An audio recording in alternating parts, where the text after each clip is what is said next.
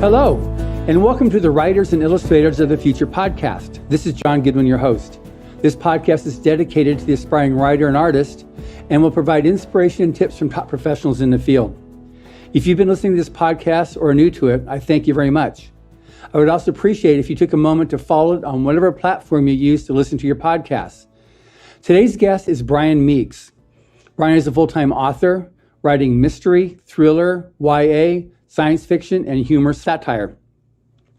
The reason, though, that I've invited Brian to this podcast is his understanding of data analytics to bring conversion rate to publishing and how to master Amazon descriptions, which is the title of his best-selling book, Mastering Amazon Descriptions. Welcome, Brian. Thank you. I'm glad to be here. This is an honor. Well, thank you very much. I very much appreciate this.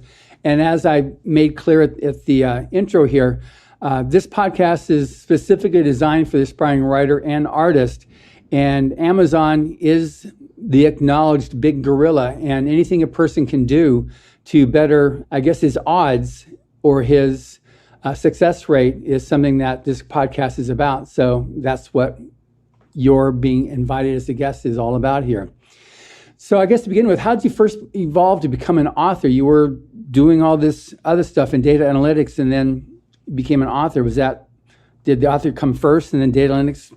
No, I was a data analyst at Geico, where a 15-minute call could save you 15% on your auto insurance. I don't know if any of your listeners had heard that out there, but that came many years before I ever took up writing. At that time, the only writing I did was technical writing for my job. And though I worked in the marketing department and did a lot of analytics on other people's writing with our correspondence to policyholders and so forth, I wasn't a writer myself because I didn't like writing. I disliked writing because my 8th grade English teacher, Mrs. Johnson, was mean. And so it wasn't until January 2nd, 2010, that I did some writing just because I wanted to. It was that time of year, it's college football, bowls, and the bowl game I wanted to watch didn't kick off for a couple hours. So I was surfing around on the World Wide Web, and I found a place called blogger.com. Well, I'd recently taken up woodworking, and the day before, I'd had some foibles in my pursuit of building a workbench, because every woodworker starts out, you build a workbench because you need it, and it requires some really good beginner skills to get started. So I wrote this post about the old adage, measure twice, cut once, which woodworkers, most people have heard that. The problem is, if you measure twice while watching college football, your results may vary. And I, in fact, on January 2nd, when I woke up and looked at the legs, I had 4 legs of 3 different lengths. Only one of those 4 was the correct length. And so I had to go buy more 4x4s, and I thought it was funny. I wrote the post and posted it. Well, I still had a while before the kickoff.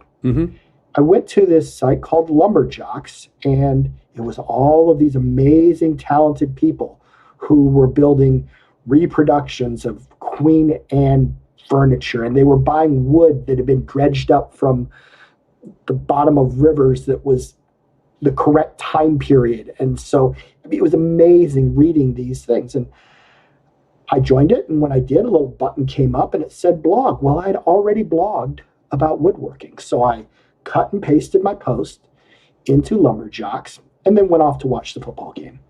The next day, when I came back, 25 people had left comments, and maybe 300 had read the post on Lumberjocks. The comments were along the lines of, wow, that was funny, hilarious, best post I've seen here in 5 years. I can't wait for your next one. And it's remarkable how one's perspective can change about something like writing when you get external validation. And so that was the start. That was my first blog post that day. And I continued blogging every day about woodworking until January 29th. This is 2010. On that day, I hadn't done any woodworking. I didn't have anything to write, but I really enjoyed having this consecutive streak of not missing a day. And so I decided to be creative.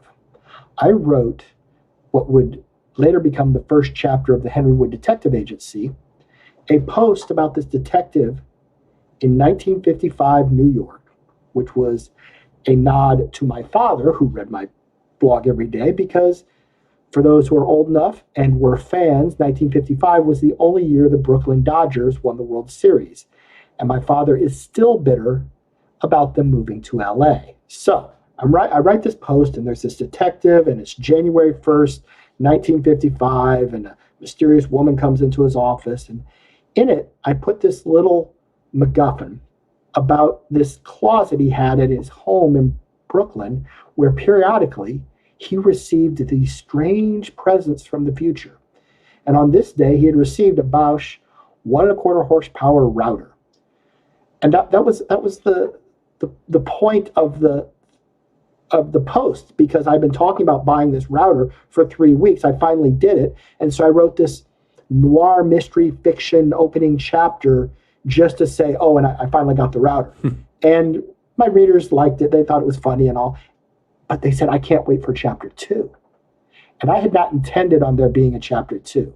Well, every time I needed a post, that's what I did. I added a chapter to Henry Wood Detective Agency. And when September rolled around, I had accidentally written my first novel. And that's how I began becoming a novelist. That's a great story. Well, thank you. Yes. So then how did you phase over then? Because you've got then your data analytics, and now you've got your mystery thriller router story. And then, Yes. And then how do you phase over to cracking Amazon marketing? Where does that now fit in? Well, Amazon ads didn't come about until I had written quite a few books. So I was at, I think, 6 or 7 novels. All of them were written as blog posts. Mm-hmm. Well, the first 6 were written as blog posts. Mm-hmm. And 4 of those were the Henry Wood Detective Agency. I threw in a young adult and then a thriller. Amazon ads started up. And every person who posted about it, oh, they're horrible. You can't make any money. None of them had a background in data analytics, whereas I did. Mm-hmm. And so I was looking at them the same way I did when I was doing my work at Geico, and noticing patterns and seeing opportunities, because I'm a fair writer.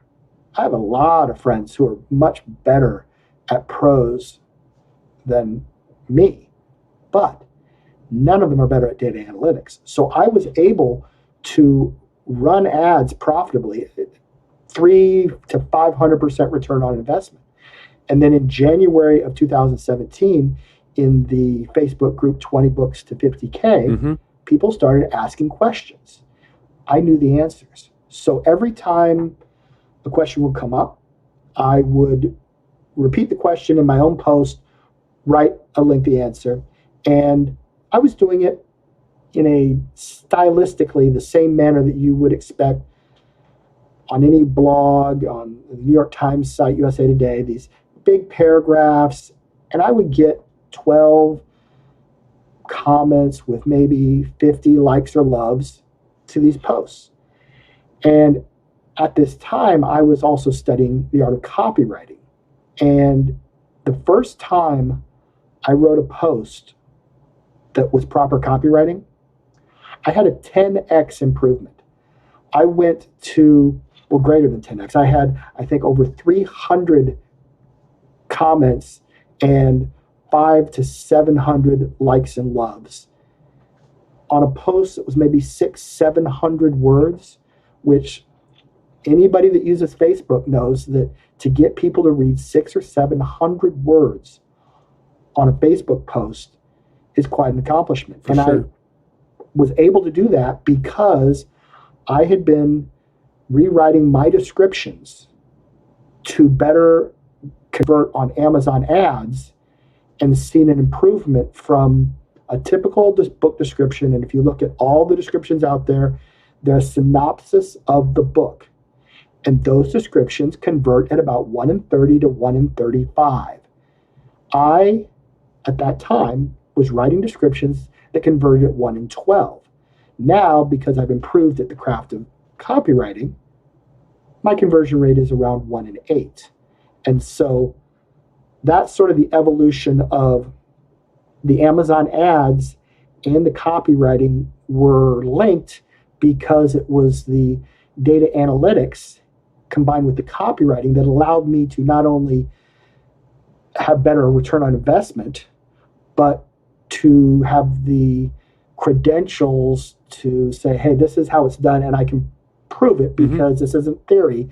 I have 100 million impressions, 600,000 clicks. I spend over $50,000 on ads, and these are the real numbers. And so that is what shifted me from being an author of fiction to somebody that has done pretty well in nonfiction in the author genre, I guess. Right.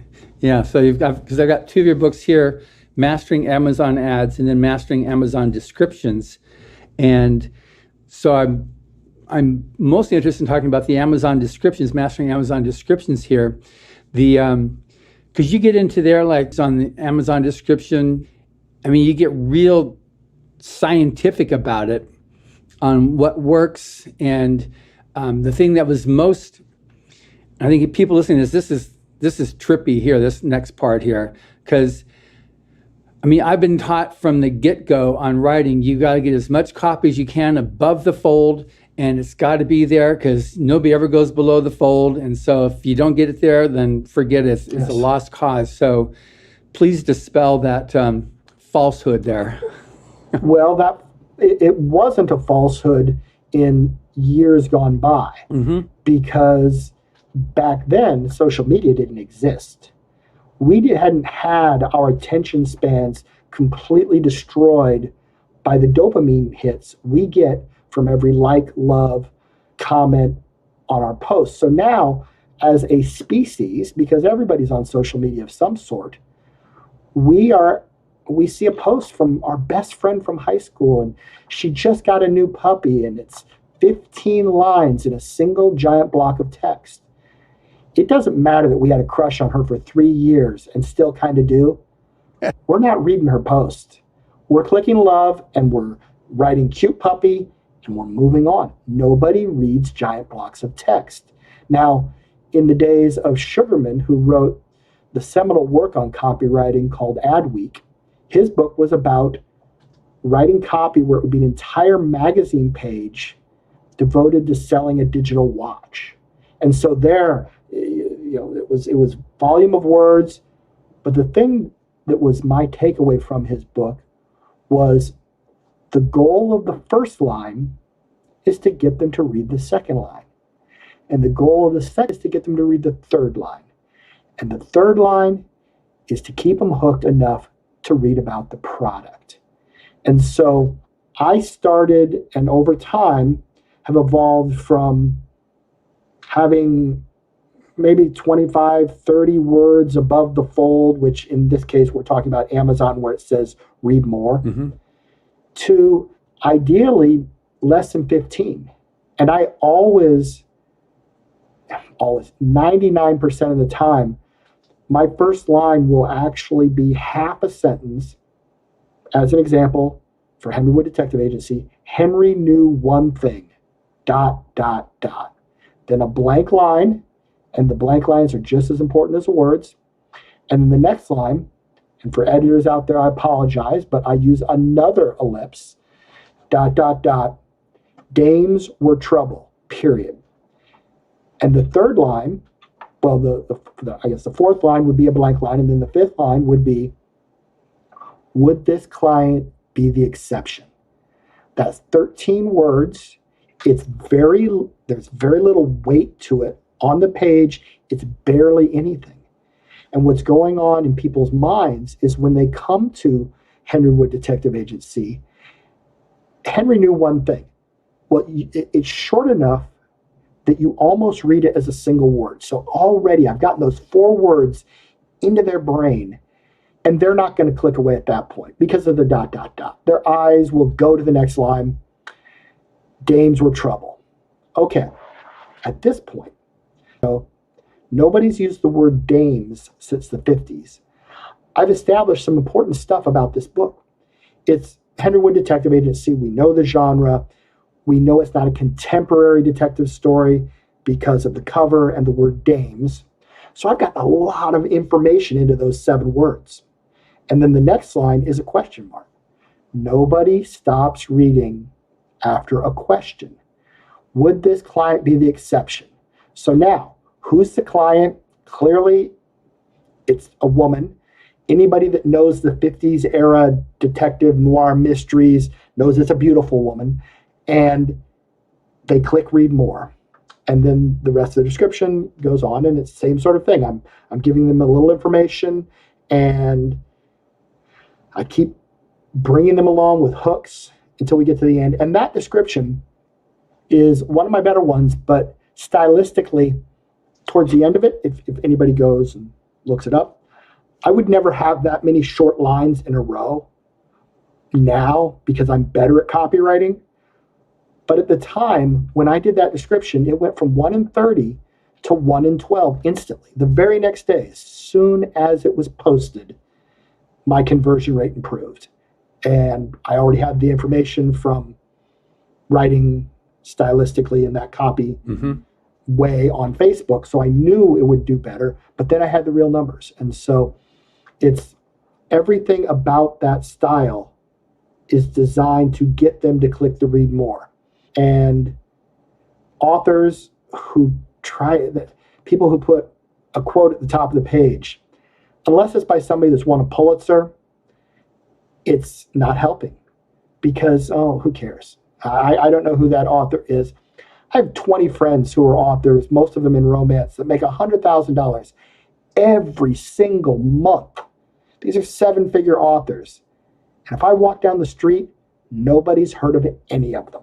That's how big this business is. So unless your opening quote is from somebody that's a household name, if Stephen King wants to give you a blurb, put that at the top.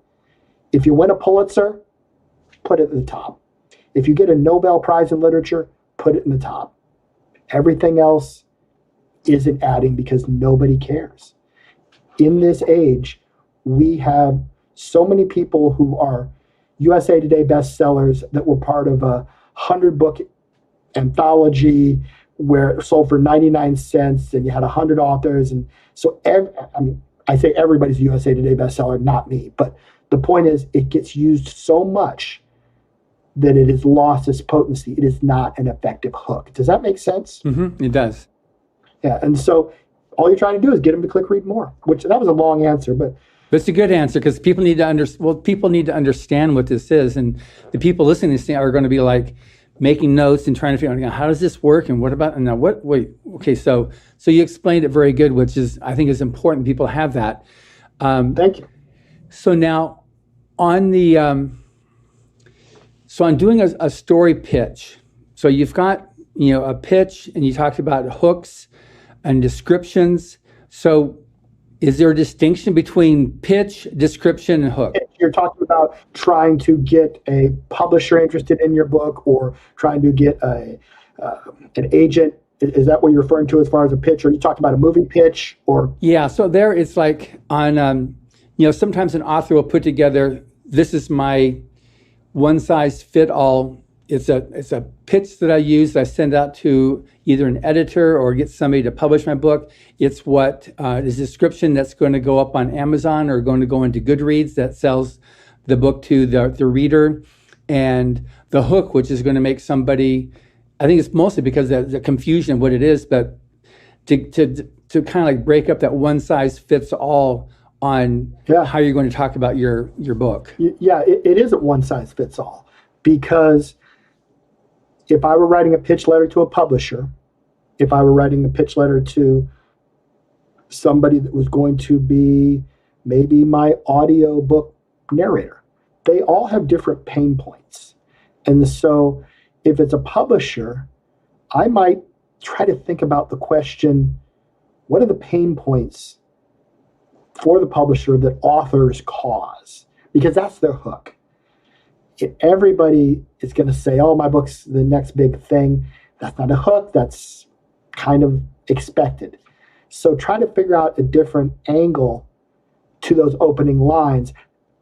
And that's how you're going to get them to read that email. But it wouldn't be the same. Quick anecdote, if I may. Mm-hmm.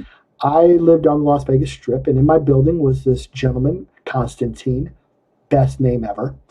And him and I were out having drinks one night, and he was sort of, what's wrong? What's going on? And he said, oh, the MGM job is coming up, and I never get it. What are you talking about? He said, well, the MGM has this job. It's a photography gig. Constantine's a world-class photographer. And he says, everybody that has the equipment that can handle the job applies. It's a couple dozen people. I've tried 7 times before. This will be my 8th, and I never get it. But I'd really love to land this just once. So I got out my iPad, got out my little keyboard, and I wrote the pitch letter. We used hooks. I asked him, what are the pain points? And can you define that pain point so that people will understand? Okay, so I said, okay, MGM knows all of you, couple dozen photographers. You all have his camera, body, and lenses cost $180,000 because understand that the pixel resolution, as he explained it, needs to be such that it looks good on a billboard that is half a city block long, a digital billboard. And so it's very unique camera equipment, mm-hmm. and only a handful of people have them. Well, when I asked him that question, he said, well, truthfully, we're all kind of divas. And I said, that's the angle. We're going to pitch them that you are going to be easy to work with, that your only goal is to bring their vision to fruition. And he said, oh, I like that. And so that's what we wrote. And he got the job. Now understand, this is a 2-week, $100,000 photography gig. And the difference between 7 failures and 1 non-failure was copywriting. And he got it for the price of a Moscow mule, which is pretty fair.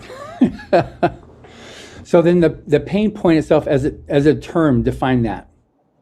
Yeah, pain point is, what is it that the person you're pitching to dreads about working with authors? What do they hate? What is it about authors that just drives them nuts? Is it that their manuscript isn't polished when they get it? Is it that they don't have realistic expectations? Is it that they aren't familiar with the way traditional publishing works? I don't know what the answers are to the situation. It could be for an audio narrator. Their pain point might be the speed with which the authors review their narration. Because though if you've never had an audiobook done, typically the voice talent will do a chapter, maybe 2 chapters, 3 chapters. They will send them to you, and you are to listen to them, provide feedback, and then they will, if they need to make changes, if they pronounced a name incorrectly, something wasn't correct, they will go back and make those changes. Mm-hmm. But they won't go on to the next chapter till you've reviewed it. They get paid by volume. So if you take 3 days to get back to them, that's a pain point. The authors who will get back to you in an hour, they love them. And if you're trying to land a really big name, that could be the difference. That could be the reason they read your email, because the narrators themselves have their own following. There are people that will buy every book by a certain narrator. Right. And I just helped a friend write copy to try to land a pretty big name in narrating. And I don't know these are back yet, but that's the point. What is it that they dread about receiving these pitches? Go after that. Right. Because nobody's talking about, none of the authors are thinking about the agents. What do agents hate about working with authors? Sure. Is that a good? That's a good answer. That explains. Yeah, it totally makes sense. And it's also helps to answer that thing I said also about the story pitch versus a hook versus a description. So now on a hook, so do you feel like you satisfactory answer then? Like, what's the good length? I try to go 4 or 5 words on the first line, 4 or 5 words on the second line. I misuse the ellipses, like I said, all the time. Right. I typically will have a third line question, maybe 95% of the time. Sometimes in nonfiction I don't, but that's to get them to click read more. And so stylistically, from the hook, when they open it up, the next part is important visually. I want to have my short lines at the top, then a paragraph that's usually maybe 2.5 lines long, sometimes maybe 3. But the next thing that comes after that is not another paragraph, because 2 paragraphs in a row is one giant block of text. So I'll have 1, 2, or 3 short lines, and then another paragraph, then another short line, then the call to action, which is something that isn't thought about. It's important. It's, you'll love this, fill in the genre, comma, because something else. And you and because are 2 of the 5 most powerful words in copywriting. You now instantly love and because. You now instantly, oh, no, love isn't one of them. Free. Love isn't in there. I use love all the time, but that's not one of them. You now instantly, free, and because are the 5 most powerful words in copywriting. And the you because works because we as consumers have been listening to Madison Avenue tell us that we will love their product because this movie star says so, because 4 out of 5 dentists who chew gum recommend Dentine gum, because we've heard it our whole lives. So once we switch in the description, I always think of a description as a movie narrator. So it's going along in a world where it's narrating the movie. We're painting a picture. Then it's time to close the deal. And it switches the camera from the movie to the narrator is now talking directly to the consumer. You'll love this book because, and then what comes after the because isn't as important. And then the last bit is get it now. I see descriptions that end with scroll up and 1 click now to begin reading The Wonderful Adventure of Mr. Guinea Pig. And they're missing the point, because if you haven't convinced the potential reader that they have the book by the time you get done with the you because, you're not going to get them. That last bit is more of a Pavlovian bell ringing.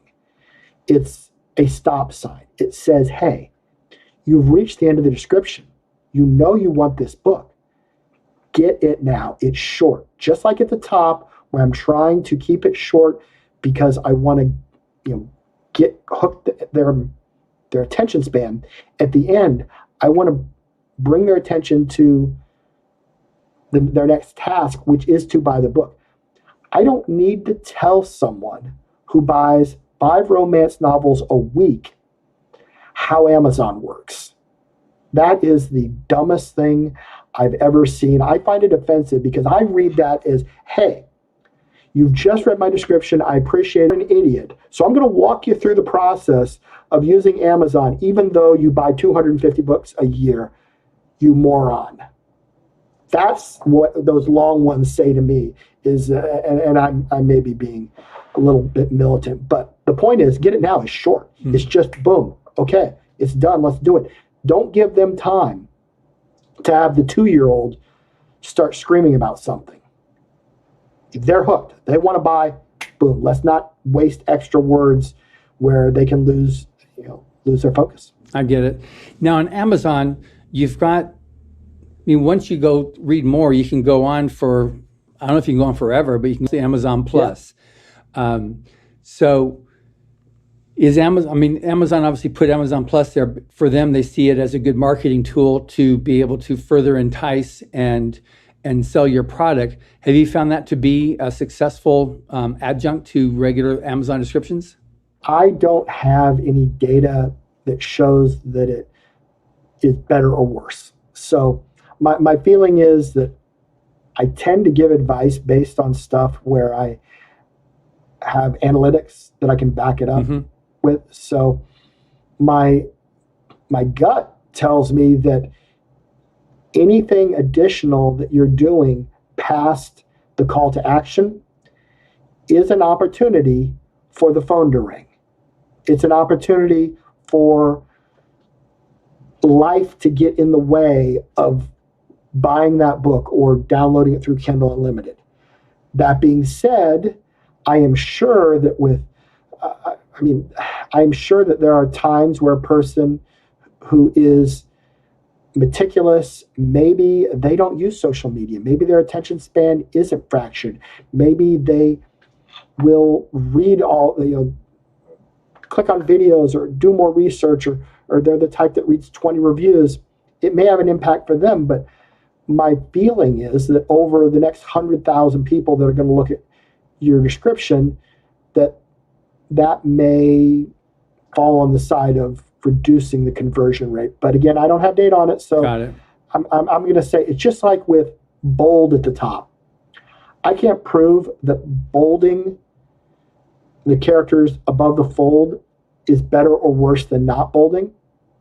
I can tell you that using H2 or H3 headers, which makes the font bigger, is a bad idea, because if you use an H2 header at the top, you have increased the amount of space required for those characters. And so your fifth line, which is supposed to be your question, is now cut in half because it has moved it down just a tiny little bit. And that being cut in half visually is just terrible. So don't use H2 or H3. But if you prefer the bold, I've looked at it and I cannot see a statistically significant difference between using bold and not. I prefer not, but if your listener really likes the bold, then use it. Just don't use H2 or H3 because that does have a negative impact. Good. That's very good to know. Now, is there like a good length, like 300 words, 500 words, 150 words for doing one of these Amazon descriptions? I don't think in terms of word count. I typically think in terms of the visual. Now, fiction versus nonfiction. Right. Nonfiction will have more words because I typically do the opening hook the same way, but then the next paragraph, I'm switching from the hook to who is the writer of this book, because a person looking for nonfiction is trying to solve a problem in most cases. I mean, sure, a biography or what have you is more for entertainment. But if you're reading a self-help book or mastering Amazon descriptions, you want to know who is it that is trying to solve my problem. Can they be trusted? Right. So I immediately talk about the author. Then I start hinting at what's in the book. Where nonfiction authors go wrong a lot of the time is that they will put too many bullet points in their nonfiction description. I always use bullet points, but I stick to maybe 5 of them. And when I get these previously written nonfiction descriptions, the bullet points themselves are too many words because they really want to tell them everything that's in the book. I just want to talk about the highlights and be as concise as possible so that, again, visually on the page, when you open it up, it's lightweight. So in fiction, typically I have the opening hook, the 3 lines, a paragraph, 1, 2, or 3 more lines, another paragraph, 1, 2, or 3 lines, another paragraph, or sometimes that's the call to action. It just depends on if I feel like they're going to be hooked, because at the point that I've written it and I built up enough intrigue that I think they're ready to buy, I don't want to go any further than that. Right. A mistake that authors make because they try to write a synopsis about it's their child. They put all that effort into getting 50,000 words into a novel, and they did all these clever plot twists and stuff, and they want to give away all the spoilers. Don't do that. I tell every author, hint at what might be in the book. Don't tell them what will be in the book. Now, in certain genres, romance for instance, the rules are cut and dried. There has to be a happily ever after. The guy can never cheat, but he has to leave her at some point, but it's not because of her, it's because of him.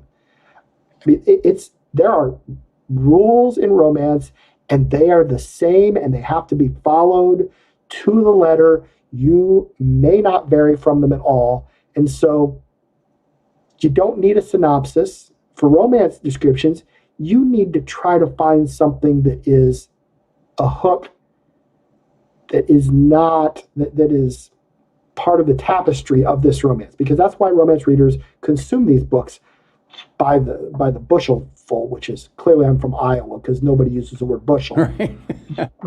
But the point is, you don't need to write the hot, sexy, tattooed biker dude, because in the history of romance writing, there has never been a series of dad bod romances. They're all fit. They're all muscular. Most of them have tattoos. So if you're using a description of the male character that is in every romance book, that's wasted words. You're not adding anything for the reader. Mm-hmm. What's the thing about your book that is the interesting twist without giving too much away, but will make them say, oh, I've read about the billionaire romance. I've read about the tech genius romance, but I've never read about the guinea pig wrangler romance. That's interesting. How does a guy, a woman who raises guinea pigs find, a yoga instructor or something like that? And so you're trying to be different without just listing all the tropes. You want to mention several of the tropes. You want to make sure that they understand, hey, I played by the rules. I have all the tropes in there, but you don't need to belabor the point. Try to figure out ways to hint at the tropes, that they're there. You're going to be satisfied with them, but you don't need to explain the tropes to somebody, again, who reads 5 romance novels a week.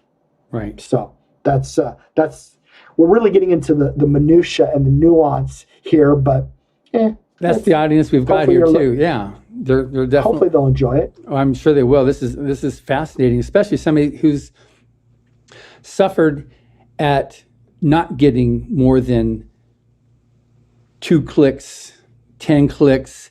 I gotta like.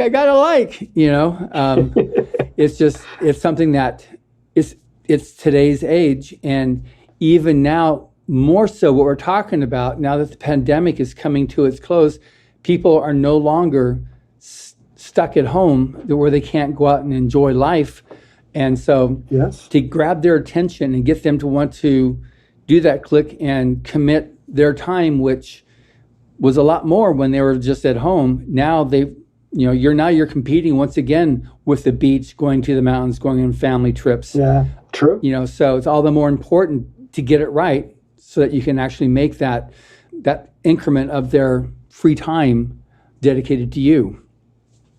Yeah, it is ironic that everything I'm talking about today is designed to overcome the incredibly short attention spans when we're talking about a product where the person is going to sit down uninterrupted and do one thing for 2 hours.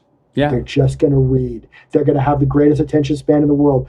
But at the time that they're on Amazon or Barnes & Noble or iBooks, wherever they're shopping, at that moment, they're still in the Facebook headspace, the like, love, scroll, move on. Mm-hmm. They don't switch their brain into long-form reading until the kids are put to bed or the husband's away or whatever the deal is. They've got that quiet time. Now they don't want to move on. They're ready to read, but that's not where they're at, and that's why synopses don't work, because they're still in that gotta go space. Right. I think that's so important that people look at that and realize that. Now, you'd mentioned the 20 books to 50K. So I've had Michael Anderle on as a guest. I mean, I have a lot of the people connected with 20 books to 50K as guests on this podcast. And a lot of them, based on that 20 books, are series. So now once you have a person hooked on a series, do you change now what you're doing on this thing, on how you do your descriptions that you put on Amazon or that you use for? Well, I'm going to answer it two ways. Okay. One, the short answer is no, not so much. You still want to try to hook them because you don't know who's reading that description. It may be somebody that has just been scrolling and they see the cover of book 7 and they like the cover, so they click and they go look and they read the description. Well, in the subtitle, you likely have in parentheses book 7. Mm-hmm. And so maybe they didn't notice that. They read the description, oh, this sounds great. And then their eyes land on book 7. They say, well, I'm not going to start on book 7. And so they go down, they find book 1, and they get into the series that way. So don't make the assumption that the person who's reading the book 7 description has read books 1 through 6, which is why it's important to take the description seriously and do it as well as you can, because you're going to get people that come in at that point. Craig Martell always says that the best thing for the last book you wrote is to release the next book. And that's true. And so you write book 1. Well, when you write book 2, you're going to get people going back into book 1, and it lifts all the books in the series. So take it seriously. But if the person listening right now, let's say that they have 3 series. One's a 4-book series, one's a 7-book series, one's a 5-book series. Mm-hmm. And they're, I'm excited, I'm going to do this. I really enjoyed this podcast. I want to get to work. Strategy-wise, I would rewrite books 1, 1, and 1 first, because those are the most important, no question. Then go back and write 2, 2, and 2, and or 2 through 4 and whatever. But if you've got multiple series and you're going to redo all your descriptions, redo the first ones first and then go back. And what's interesting is if you do this and you've written 12, 15 books, when you get to the end of rewriting all your descriptions, I would go back and rewrite 1, 1, and 1 again, because in those first 3, 4, 5 descriptions, your skill at the art of copywriting will have improved markedly. Right. And you'll be able to notice, oh, I did that description, but I have echoing. I started 2 paragraphs in a row with the. And so you change it up because you don't want the echoing, which is another reason to always read your description out loud, because then you hear that echoing of starting a sentence with the same word or using an obscure word twice. So you don't want to start 2 paragraphs in a row with I or the same word. You also don't want to use a word like enclave twice in a novel. I mean, there are certain words that are unique enough that it can be echoing. You use the word enclave in chapter 2 and you use it again in 49. That's just as bad at echoing as I in paragraph 2 and I starting paragraph 3. So echoing is a thing that a lot of newer authors may not think about.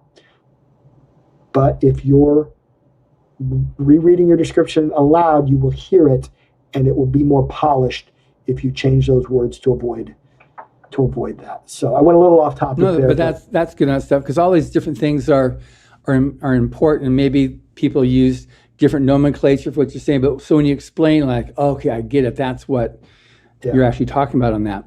So then on, for a person to get this, because you're talking about, you're tossing off these things right, left, and you've been doing this for however many years. Yeah, I started copywriting in 2017.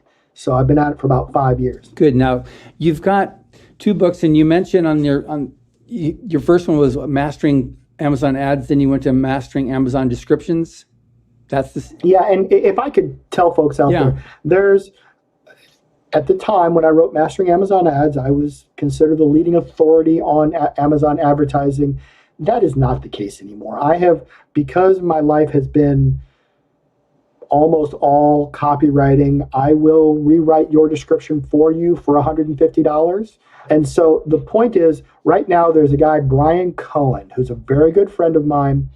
I would consider him the current expert on Amazon ads. So I believe he has a new book that either just came out or the pre-order just came out. So my book, Mastering Amazon Ads, I still think is about 80% relevant in that I talk a lot about the data analytics side. Mm-hmm. And for people that don't like math, I try to explain things in a way where they can see the importance of it. So it's relevant in that sense, but there are types of ads that no longer exist. And like I said before, Brian Cohen's the guy to go to now. But in that book, Mastering Amazon Ads, the chapter that was most brought up to me in emails or direct messages was the one about the descriptions. So it was because of that feedback that I wrote the entire book, Mastering Amazon Descriptions. And in there, if I may tell the story about the copywriting miracle. Please, yeah. I had released the book, and about 3 weeks later, in my Facebook group, Mastering Amazon Descriptions, a woman puts up a post, and she used proper copywriting. She had an opening hook, and I don't remember it verbatim, but it was something along the lines of, this afternoon, ... blank line, ... I bought Mastering Amazon Descriptions. And then the third line was, could I love a book anymore, or something, question mark. And just all the stuff that I was teaching, she was using it. It was wonderful. And of course, I see the post several seconds after it's gone up. And it goes on. She said, I was reading along. I did like you told me, every single description until I got to number 43. ... Next line. I couldn't go on. I had to stop reading and write this post. I need a link to that book. And I just laughed. And so, because I didn't think to put links to the books in Mastering Amazon Description, because that wasn't the point. I should have done that, but I didn't. And so I had to look up which book chapter 43 was, and I went and I got her the link and I sent it there. I put it in the post, and then she replied, she said, thank you. And then next little paragraph, she said, I want you to understand, I'm 50 years old. I have never owned a cookbook. I have never wanted a cookbook. And after reading that description, I had to buy this cookbook. And I love it. Thank you. And so I sold a cookbook on keto to a woman who has never owned a cookbook, didn't want a cookbook. She was not even thinking about buying a cookbook, but the description was that powerful. And so that was my copywriting miracle, if you will. That's amazing, because that's something that I think is, again, getting back to the scene we're in right now, where people do live on Amazon. They do live on social media to be able to find things that, if you're unable to do that, to hook people. Now, putting links, obviously on any description you're going to have on social media, you're going to have the link there. But then when you put the social description on Amazon or any other place, to what degree is it important to have, because sometimes the concern is that a link will take somebody away from. Yeah, I wouldn't put a link in the description. Yeah, you don't want there to be any distraction. Right.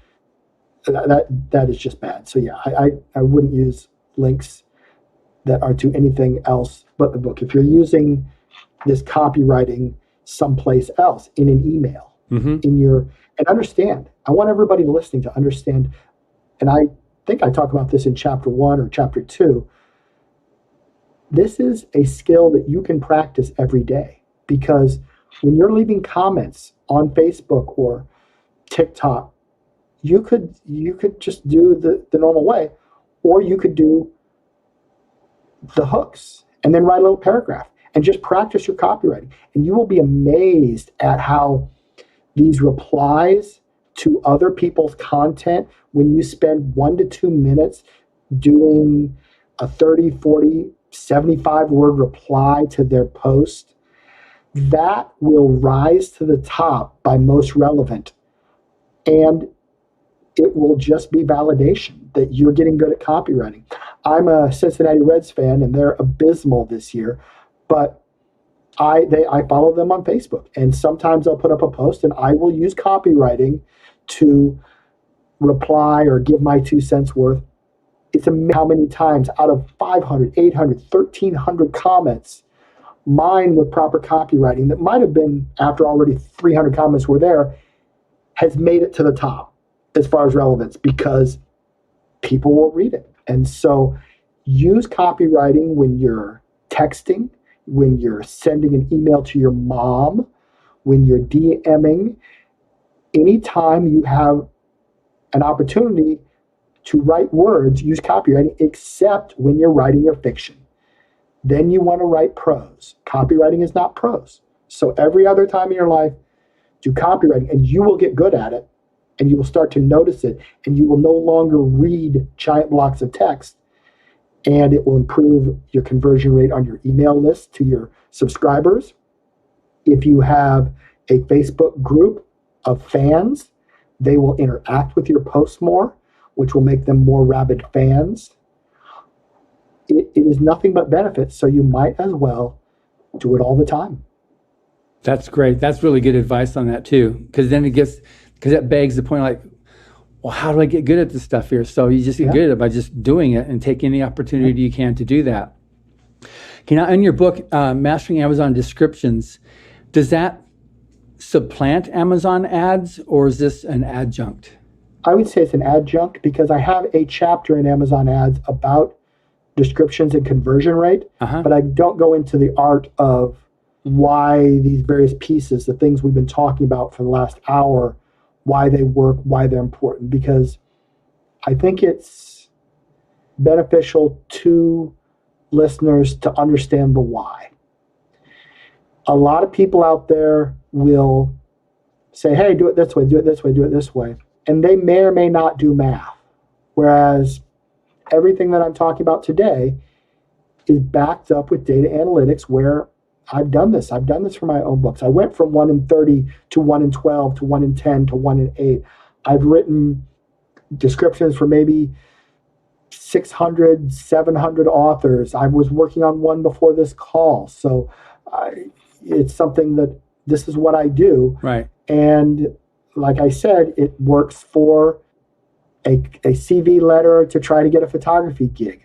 I, this year, have mostly been in the crypto space, and I've been writing articles on cryptocurrency, blockchain, things of that nature. And with proper copywriting, the bounce rate goes down because I'm able to hook a person, get them all the way to the end of the article, and then they are more likely to click on another article. And for those who don't understand internet bounce rate, it is simply if a person comes to a site, a news site, and they clicked on some link to get them to the article, and they don't click on any other links, they X out at any point, that's a bounce. Mm-hmm. And news articles often run at 88% to 92% bounce rate. My articles were in the 78, 79. And that 10 points of improvement in bounce rate means that you have a consumer who is reading more of your articles, and on that, the company is making their money from ads. Mm-hmm. And every time they go to a new page or they scroll, they're getting more impressions. So it is building advertising inventory.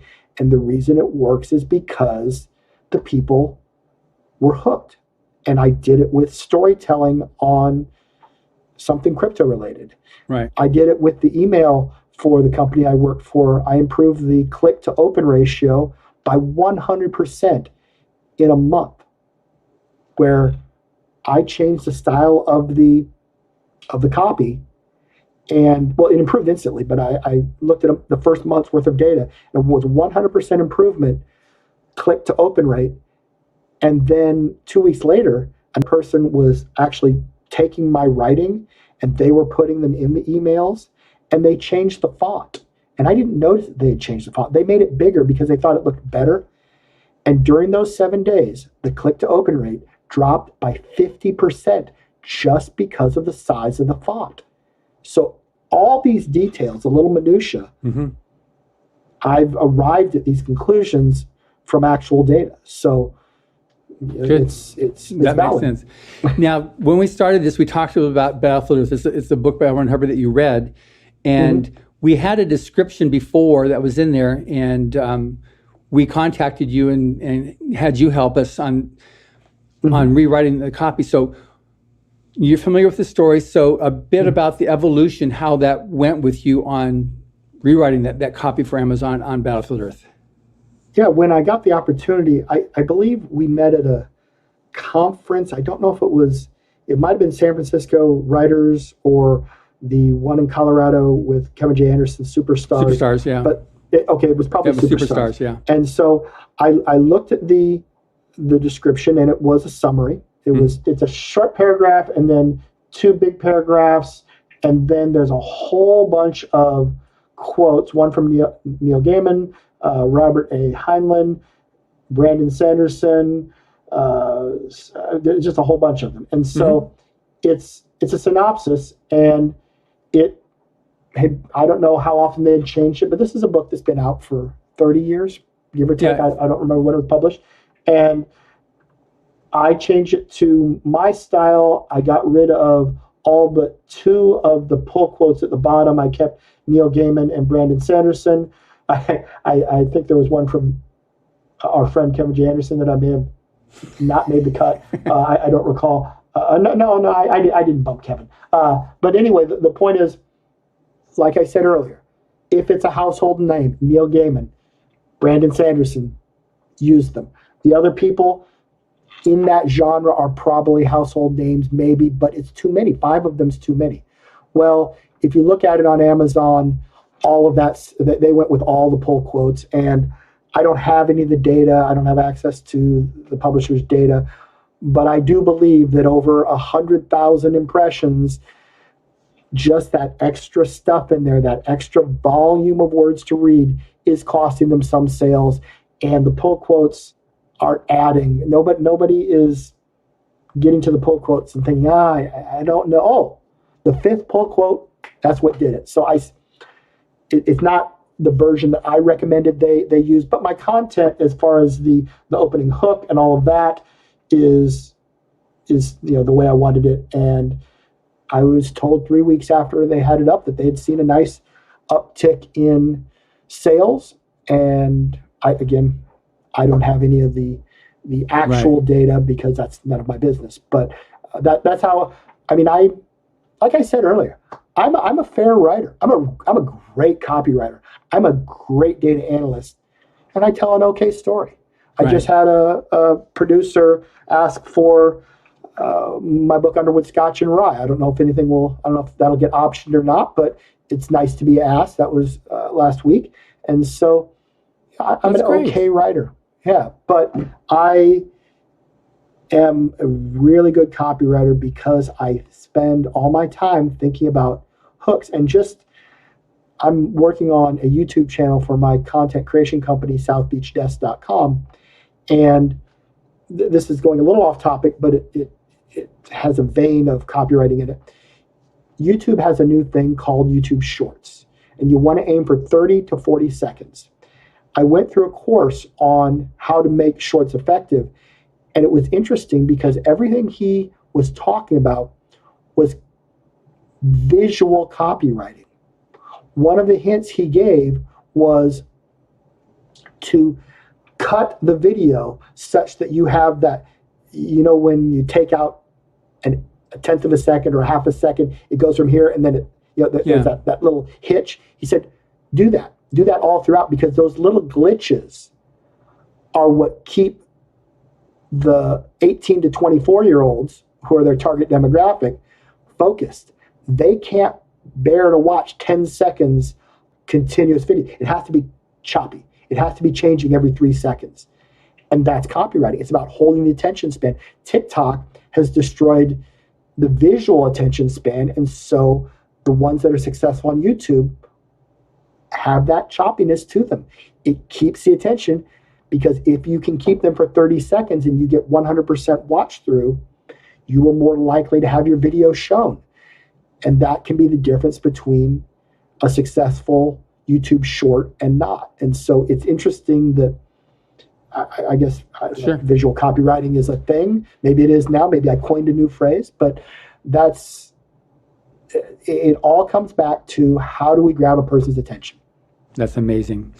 So with that, how does somebody find your books? How do they find you? How do they, if they would engage you, to be able to help them with their story descriptions? Thank you for that question. The easiest way to reach me right now, like I said, I have a new content creation company, which is admittedly focused on the crypto space, but this is where I'm going to shift all of my author writing services to, and it's southbeachdesk.com is the site. And it's just new. It's not 100% the way I want it yet, but if you want to email me, it's bdmeeks at southbeachdesk.com.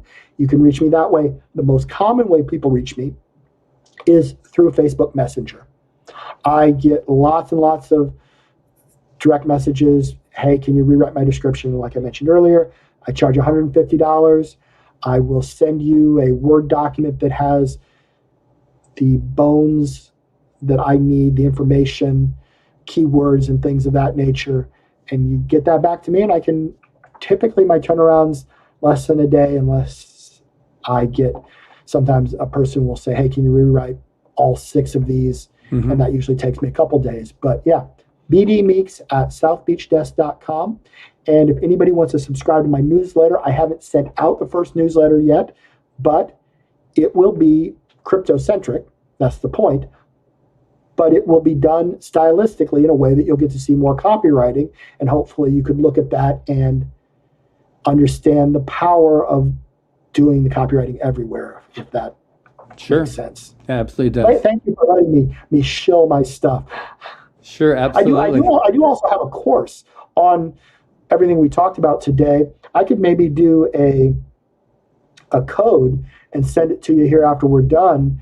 It's $200, but maybe like 50% off or something like that. Would that be sure, something absolutely people might take that? Yeah, Kevin Anderson used to have me when he started his teaching his master's class. Had me was on the podcast for the first 2 years, and then now he just has way more students than he can possibly teach. Yes. Yeah. Well, my Mastering Amazon Descriptions is one of the textbooks that he uses in his master's degree program. And wow. I'm very pleased about that. It was quite an honor when he asked me if they could do that. I said, sure. Absolutely. Absolutely. That's great. Well, thank you very much, Brian. It's been great having you on as a guest.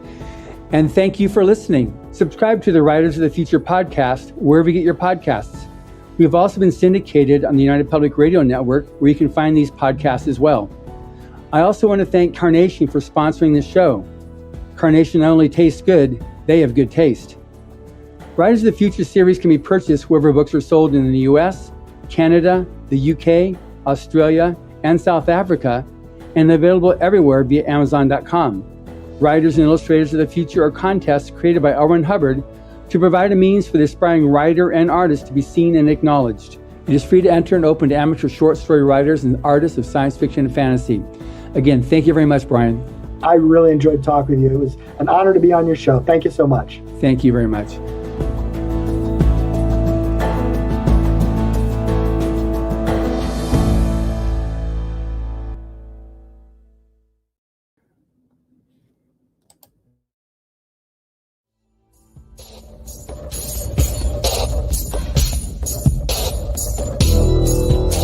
Welcome to the Outer Realm with Michelle DeRoche and Amelia Pisano. Airing live on the United Public Radio Network, 105.3 FM in New Orleans.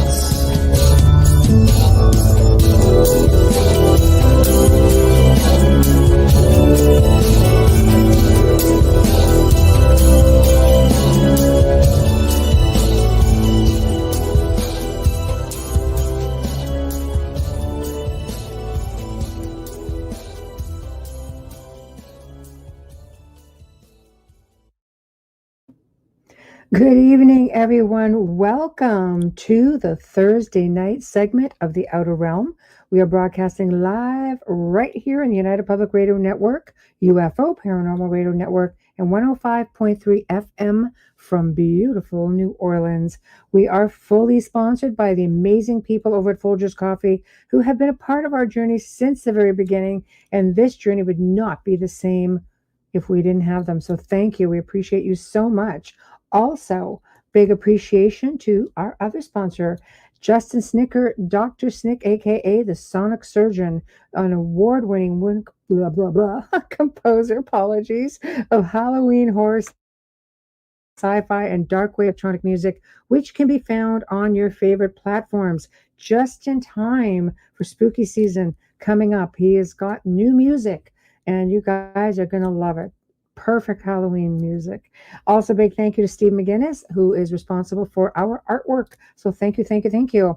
So, of course, I am bubbleless. Again, no bubbles tonight. She is still down under the weather, so let's just send her some really good vibes over her way. Never the same without her, of course. We miss her, and really hope she gets better soon. Tonight, we welcome the return of Peter Penagore, and he's definitely like a favorite with a lot of the listeners. So we're really, really pleased to have him back. He's going to be talking about UFOs and extraterrestrials and ghosts. And, you know, again, as we head into spooky month, we'll be kicking it off, which is really great. And a little bit out of the norm, you know, because he really talks a lot about, you know, his near-death experience and such. Just, you have to go back to the archives and check him out because they're really awesome segments. But in order to participate in the show tonight here in chat, let's go through the list. There are 8 different platforms, guys. We have Facebook, The Outer Realm, of course, Canada's Most Haunted. We've got UFO Paranormal Radio Network, United Public Radio Network, Joe Montallo UFO Undercover News on the flip side. I think I've got everything. Oh, UFO Gods and Extraterrestrials on YouTube, Outer Realm on YouTube, and again, UFO Paranormal Radio on YouTube. Those are your 8 platforms. I see we have people chiming in. Hey, Zuckman, Wayne, Ken, always nice to see you guys here. And we're just waiting for our guest to arrive. So get your questions ready. And it's going to be a good show. I'm really looking forward to it. It seems to be the week for it because you know, Constance Victoria Briggs was on last night talking, you know, about the moon and how, you know, there was a lot of different philosophers like talking about this back in the ancient times where there was no moon. How that happened. So that was last night's show. If you had missed it, go check out the archive on that one. It was really a lot of fun and full of information. And it definitely leaves you thinking. There's definitely something we can do here on the Outer Realm, and that is leave you thinking, leaves us thinking. We learn from all of our guests, it's just like you guys do. You know, we just so hope to, you know, get something new as we go along. And sometimes we're the ones sharing information and enlightening them, which is really great because it's like more of a two-way street. So, you know, I feel like you're giving something back. But I think tonight's going to be great. We're going to be talking about UFOs, one of my favorite topics, and extraterrestrials, again, one of my favorite topics, and of course, ghosts. Always happy to talk about ghosts, the spirit realm, things like that. So I think it's really cool. Oh, hey, Michael, from the mountains of North Carolina, batten down the hatches. Oh, boy. Preparation for an epic rain event. We just went through all that ourselves, so I'm really feeling for you guys. You guys stay safe over there. It's just getting crazy all over the place. My gosh. So, yeah, here we go. Yes, UFO ghosts, exactly. Missing our favorite, like, UFO chick. Where is she, man? She's been busy as well. So, you know, miss her, Dolly. Miss you. Come on back. You know, she's always very enlightening. You guys have to go check out her segment with Preston Dennett. That one's always fun. And Preston, I believe, is coming back on in, oh gosh, let me look. Preston is back on November the 9th because I've had people asking about that. So November the 9th is the day, guys. Oh, and here we go. Hello. Hi, Michelle.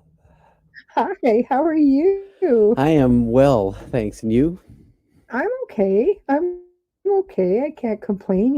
Just been rained out for the last like 6 days. So I think we're like, Oh, yeah, first day of sunshine today in a whoa. week Well, at that is least. kind of dark and depressing.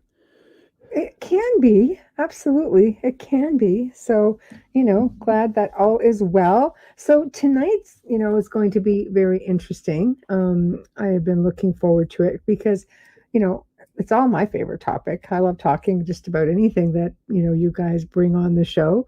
So, where would you like to start? Well, maybe because we had talked about talking about UFOs, Mm-hmm. and just as so happens, I caught a glimpse of another one. So this is a strange thing in my life. Oh, Saw my first one in '77, which was quite a high adventure.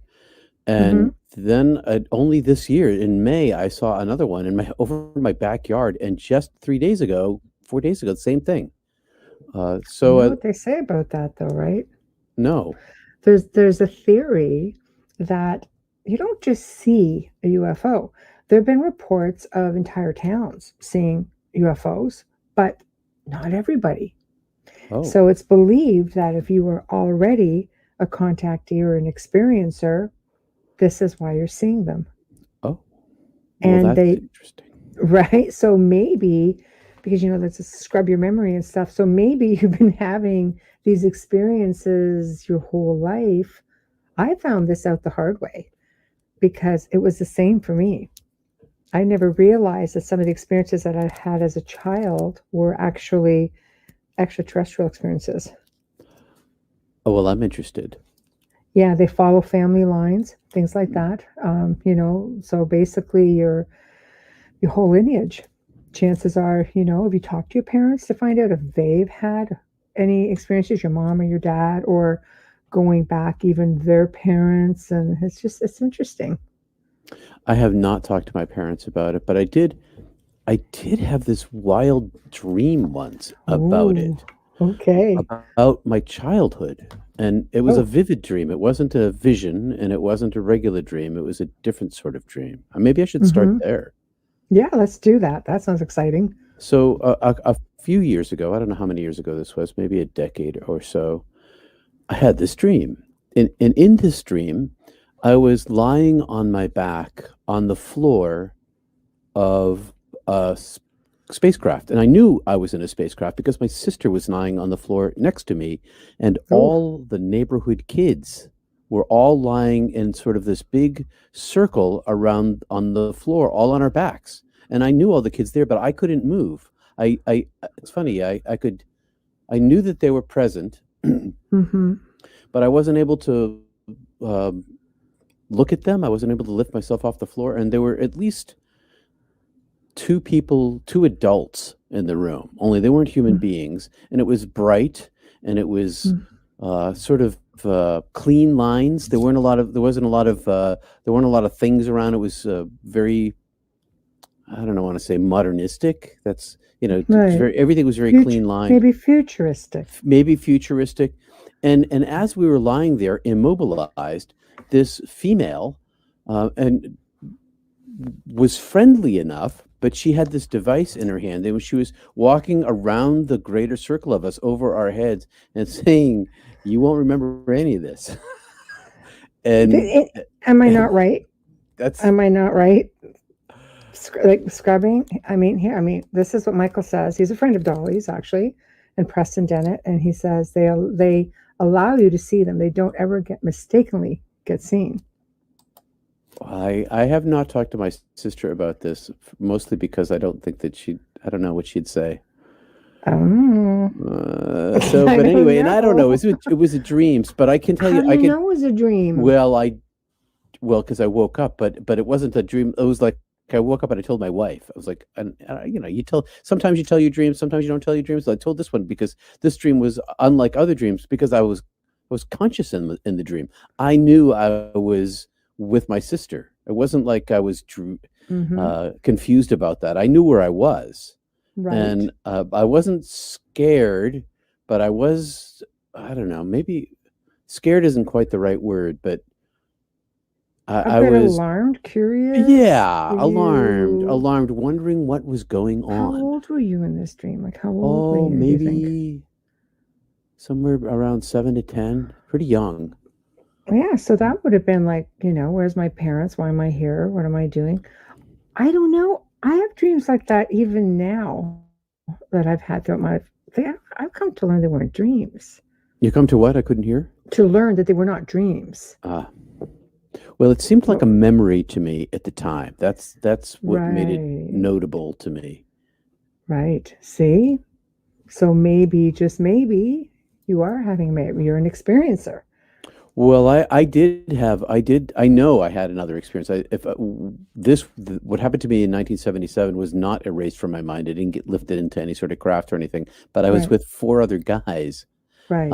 And I don't know if you want to hear that. I think Yes, of course. yeah. So I was a camp counselor in this town called Perrysburg, Ohio. It's the Mhm. year I graduated high school. My buddy said, I'm going out to Ohio to work at this camp. Why don't you come on out? So I did. I got a job at the camp, and my buddy was there, and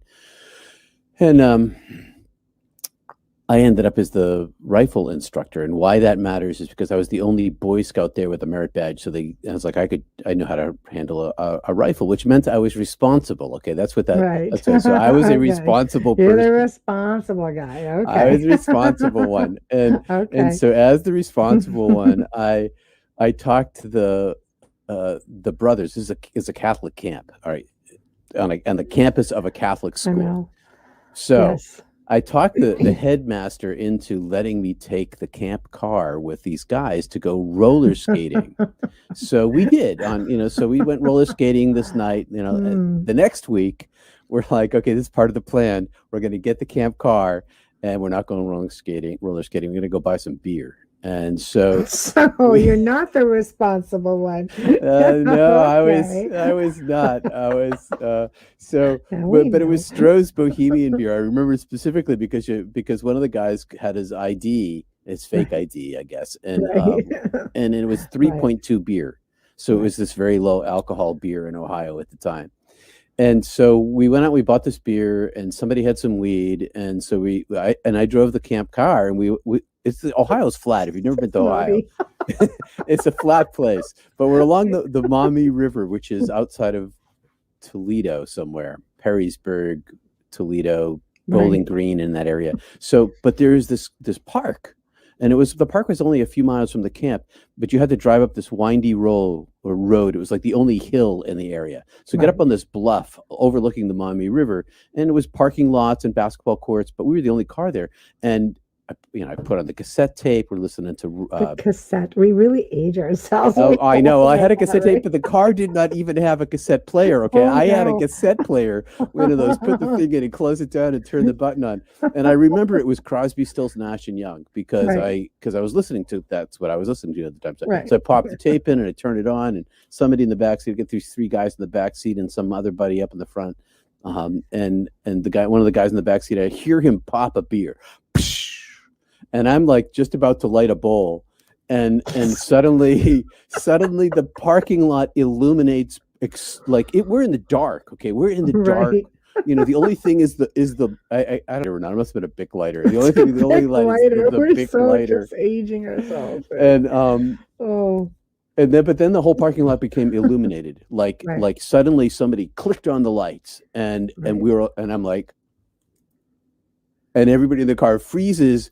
And I remember looking out of the window. I was the driver, so I looked out of the window, and I looked at the light. There's a light on a pole, but the light's not on.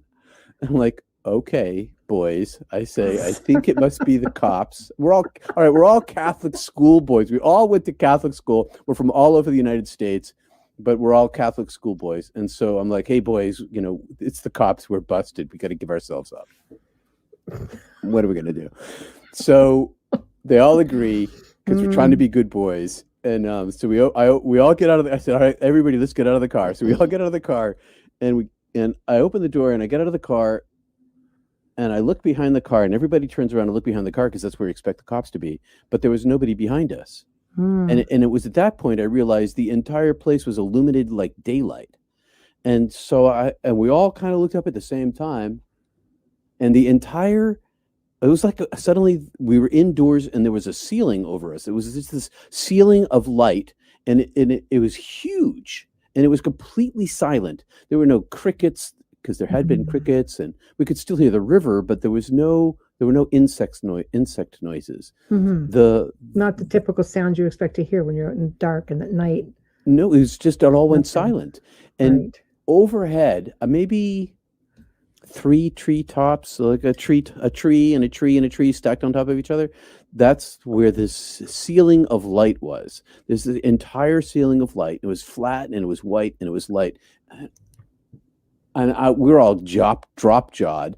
And I remember like looking with my eyes down this way, trying to see the starlight. Where's the sky? And I look all this distance, and finally I can see the edge of this light, and then there's the sky. And we're like, what is this? And we all start talking. We're all looking around. We're all getting really excited. We don't know what we're looking at. And then it just starts to drift away like it had been stationary and silent, completely silent and flat. And it just starts to drift away. And get in the car. Let's all get in the car. So we got in the car, and it's moving very slowly down the hill. It's kind of going down.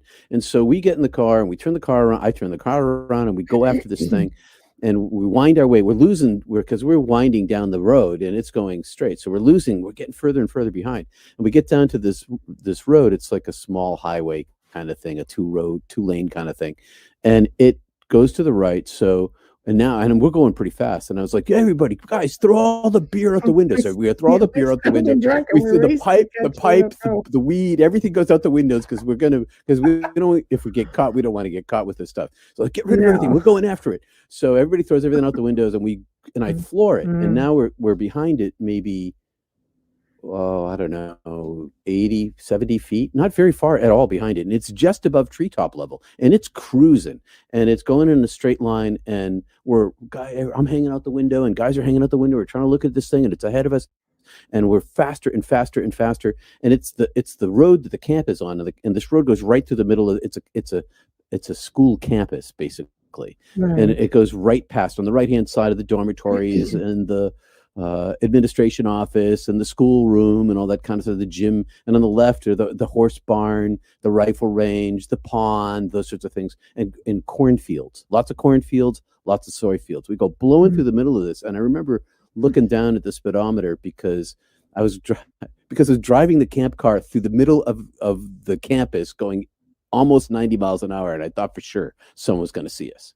And so we go blowing through the middle of the campus, and it's still ahead of us. And I've got it floored. It's this old, like a Ford LTD. Right. And so it's like a boat. It's like a boat. It was kind of floaty. And there was the river on our right-hand side, but we couldn't see it because it was behind the trees and some distance away. But all the roads are right angled. And so we get to this road that is a right angle turn to the bridge that goes into the Maumee. It was across the river. That's the name of the town. I was trying to remember what it was. It's the bridge to Maumee. And we get to this thing, and we're doing about 90 miles an hour, and it made in front of us, it made a right angle turn. Right. It was going 90 at this point, and then it was going 90 at that point. It never slowed down. It just went like a zip. But see how my hand stops? Yeah. There was no stop. It just went. Whoa, we're like, what? And now we're past it.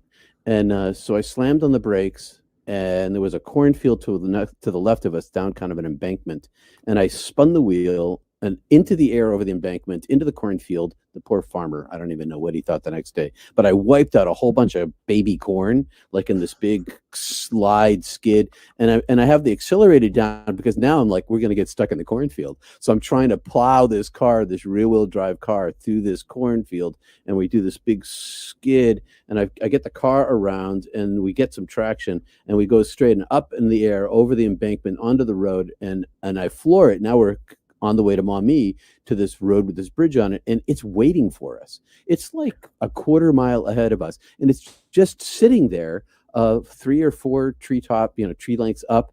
It's just very stationary, and we're blowing up on it really fast. And as we got to it, it shot off like light, like a bullet. Yeah, well, faster. It was like light stretching, and we could still see the light where it was by the time it was gone out of the atmosphere. Wow. And so we stopped the car, of course, and we're all like, "What was that? We saw a UFO!" And there were corn stalks sticking out from underneath the car, so everybody's underneath the car trying to pull the corn stalks out so we don't get caught. And then we decided that we had done all these illegal things, and we were not going only to tell. then decided that. Well, no, we knew that we had done Okay. them. I should say, because we had done all these illegal things, we decided that we weren't going to tell anybody what we had Right. seen, because if we told people what we saw, we were going to have to explain to the camp, everybody there, what had happened. So we cut it. We shut We our weren't lips. roller skating. No, so after years and years and years go by, and I don't. Right. This is crazy talk for a lot of people. So I don't tell anybody. I don't tell. Before you jump into like Yeah. too many years ahead, do you recall having any kind of missing time? No, I don't remember any missing time. Okay. I don't, and maybe there was. I don't know. If Yeah. there was, it was a shared experience, and nobody missed it. Yeah. What I do Right. remember is that the guy popped open his beer. I remember distinctly hearing the beer pop open in the back, and Right. then the next thing you knew, the whole thing was illuminated, and he was still holding the beer. I was like, Right. Right. Okay, curiosity, because a lot of people who in situations like that will report some kind of missing time because they've actually been taken on board, and then you just kind of get dropped back in and continue like, yeah, I've got a friend like that who See? talks about that, but not for you. that not you for know me, of. not that I know of, and Right. maybe when I was a kid, I don't, but I Yeah. can't, I don't really know. So. Right. Okay. So So I now you can decided not fast to. forward. Yeah, now I decide not to. We decide not to tell anybody. to- We're not going to tell yeah. anybody this. So Right. and I know that it's tinfoil hat talk for a lot of people, or especially back then. So I never told anybody until the Pentagon, now 5 years ago, came out with the UFOs chasing the U.S. ships off the coast of San Diego. I'm like, okay, now I can talk about it. Now So I can make this- talk about it. I make this little video and I put it up on my channel, and it's like, yeah, I saw this thing with my friends, and Right. but I don't remember who they are because we were all camp counselors, and it was a long time ago. I was 18, and so years go, Right. two or 3 years go by, and I get this phone call, or this. How did it start? It started with an email. And this woman writes to me and says, "Are you Peter Panagore? Were you in Perrysburg, Ohio? I watched your video. I was there then. I know about this." I'm like, there was no woman in the car, I thought to myself. Oh. So what was that all about? So I write back to her, and she says, "No, I wasn't with you, but I'm friends of the guys who were with you." So somebody talked. Somebody talked, because it turns out she worked in the kitchen at the camp. Yes, somebody told them, Okay. 'cause there was some kind of buddy thing going on there, and and Right. and I didn't even really remember this woman. But I talked to these guys. I talked to two of these guys. They were both still very religious people and involved in the Catholic Church, and have a retreat center up in Canada. Invited me along, but I didn't go. But I found the guys. Right. That's the thing. I had this conversation with them about it. Right. So all this time, all that happened, and I kept my mouth shut about it for years and years. And then this past May, this other buddy of mine, a guy I went to grad school with, was visiting me. We're good friends, and we don't get to see each other very often. He lives far away, and so he came out to Maine, where I live. And my wife was away, so it was just the two of us at the house. And so we lit a fire. I'm pointing to the behind me because that's where the fire pit is out there Right. behind me. There's a fire pit out there, and Right. so I got a stack of wood, and I light up a fire, and we're sitting around, we're sipping something, and having a nice night. It's late May, and he says to me, "So I want to take some pictures. Why don't you do something silly?" So it's dark, and there's firelight, so I do this. Something, just and I as I do that, and I look up, like right in my field of view that I would not have seen had I not done that, was this big, huge white orb. And it was behind. So I'm looking through an oak tree with baby leaves on it, because it's Maine. So it's Maine, it's yeah. May, but it's still kind of, things are still coming out. So Sure. there's this huge white orb in the sky, and above it, this white orb, which is moving very slowly, are clouds, and the clouds are going by, and there's wind, and so there's these thin, high clouds, and they're blowing by in the wind, and behind the clouds, of course, is the moon, and it's, I don't know, half a moon or something like that. Right, So I've got right. this three-layered effect going on. There's the moon, there's the clouds, there's this orb, and then there's this tree, and this orb is behind the tree. It's like, what is that thing? And I'm staring at it. I'm kind of looking through the tree at it, and I'm trying to figure out whether it's blinking, is it flashing, what's going on? How come it's, and because it's going behind the tree, and so finally it comes out behind the tree.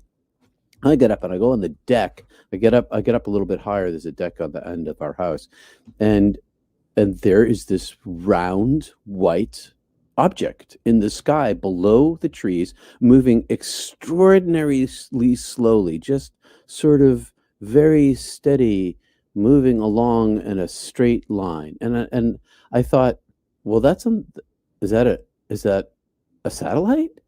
You know how satellites move? They're very straight. I pull up my binoculars at night, and I can see there's so many satellites in the sky. You can see them moving. Yes, you can. And it moved like that, but it was below the cloud level, and it was big. I couldn't tell how big it was because I had nothing to judge it against, but it Right. seemed like it might have been within a mile of us. That's a guess. Right. And so my buddy pulled out he had his camera in his hand because he was taking a picture of me. So he videotaped it. He got a little video of it, but he had a shaky hand. So it looks like a ball moving around. Right. And so it looks like Thanks the for ball that. is moving, but that's not Yeah. what was happening. It was going very straight. And I Yes. remember thinking to myself, I should run inside and grab my binoculars. They're 3 rooms away. Right. And I thought, but if I do that, I might not see it. So I stay and I watch it. But your buddy saw it. My brother's, well. yeah, Okay, and that's he's a reputable person with a has he ever had reputable profession. Right. Right. So And has he had any experiences himself no, that he knows? he has not. It's We that talked theory about that. again that only experiencers can see them. So maybe he just Maybe he did. Well, he's a See? mystical sort of person. Then I would think yes. Could be. So then, all right. So now it's this week or last week, and I'm still in the same place I live in, Right. and now of course the sun goes down earlier because it's autumn, and so I Yes. step out on the little tiny front deck, and I look up, and there it is again.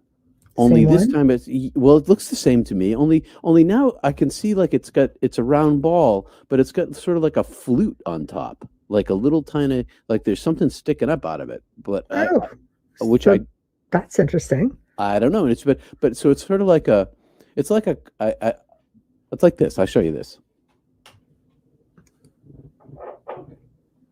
So this is an ornament that a friend of mine made for us that I broke. It's a Christmas ornament. You can see that it's broken. Okay, it's sort of It's like, sorry, I ruined it. So, right, and I ruined it, but I really like it, so I keep it. But it was round like this, only it wasn't blue; it was white. And right. and this little nub up here, it was sort of from this line, and it kind of stuck up. And I thought, so it had this like chimney sort of thing on it, but it was solid white. And against a dark sky with stars in it, and it was a clear night, and it was much lower than the stars and much bigger than the stars. And I thought to myself, my binoculars, and it's moving across this field of vision. I've got this very large field of vision, and it's in the middle of it, and it's moving very slowly. And I thought, well, this time I'm going to get my binoculars. I have enough time. They're maybe 5 feet from me now, so Right. I open the door, I go in the house, I grab the binoculars, I come outside, and it's gone. And I looked around. I was like, well, and I thought, if it's moving at this speed on this trajectory, it should be here, but it's not there. So I don't know what happened to it. I don't know where it went, but I know we are not alone. This universe of ours is vastly huge. What I was reading about the furthest star that the telescopes have ever seen. It's like 94 billion light years away or something like that. It's crazy. It's a very big place we live in. Go ahead.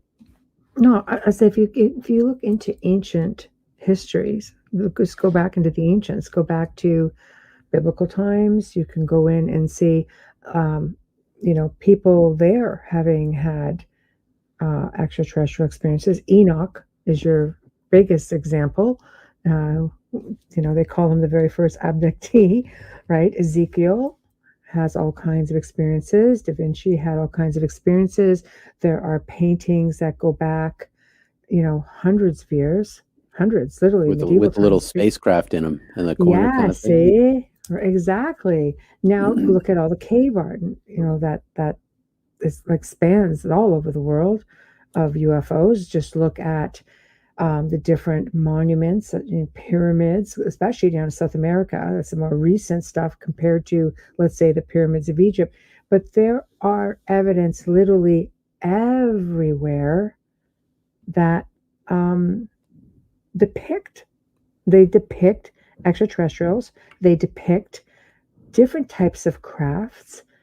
And how can we say that they don't exist?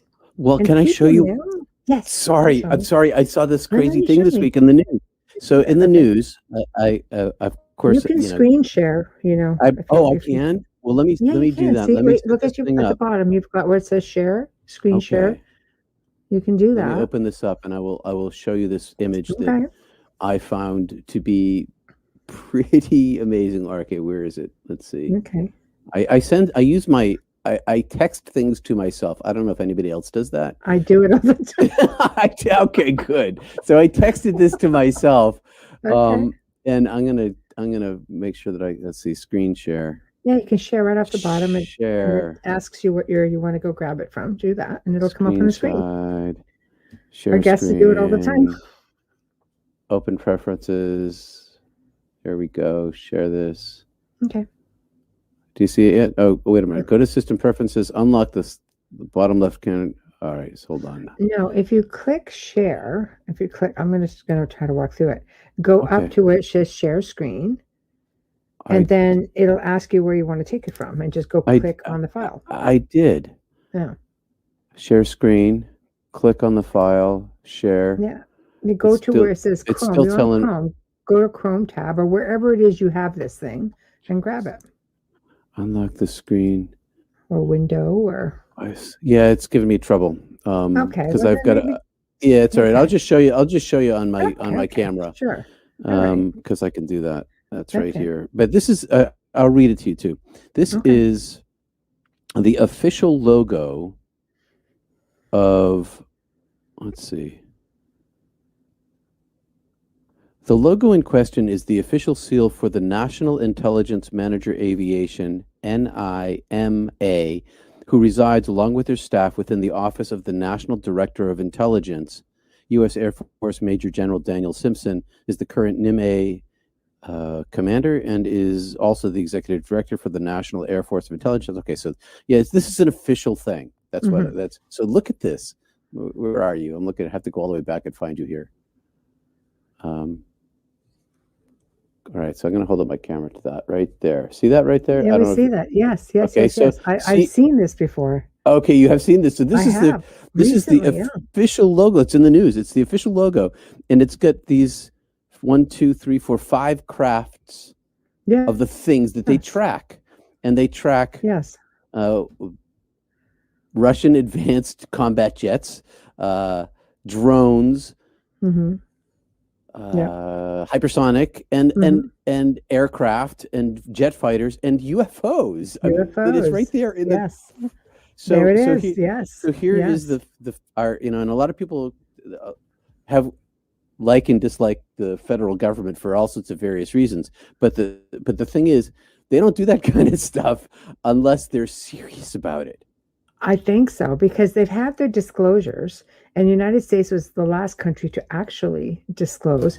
You look at places like we were just talking about this last night. Brazil and Peru, for example, that's a hot zone down in South America, and they have been encouraging their pilots, whether they're military or not military, to disclose and share information on sightings on UFOs or UAPs. And all the information gets collected and it goes to this center, this organization that is open to anyone who wants to go and research extraterrestrial life and all of these different crafts and experiences, and because they have them all the time. France has been the same.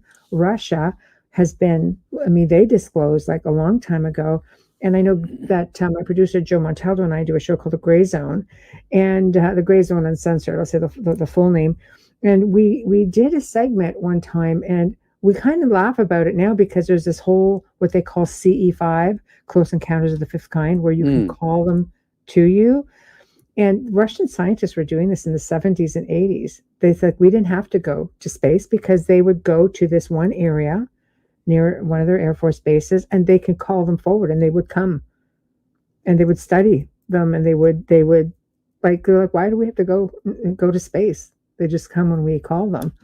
Wow. And now there's this entire movement going on where you can just go out there and, you know, go through the whole process and just call them forward. I've read about that. No, I've seen Dr. Stephen videos. Greer does it. That's the guy I was thinking of. That's right. Yeah. But, you know, you can actually do this on your own. And I'm sure he wouldn't appreciate me saying it, but I'll plug it. He does have an app also that people can purchase, and they can learn how to do it all based on his steps. He also has events where people can go out with him to the desert.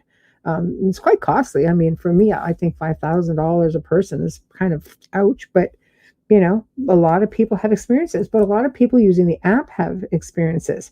But this is like a telepathic thing. I could tell you for me, you know, when I started having more conscious experiences where I was remembering things coming through, it was literally just me saying, okay, I'm ready.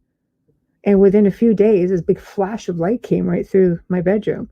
And that's one of the things that happens. And I was just like, oh God, what the hell was that? You know, because the house here is very high up. You know, we're like on the second floor, we're way up, and it's a very, very quiet street. So I'm looking at cars coming forward. I'm like, could the lights have come in? And nothing like that. It was just too high. So I'm like, okay. So I just started watching for little signs. And I mean, at one point I had like a gray standing right in the bedroom beside me, like right beside the bed. I just looked like I'm not asleep. I'm just like, I just remember me saying, I think I'm ready. And then, you know, this guy standing here, and I'm just like, nope. And I roll over.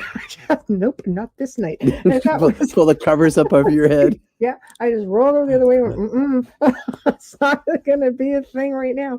But it took me a while to really come to terms with the fact. I think people have a really big fear of extraterrestrials, and maybe rightly so with some experiencers. I personally, once I had an understanding, and once I started getting the signs and understanding the signs and downloads and visions, you know, I mean, it's just something weird about them coming in your room at night, or I'd have their hands on my head sometimes. I could feel that at night, and it's like, I don't like being touched when I'm sleeping. It's just weird ass things, you know. You're creepy. No, it just wigs you out, you know. But I realize they're either exchanging information, giving it to me, taking it, whatever the case may be. But I learned that I didn't have to be in fear. I'm not in fear, and it's a whole other experience. So when you're calm, Now I see signs. You know, the whole house will go really, really, really, really, really dark, which is weird because there's a tower in this house, and there's a street light that beams in to the tower. It lights up the whole upper floor when it goes on. And you know that when that street light's on and you can't see your hand in front of your face, you know you got company. So, you know, you just kind of get used to things like that. And then it's like, okay, I've got company. Then it just got to the point where we're like, okay, well, clearly they don't like the lights. And we just left the whole wing of the house just dark. Just like, yeah, okay, whatever, man. So I can't beat him, join him. You know, it's kind of like that. But do you, like, how is it for you? Like, you obviously don't have a fear. I mean, you must be very intrigued to see a lot of this stuff. Have you had any kind of experiences to your knowledge, even in, I mean, you mentioned your dreams having two humanoid type beings in that, what you call a dream. I think I do believe that maybe it's a memory. You had two humanoid beings. Like, does that whole thing wig you out, or you think you'd be comfortable if you saw? Well, I'd be willing to go. That's what I tell myself. I was like, you're going to come and take me into your super advanced futuristic spacecraft? There we go. I'm down. Let's do it. Right. You know, take me for a ride. But I like that. I like that. So some people are afraid. Yeah. People are afraid of what they don't know. I kind of think about it as there's so many galaxies and so many planets and so many civilizations. Some are bound to be Borg-like, to use a Star Sure. Trek sort of, Yeah, sure. Why not? and some are not. And so some Right. probably are friendly and some aren't. Like like people you live in Like your people. town with, right? People, right? Sure. Yeah. I So agree. I'm generally not too ups. I'm always thrilled. I'm always sort of chasing it. Like, where's my binoculars? Can I go and get a Right. closer look? So one day Right. I get the story of this guy from Harvard. So I live in Maine, and my friend who was abducted, who was also I spent 15 years in television, and this guy was one of the weather guys in our local market, and I got to know Right. this guy, and he has a friend who worked for the Harvard Smithsonian Astrophysics organization, and he made this communication with this guy's name is Rudolf Schild. And Rudolf Schild was a physicist. He's still around. He's retired, but his big discovery in physics had to do with I think it's black hole radiation magnetics, something like Right. that. I'd have to look it up to be sure exactly what it is. Anyway, so one of the things I told my buddy was that I thought that astrophysicists were the theologians of the 21st century. Right. Because they're asking the unadorned question about why things are. And if Mhm. that's the question the theologians used to ask, Right. but now the physicists are asking it into mathematics. And so the word got back to Rudolf Schild, and this is maybe 10 years ago. And so Rudy invited me and my friend down to Cambridge for like 5-hour conversation in his kitchen.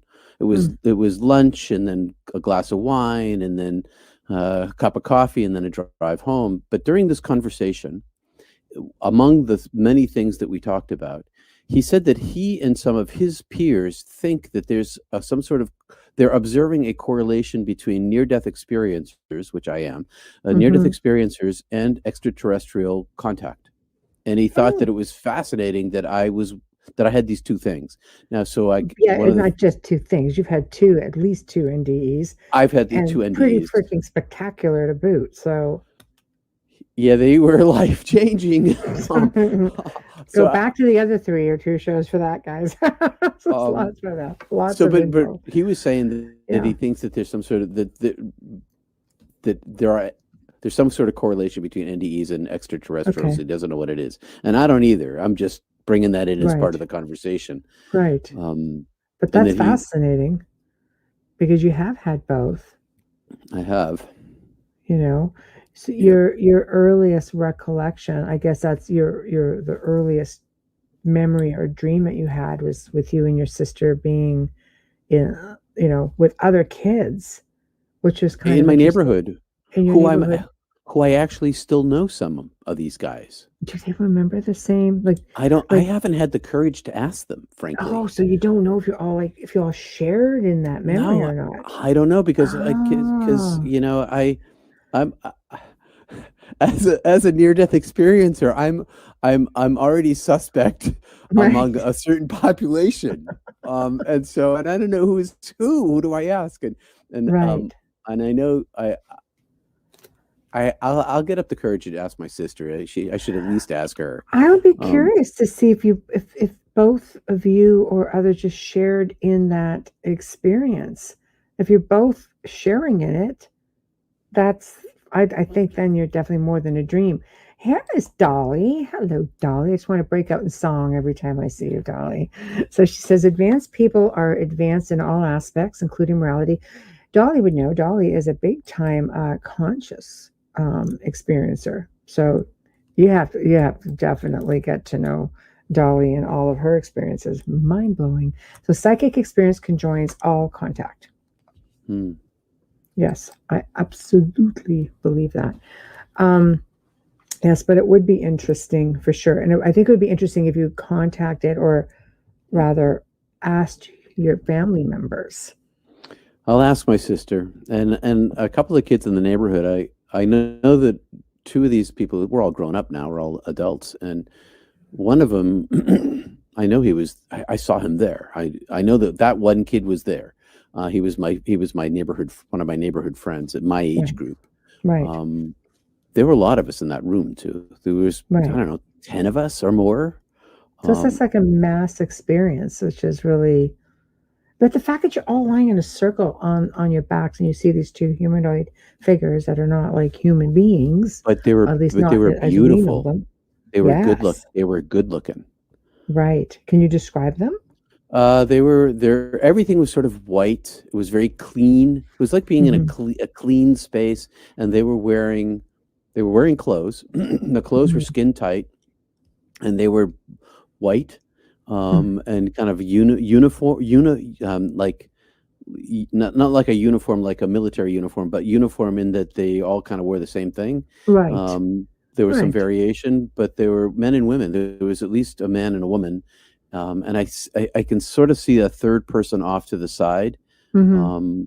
But they were tall because I was a kid, so everybody was Right. tall. But they were tall and they were Right. slender and they were good looking. And Right. and she spoke to us without language. So she telepathically told us that she didn't move her lips when she said, "You're not going to remember any of this." Great. I heard it Thanks. inside my head, and Right.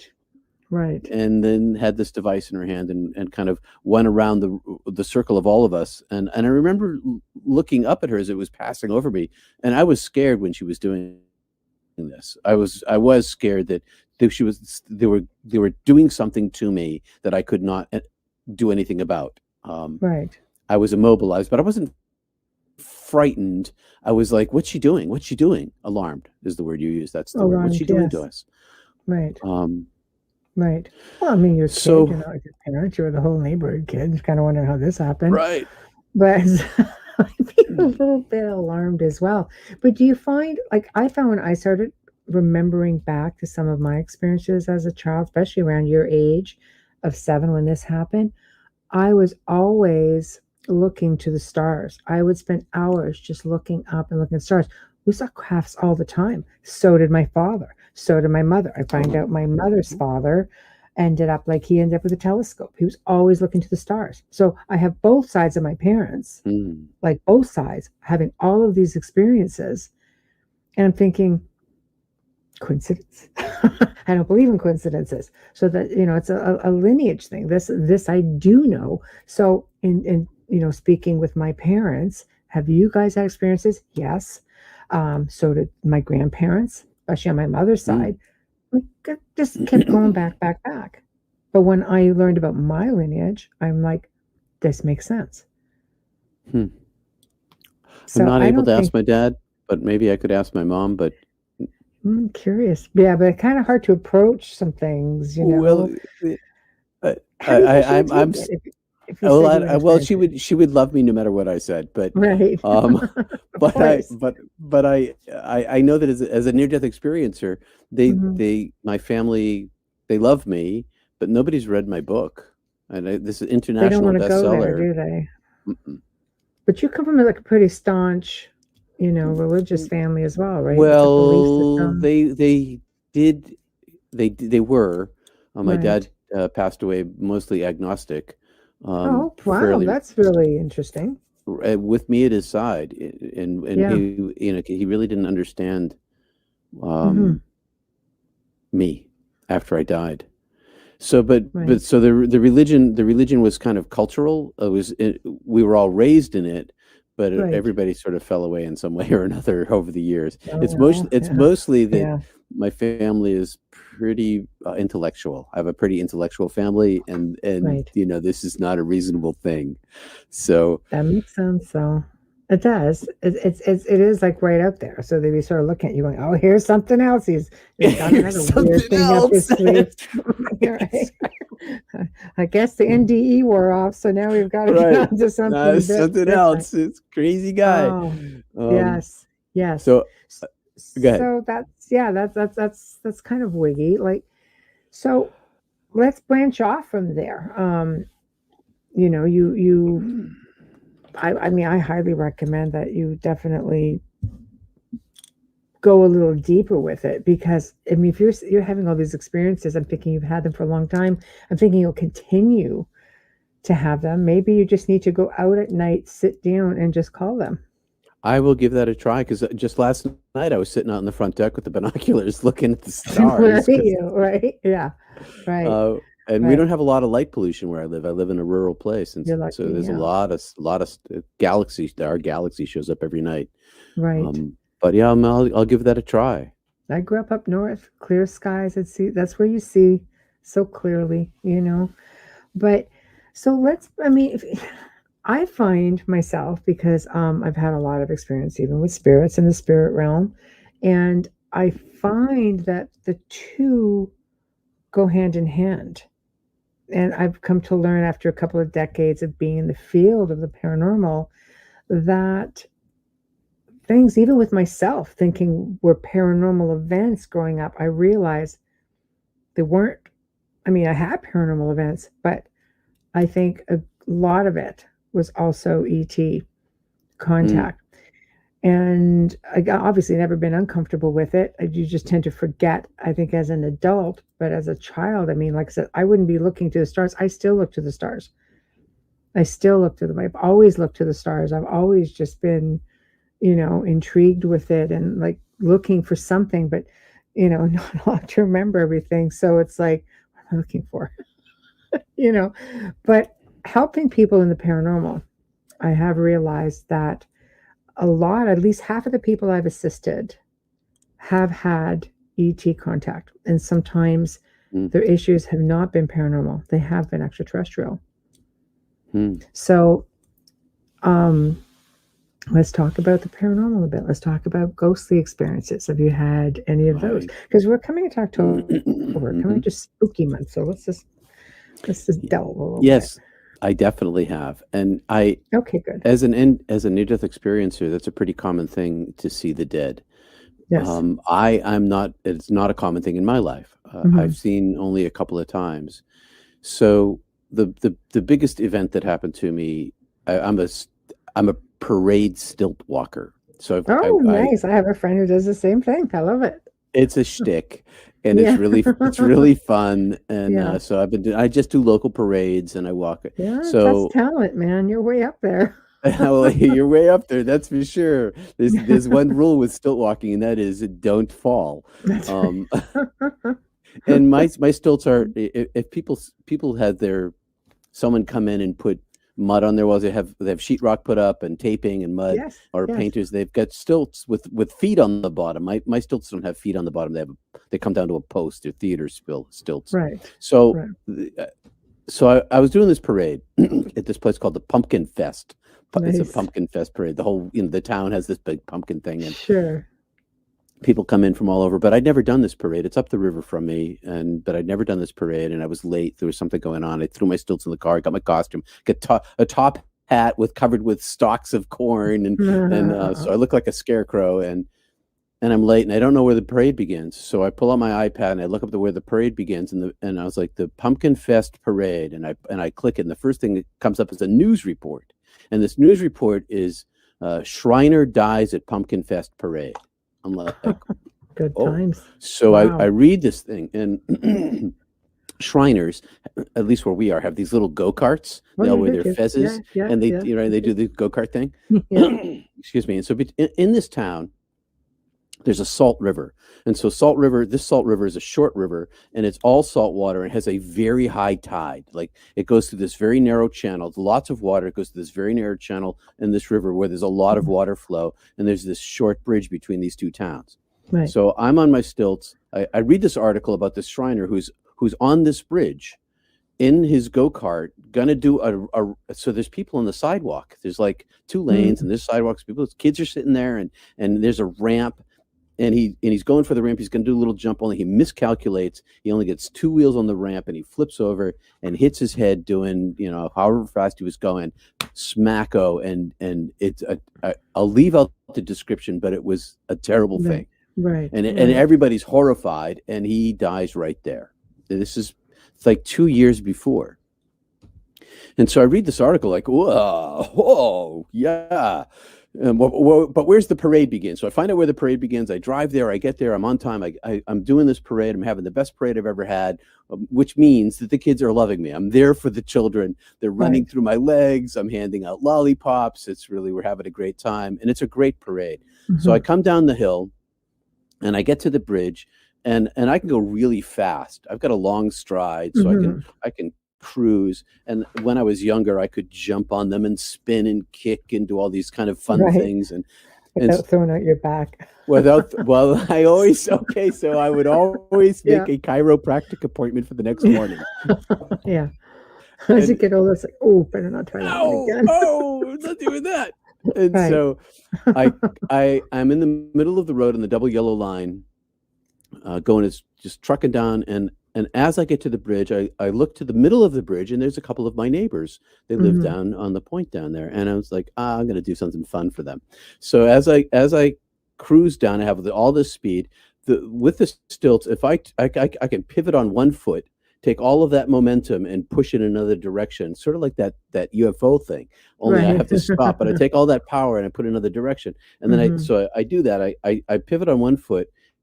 I step 3 steps toward them, and I then jam my stilts into the ground, drop my butt down, and stop like right fast, like really fast. And it's a little scary for people, but it's super fun because they realize it's totally safe. Only when I do this time on this bridge, as I stop, I'm maybe 2 feet in front of the sidewalk where they're sitting, which is up against the railing, which is the river. And as I stop, my right stilt breaks. Boom. Oh. And so I had made a mistake. So my stilts have these heavy lag bolts that run through the middle of them, on which are pivoting platforms. And it's all these washers and nuts and bolts. And I couldn't get the right size lag bolt 2 days before. So I got one size down. Right. And so, but there's a lot of pounding on these lags. Boom, boom, boom, boom. And so I slam into this, and this lag bolt shears off. Boom. But I have all this momentum going forward. And so, but I also have these straps. I'm duct taped into my stilts, but I've got straps so that if it breaks, I slide down my stilt. Preparation. Right. But as I do this, I stop short, the stilt breaks, and my momentum, I see myself, I suddenly have this vision of myself. I pop out of myself. And as I pop out of myself, I see myself going over the railing. I see myself going over the railing into the river with my stilts on and my costume. And there was no way I was going to survive because my stilts are huge and heavy. And that would have taken you right down. I would have, and it was this tumultuous flow going through there. Sure, I'm just thinking another NDE. well, that's the worst thing. As I'm doing this, I'm thinking to myself, because I was on television at this time in our local market, and I'm like, oh my God, this is going to be on the frickin' news. It's going to be like Daily Reverend Peter Panagore dies stilt walking in a river accident in a spectacular way in front of this crowd on the same spot where this other guy dies. All this is like inside of my something wiggy with the spot, maybe. I'm in the same place. And so I see myself, I literally see myself. I can see the water. I'm like seeing the water coming toward me, and I pop out of myself. So I have this out of body experience. I pop out of myself. I see this happening, but I also see me, and I see behind me this amorphous gray cloud shape. Okay. It's an amorphous gray shape, and as I see this, I pop back into my body, and instead of going over the edge, I go straight to the ground. Boom, and I land, and I twist my ankle, and I'm lying on the ground in front of my neighbors. They're horrified. Everybody's horrified, and I'm okay. I'm okay. I'm okay. And this buddy of mine comes running over, and he runs over, and he's like, Peter, and he's like, you okay? Are you okay? I saw this happening, and he and this other young man, one of his proteges, a lacrosse player. This other young man runs to the other side of the road, pulls off his shirt, and he's ready to go over the railing. My buddy's on this side. He's ready to go over the railing. That's why he's next to me to go in to rescue me. They had already decided they're going to go in after me. And And I'm like, no, George, I'm okay. And I'm really embarrassed. Okay. I'm really embarrassed. I scared all these people. I didn't mean Mhm. to do that. I put on my stilts and I pick up my stilts and I walk kind of, I get a little twisted ankle and I walk toward, I'm okay. I'm pretending I'm fine and carry my stilts up the hill. And George walks with me. We go to his car because it's close. And we get to his car and I'm sitting in his car and he's, what happened? What happened? What happened? And I'm telling him the story and my phone rings. And I answer and I'm like, oh, it's this woman who I counseled for 2 years. This woman, a near-death experiencer, had been hit by a car on her bicycle, broke all of her bones, Oh, ended up as a biology teacher, got her doctorate at Columbia, is an EMT. She's like this as an Iron Woman. She's this super woman now. But right. but at the time that I'd met her, because she was an EMT, she was and a near-death experiencer, she was struggling with seeing dead people all the time.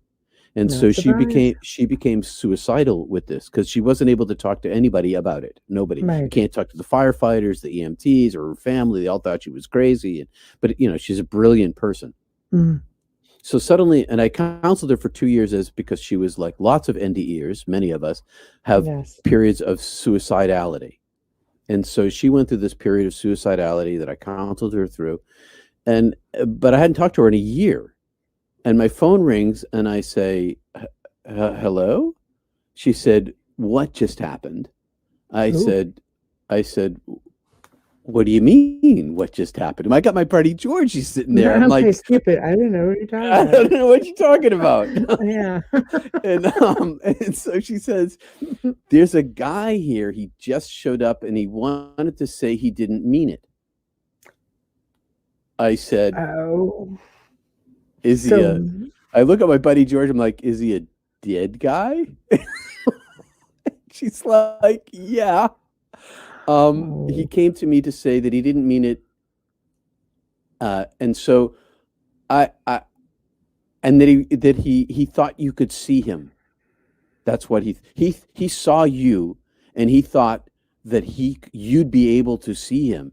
He'd been apparently stuck on this bridge.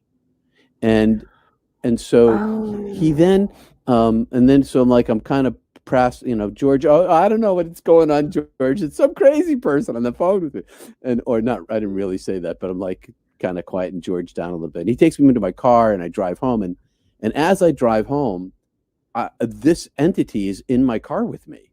There's like a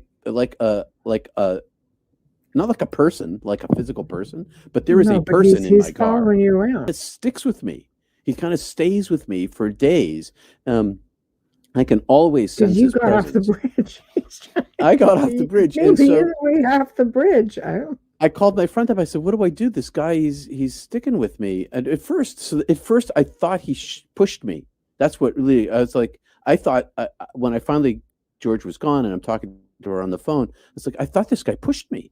It felt like to me he pushed me. I thought he was trying to kill me. That's what I thought. That he was trying to shove me off the bridge. But really, what he did is he shoved me down. He shoved me to the ground, which is why I did not go over the bridge. Because every single person there, including my buddy and his protege, and all of the people there, they all thought I was going to drown. He saved me. Wow. And so I asked her, I said, what do I do with this guy? She said, which is the advice that I give everybody now when they're in this kind of situation. She said, just tell him to turn to the light. That's it. Just tell him it's okay to go home. He doesn't have to stay here. Just tell him to turn to the light. So I did, and off he went. Yeah, sometimes it's just they don't realize. Sometimes I think there's a theory that you get bounced out of your body so quick you don't even realize what's happening. There's so many theories, of course, but because you kind of wonder, why was he stuck on the bridge? Why was he stuck on the bridge? Was he aware that he was dead? According to your friend, I think he was. I think he did know that he was not who he was before because he thought that I could. He thought that I could see him when no one else could, and so I he did. Was aware. Yeah, he was aware and stuck there for some reason. I don't know why. It's a curiosity as to, especially if you've passed on. People stay back for many reasons, when they're passed. I think it depends. Sometimes you die suddenly, you don't realize you're dead. Sometimes it's unfinished business. You need to reach out to somebody, especially people who have been killed or in accidents who haven't had a chance to say goodbye, or they want people to know this person killed me, or there's a lot of different reasons. Trying to get them to move on sometimes it's not so easy. Sometimes they're attached to places, sometimes they're attached to people, things. It's really, really tough to figure it out. And I think a lot of it is also mindset. If you were raised to believe that, for example, a suicide, that you don't have the right to take your own life, only God has the right to take your life. You take your own life, you're going to hell. Well, they're going to stick back and take their chances and stay here. That I think I'm going to just hang back. I'm not going to that other place, So I think sometimes it is a belief system, and I've come across many spirits where I've said, no, your God is loving and forgiving. You can go home. You don't have to. Yeah, you don't have to stay. It's ridiculous, because in reality they stay behind because they're still in the same mindset that they were when they took their own life. You have to think, how low are you feeling in that moment where you can take your own life?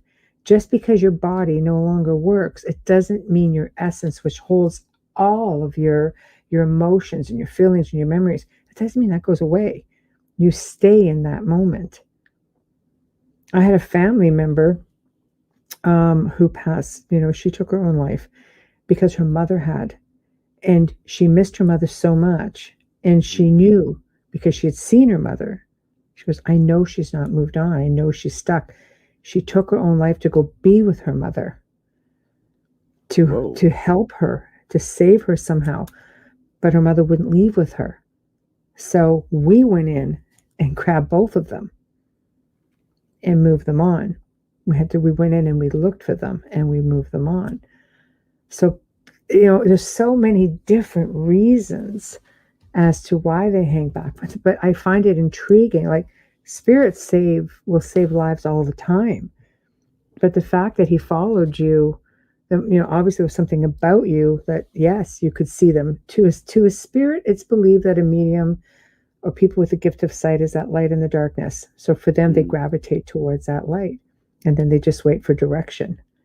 I think children have a really hard time with this because they're natural little psychics, and they can't cope with, spirits coming to them, adult spirits coming to them for guidance. They don't know what to do or what to say, and they get plagued with it. So, sort of like that movie, Sixth Sense. Yes, it's exactly like that. Just trying to be like, just like, go away. They don't realize that. No, just tell them to move on.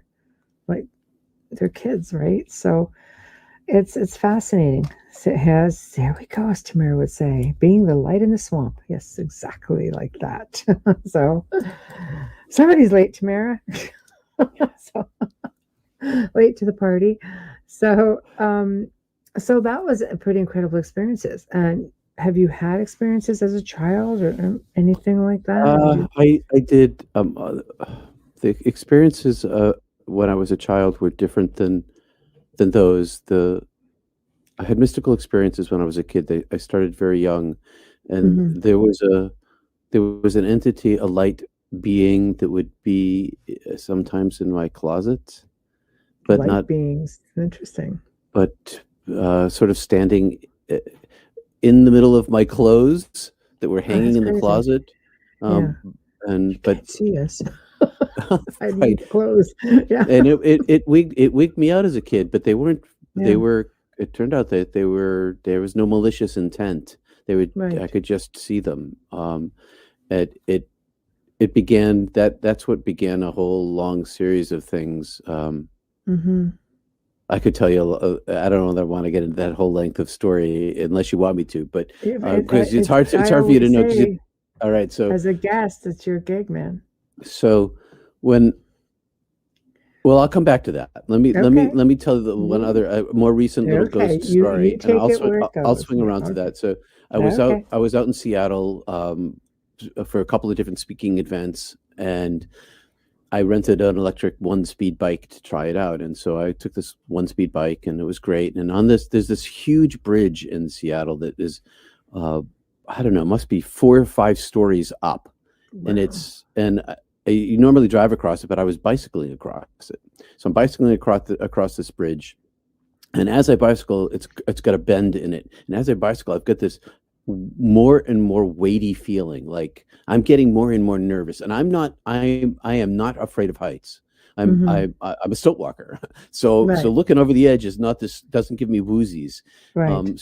But I have this anxious feeling that's growing in me, like there's something wrong. I don't know what it is. And as I come around the corner, it gets more and more intense until I get to the spot where I look down and there is a cross of flowers wired to this railing that's next to the sidewalk, and then there's a bunch of flowers attached to it. So there's all this like a memorial. It's a memorial. I'm like, this is a memorial. And so I stop and I have this distinct feeling that somebody jumped. And I decide that this person, it feels to me like this person is still there. So I do the same thing you just said. I sent them home. I was like, you don't have to stay here.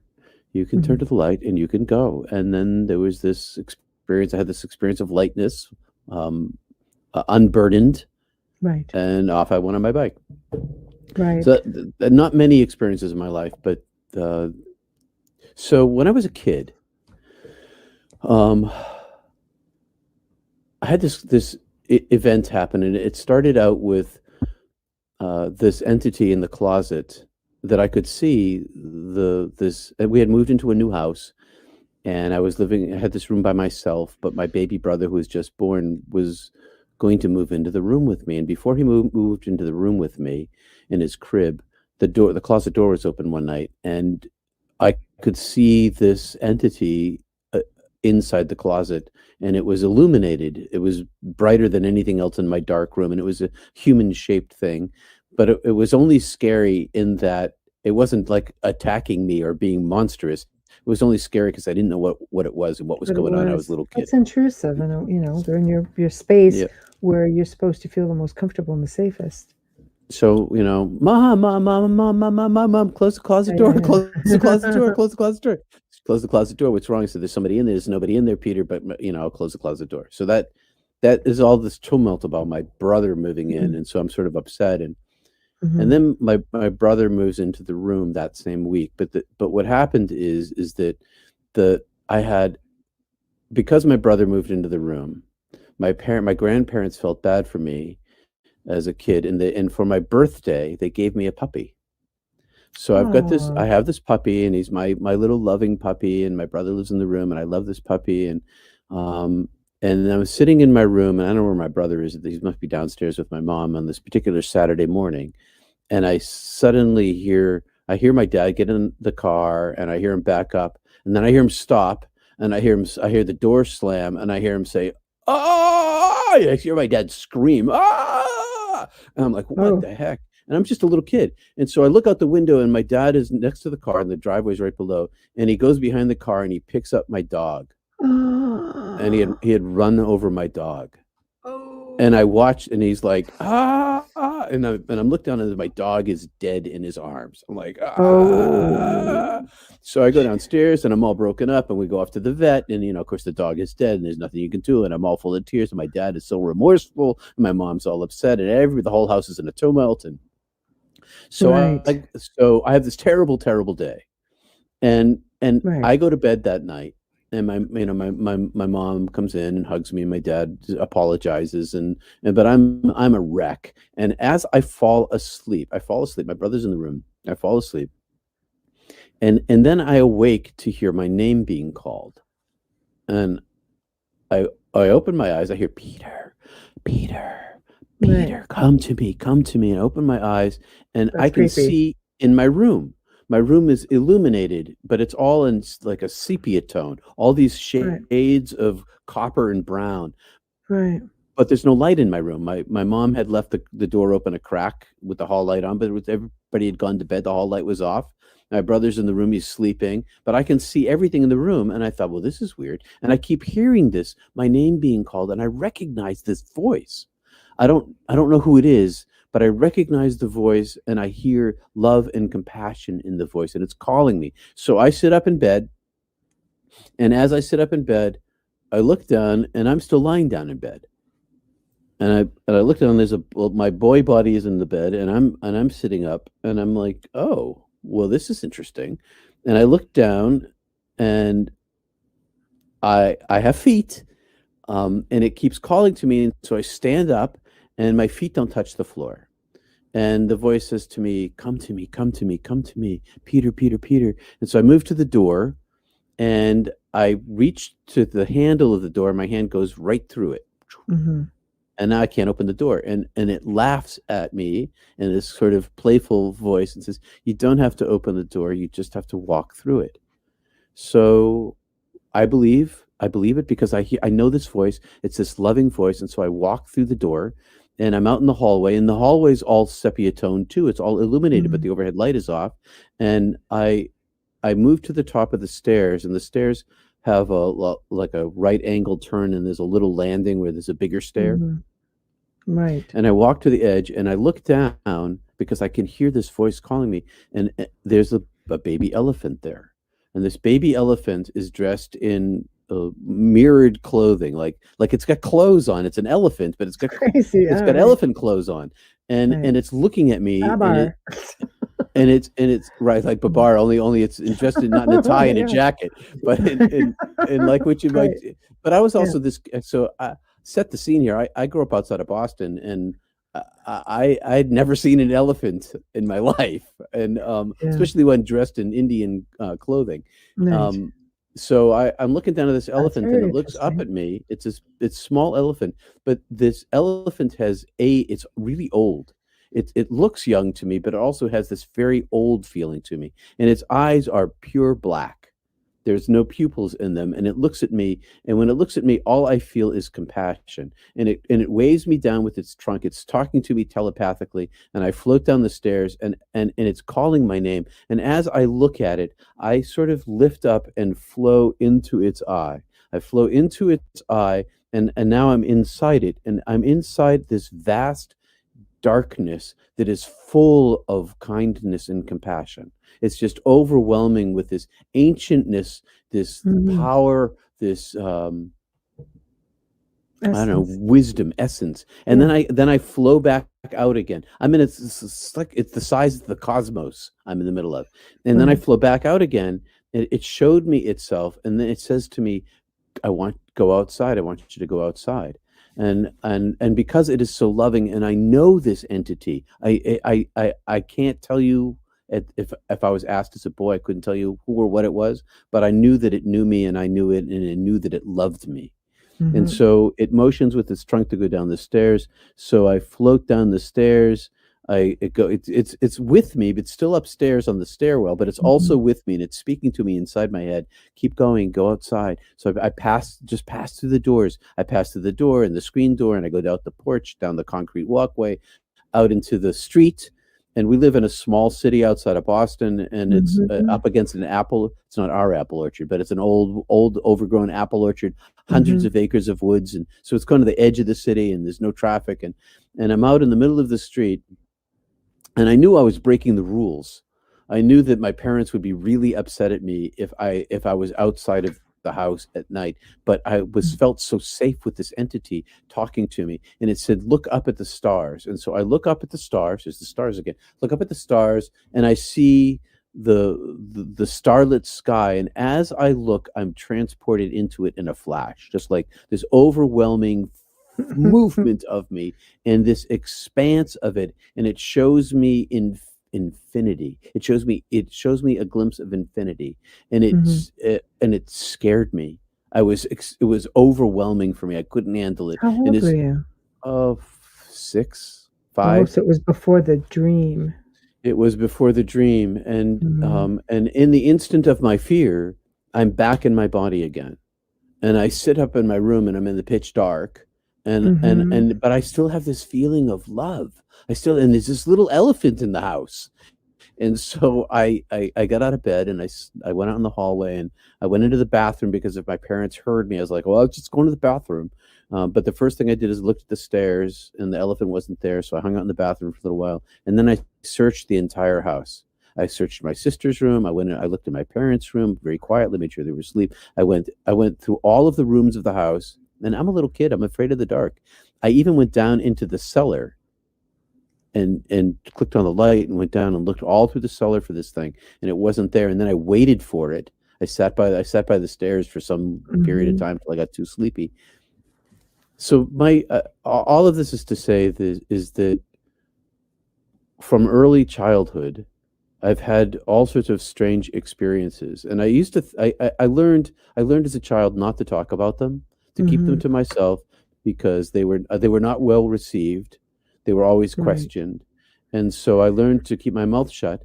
And as I grew older and I went through my life and had other mystical experiences and near-death experiences, I continued to store them in my heart and not share them. When I came to the conclusion over the years that maybe there's some people who are naturally born mystics and they have these experiences, whether it's karmic or not, I don't.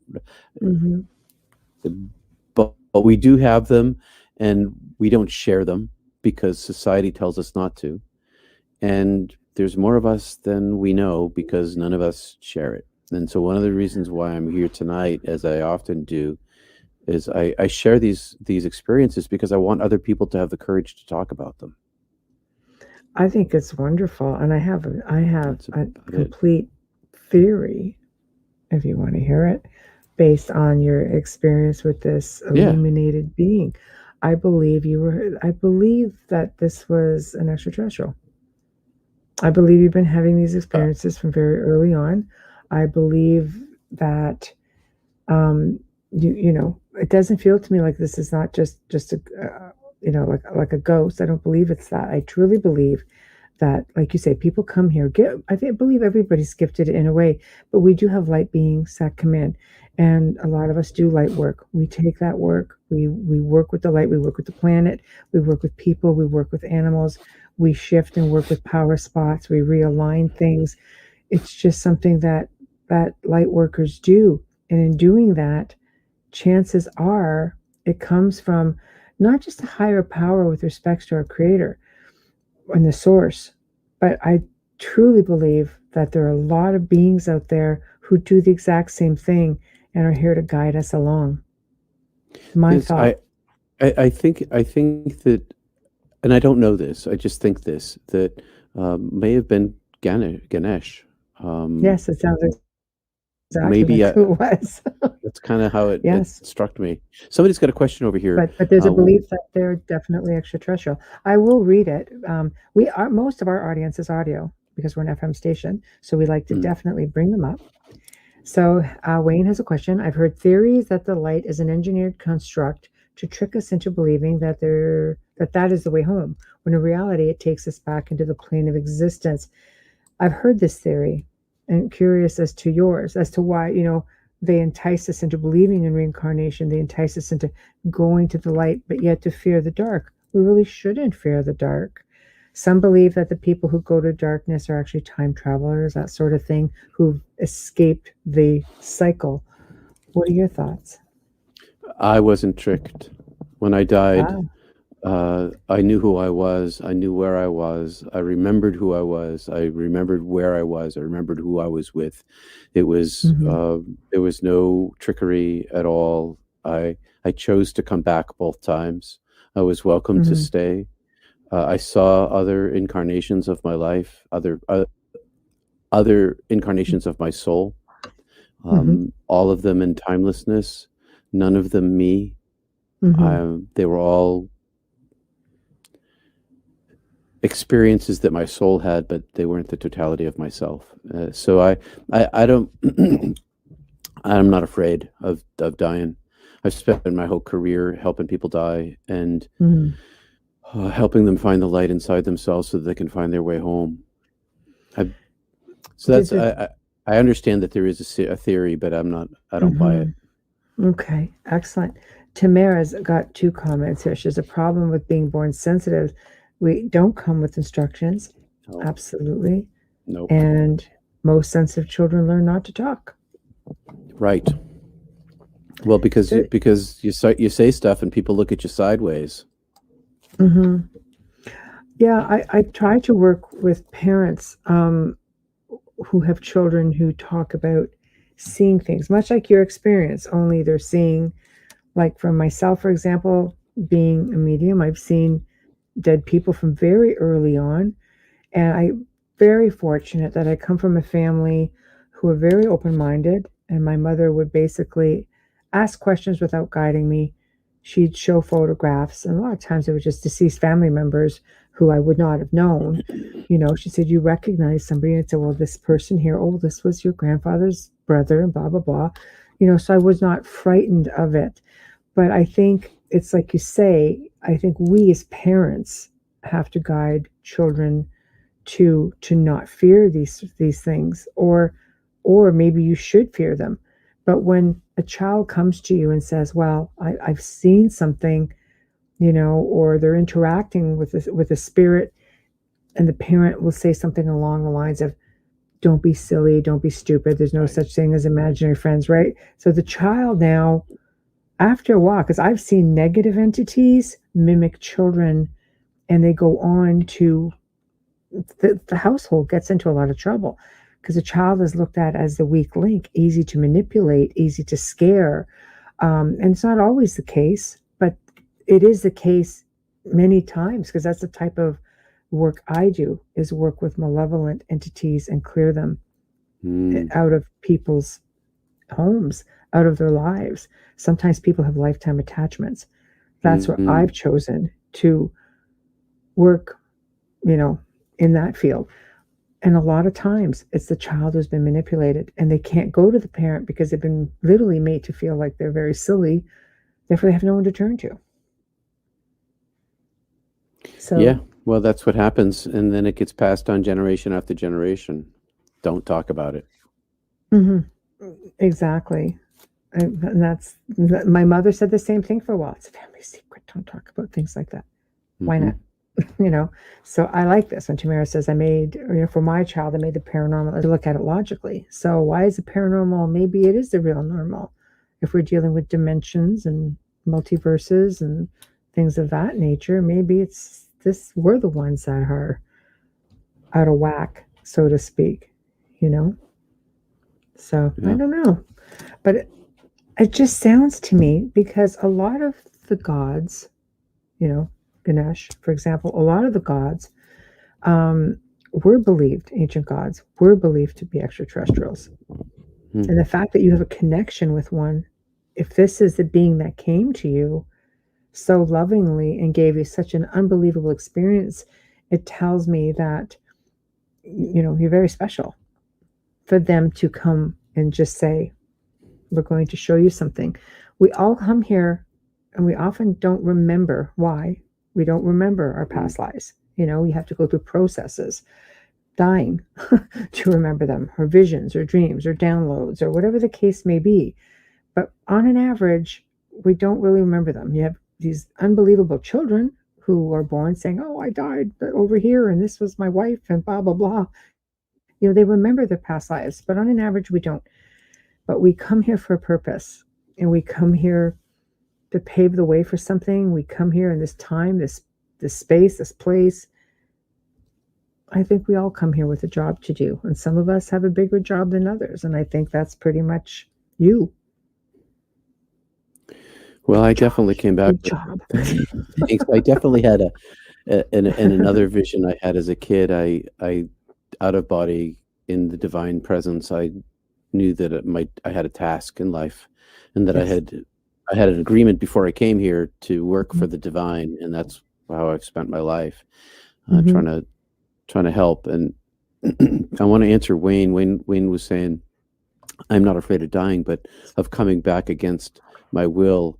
There's a concern. Yeah. There's a concern. Well, so the last thing I wanted to do after I died the first time was come back here. After I chose to come back here, I asked to come back after I died the first time. I immediately regretted it upon coming back. Uh-oh. What a stupid thing I did. Right. And all I wanted to do was go home. I spent my entire life trying to carve my way back on my interior life through my meditative Kriya Yoga, Ashtanga Yoga kind of things, and centering prayer practices to try to create a reconnection, to make that connection stronger.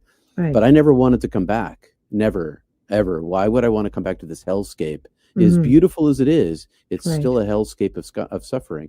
And then I died again, and I died again in 2015 of a heart attack this time, and chose to come back again for a very similar reason. People in my family needed me to be here, and I was, for some reason, allowed to make this choice. Even though I was being welcomed home again back into the divine presence, I chose to come back. And after this second death experience, I started thinking about it. If I could be like a bodhisattva kind of person, if I could come back again. If I knew who I was, if I could remember from the beginning my divine self, maybe I'll come back again if I have the choice. I don't know if I will have that choice. I don't know whether I'll get sent back to some kind of life here or somewhere else. I'm not really sure. But one thing I did learn when I died the first time is that the divine infinity provides us with an opportunity for reunion with itself into the infinite. And I tasted that, and that's all I want.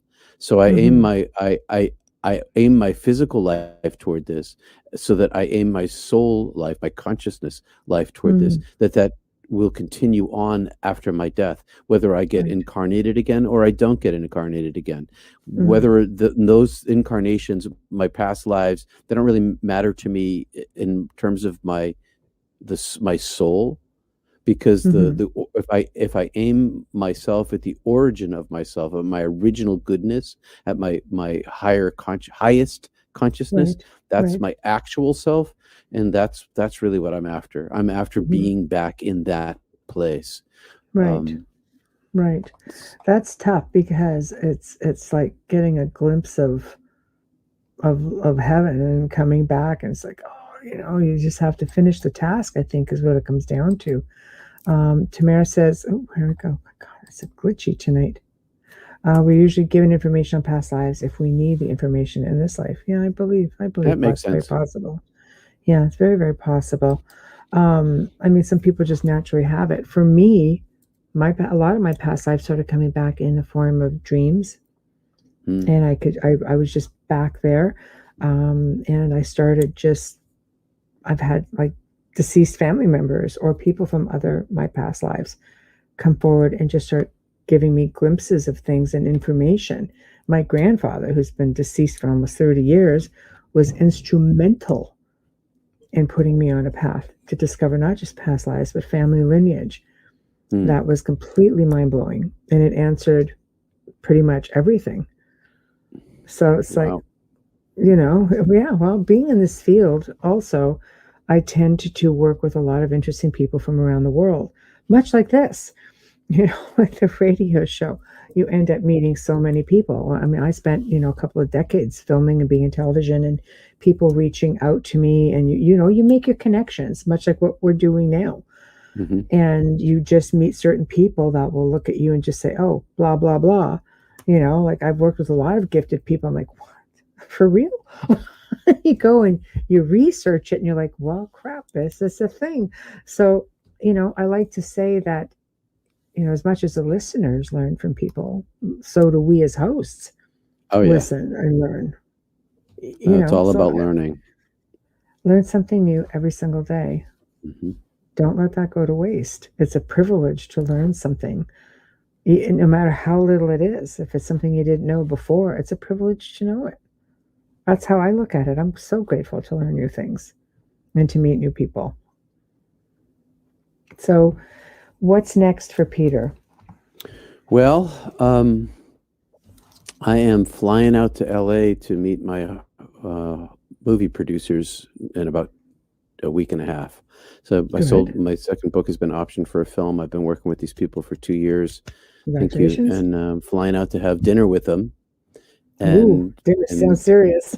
well, it's the next step along the way. I still have a Yes. couple of chapters to write for them, and I should be done with my part of it coming up in the next few months.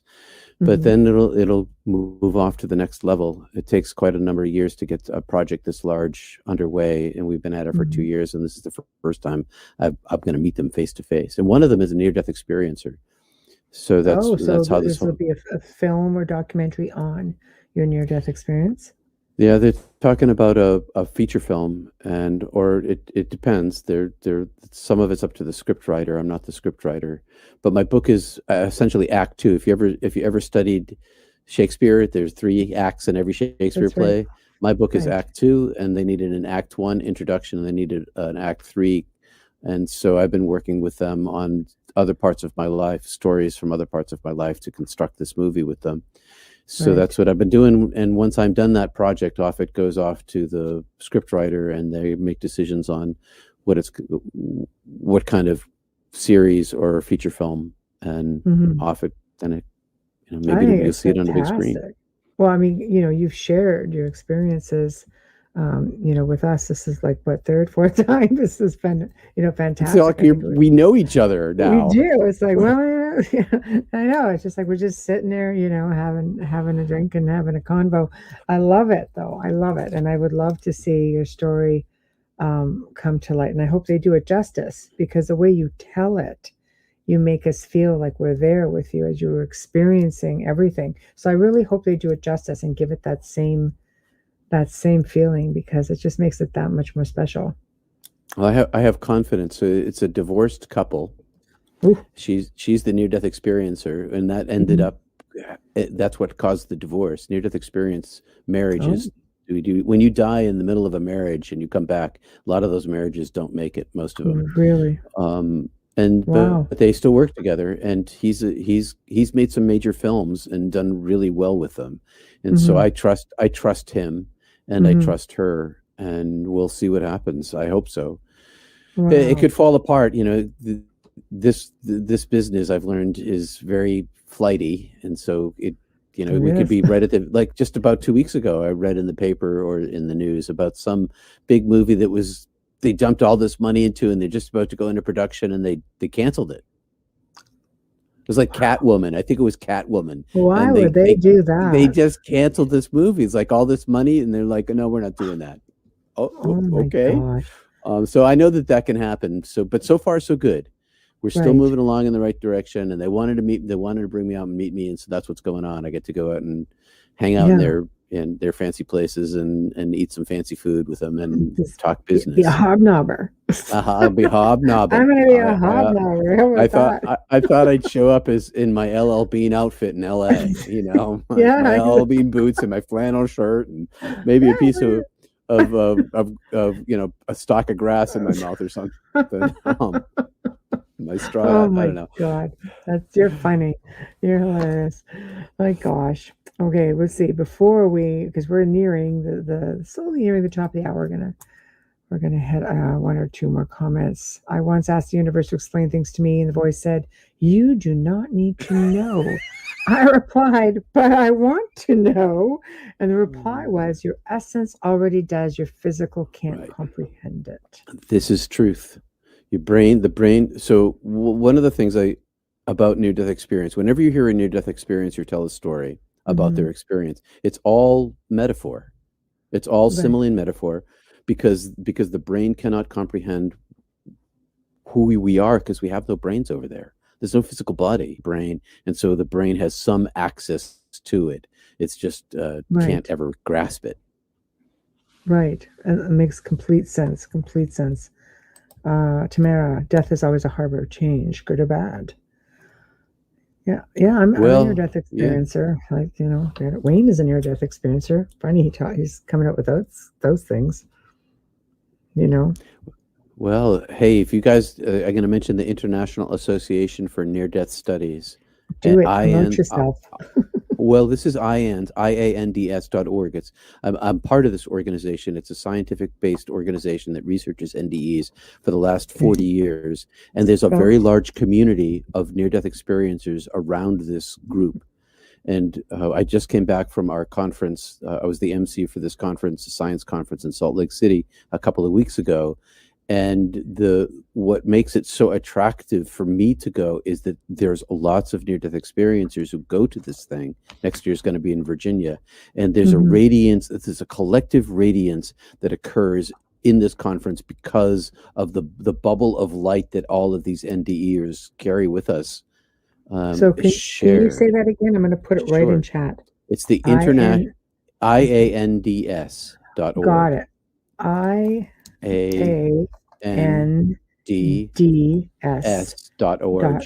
Oh, okay. I'm just going to put it up here because it'll hit all of the IANDS. My gosh, I forgot the S. It'll go through all 8 chat rooms simultaneously. So here it goes. There we go. Great. So IANDS is an association of scientists, university-based skeptics who've researched near-death experience, and a whole lot of us who are near-death experiencers. And so, how is that when you have a skeptic saying to you, "Well, like, what's the most common thing they say? No, it didn't." Well, these people are reresearchers, so they're scientists, and they approach it with scientific method, and they've been researching this for 40 years. People like Raymond Moody and Pim von Lommel and Bruce Grayson, names you may or may not know. Bruce has a new book called After, which is fabulous. But I want science. I like science. I want science to examine this, because how else are we going to convince the people who don't have an experience? They're going to need evidence. I don't need evidence. Anybody who's had an experience, that the experience is the evidence. But for people who don't have an experience, if we want this to be more socially acceptable, we need some science backing it, and so at least among certain populations. And the science is showing that the science doesn't know where consciousness comes from, and that there are these phenomena. They admit it's there, though, don't they? But they do. They admit it's there. Yes, and that's a big step. and there's so in a court of law, if there's an accumulation of, you can convict on an accumulation of circumstantial evidence, and NDE is sort of like that. There are tens of millions of us who come back and tell similar stories about love and light on the other side, and that's those two words, light and love, show up like 70% of the time in all of our conversations. That's a lot of evidence that this is real, and that piques the interest of these people, and so they want to look at this and find some evidence. And there was this guy named Sam Parnia. He was I think he's a cardiac anesthesiologist surgeon, and he was at Stony Brook in New York and in Birmingham University in England, and people were coming back from the dead in his surgery.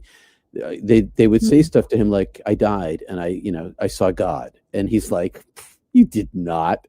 And so he decided to start to wire them up during surgery and see if they died, and find out what the stories after. In his second, he did these 2 studies called the Aware Studies, Aware Study 1 and Aware Study 2.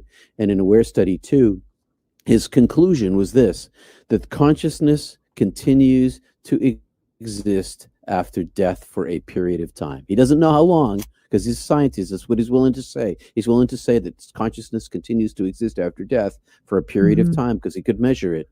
That's a big step for people. That's like getting on the news sort of big step. Oh, what? Conscious? You can measure this thing? That's noetic. That's right. The noetic, right? Noetic scientist, right? Yeah. So I'm all for science looking at it. I don't need science to convince me, because here we it's are. real. Right.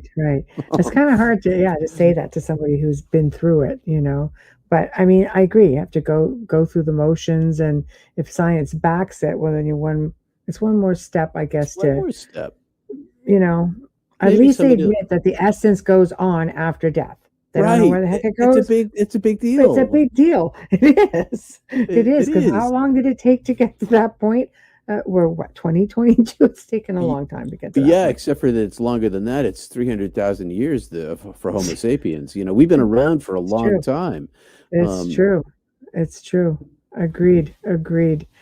Well, we are there at the top of the hour, and I really want to thank you for coming on. It's always such a pleasure to have you on. It's just almost as like you're, I always say like you're one of the listeners' fan favorites. So it's always nice. So yes, right?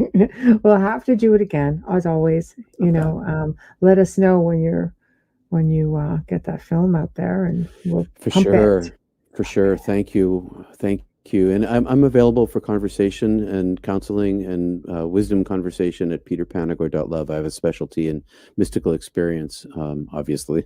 Yes, just a little bit. Yes, sure. Right, lots.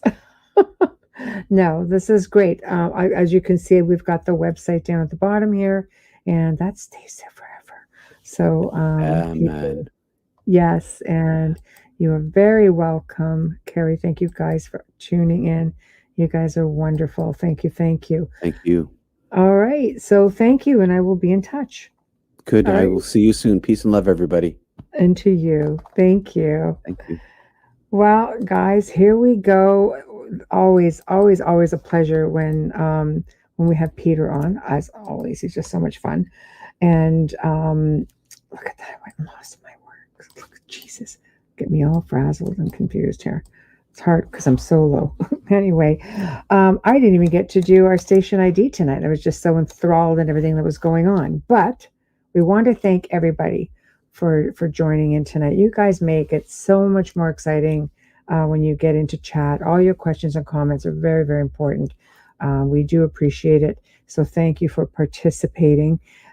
Big thank you to Peter Panagor.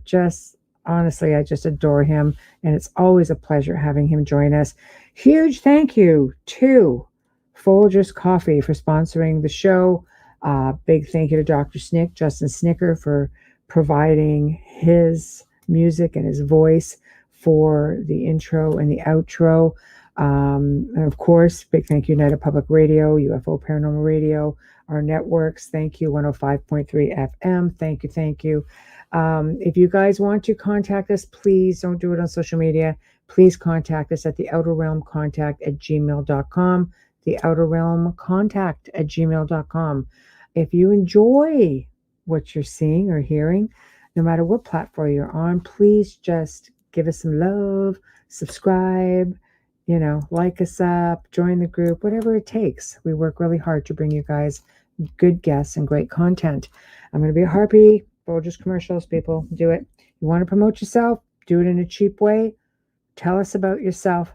Just make sure that Folgers is somehow in the mix, because that stuff that goes out and that stays on the archives forever and ever. We periodically will pop them up, but our archives tend to hit hundreds of thousands of people, sometimes millions.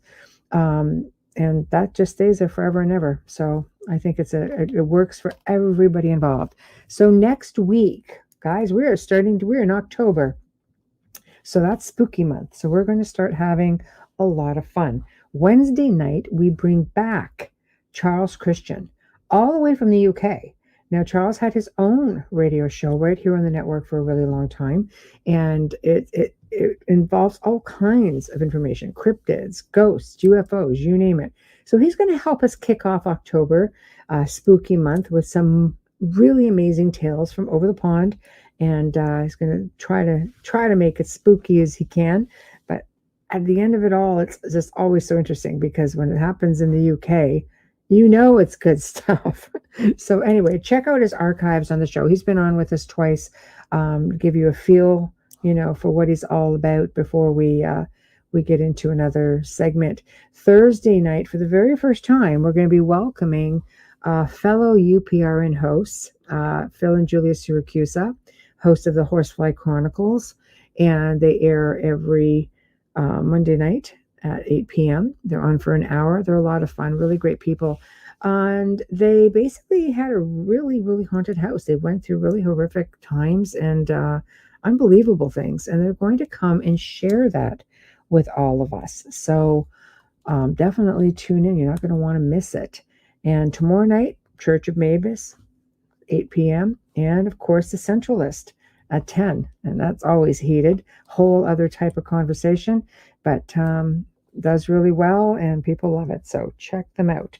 So I'm going to leave you with that, and I'm going to say good night, and we're going to send Bubbles some more really good well wishes because we want her to feel better. So everybody, good night. Have a fantastic, safe weekend.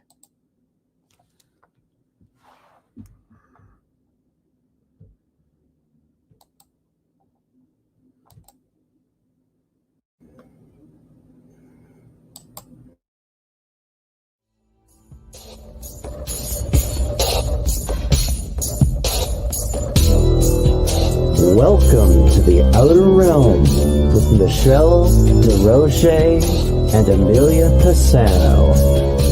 Airing live on the United Public Radio Network, 105.3 FM in New Orleans.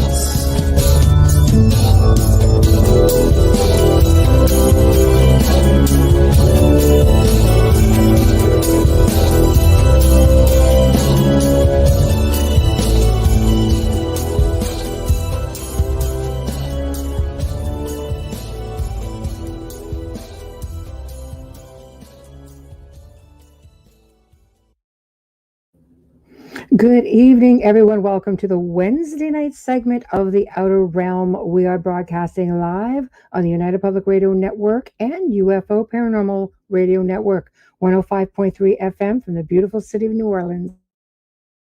We are fully sponsored by the amazing people over at Folgers Coffee who have been a part of our journey since the beginning. So thank you, Folgers. We appreciate you so very much. Also very appreciative of our other sponsor, Justin Snicker, Dr. Snick, the sonic surgeon, for his contribution of his time, his music, and his voice for our intro and outro. He's an award-winning composer of Halloween, horror, sci-fi, and dark wave electronic music, which can be found literally anywhere that you stream your favorite music. So thank you. And of course, we're just around the corner from Halloween, so you're definitely going to want to check out all his new stuff. Also, big thank you to Steve McGinnis for all of our incredible artwork. Tonight, we welcome the return of Constance Victoria Briggs. She was a lot of fun the last time we had her on. She's going to be discussing her newest book called The Moon's Galactic History, a look at the moon's extraterrestrial past and its connection to Earth. There's a whole lot behind that because a lot of people really do believe that the moon was brought into our solar system. Basically, it's not a celestial body as many think. Constance is a metaphysical, spiritual, cosmic researcher and writer. She's the author of, many books, but the Encyclopedia of Angels, Encyclopedia of God, the Encyclopedia of the Unseen World, and the Encyclopedia of Moon Mysteries. She has been a guest speaker on several radio shows discussing such topics, angels and extraterrestrial, ancient aliens, life after death. The list goes on. She's just really delightful. I'm sure she's going to be blessing us with her presence on more than a few occasions. So we're always very, very grateful for her. In order to participate with us this evening, you're going to have to get onto some of our main streaming sites, which, let me have a look, see here. Okay, so on YouTube, we're going to be on UFO Gods and Extraterrestrials, UFO Paranormal Radio, The Outer Realm. We're going to be on Facebook, News on the Flip Side, Canada's Most Haunted, UFO Paranormal Radio Network, United Public Radio Network, of course, The Outer Realm, and you can interact that way. You'll notice that I'm solo tonight. I've got no bubbly boo with me. She's got a lot of things going on. Busy girl. And we're going solo this week. So gonna miss her. Not sure if she'll make her way to chat or not, but she just might surprise us all. So I see people chiming in. Janie, hello. Wayne, hello. Zachman, hello. Howie, hello. Yes, isn't she great? We love Constance. So big hello to Tamara as well. And I believe our special guest is here. Constance, you ready? Just give me a nod. Yeah? Okay. Bam. Hello. Hi, Michelle. How are you? Good. How are you? Well, thank you. Thank you for having me on. Oh, it's a pleasure. So glad that you can make it again. So just really looking forward to this. Of course, reminding you tonight. She's just got a lot of things going on this week. Not Aw. last week to kind of squeak more stuff on her. So I'm going to miss her. yeah, sending her some good vibes, and that's that. So of course, big hello to Howie. Howie's sending you. Hi, Howie. There we go. I know.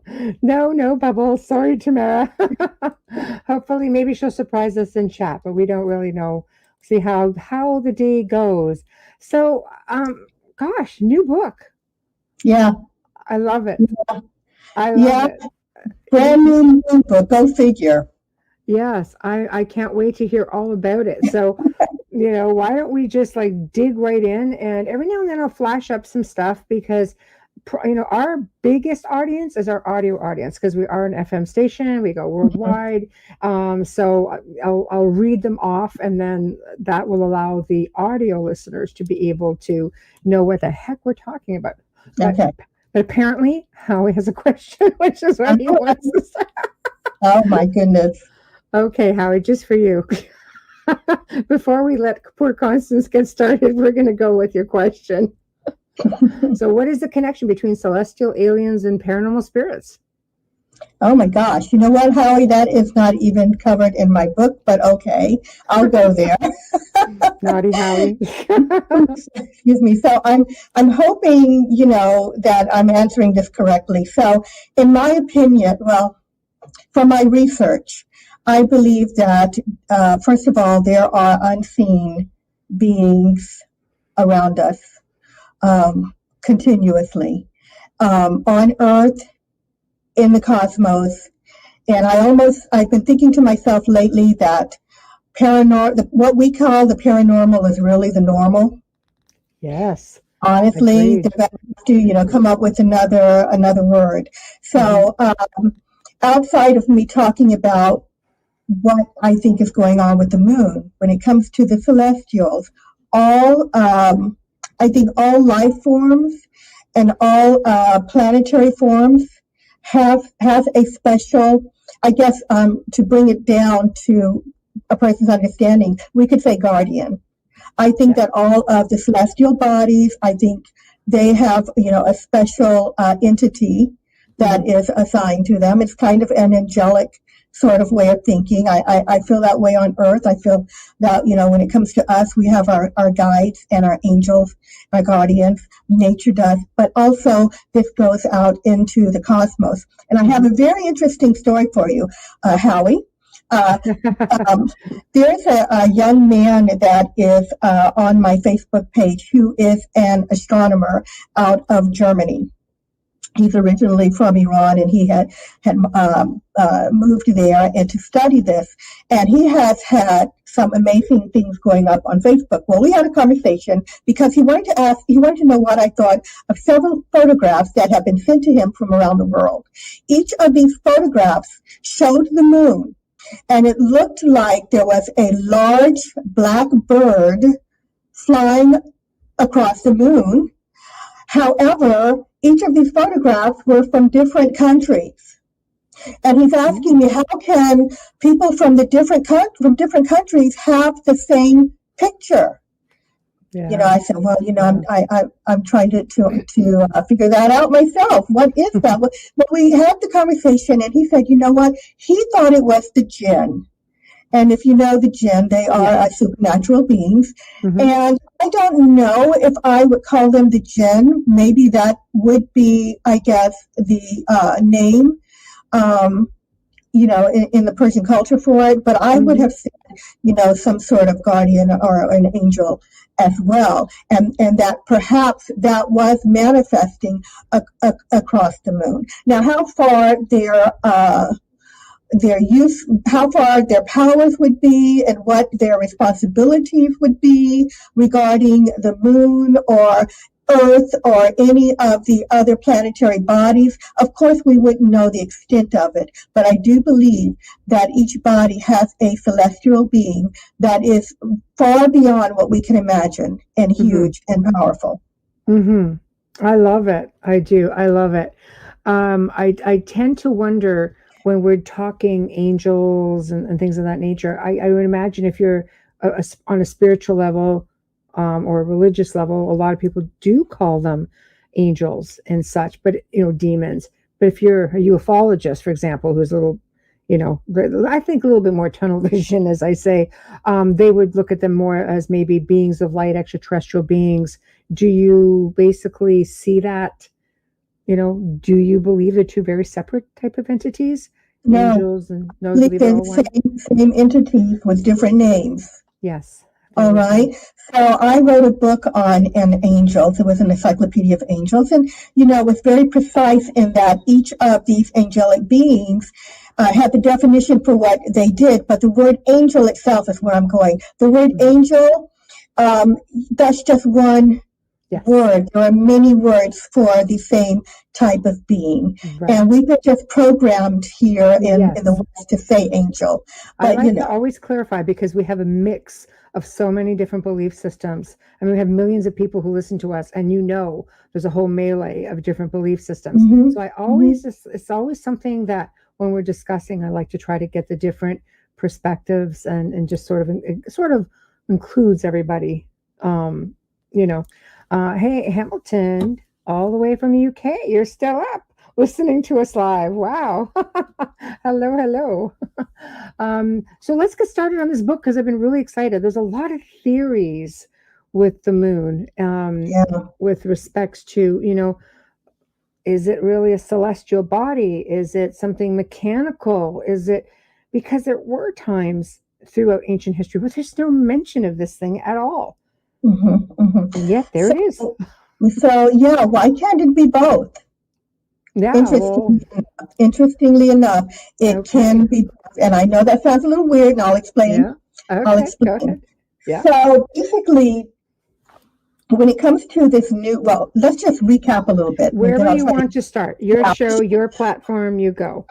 I tell you, I think coming on, it is just a huge subject, this moon business, and where to start. So I will start, and please, I tend to lose my thoughts, so remind me to get back to the whole mechanical, versus natural object question.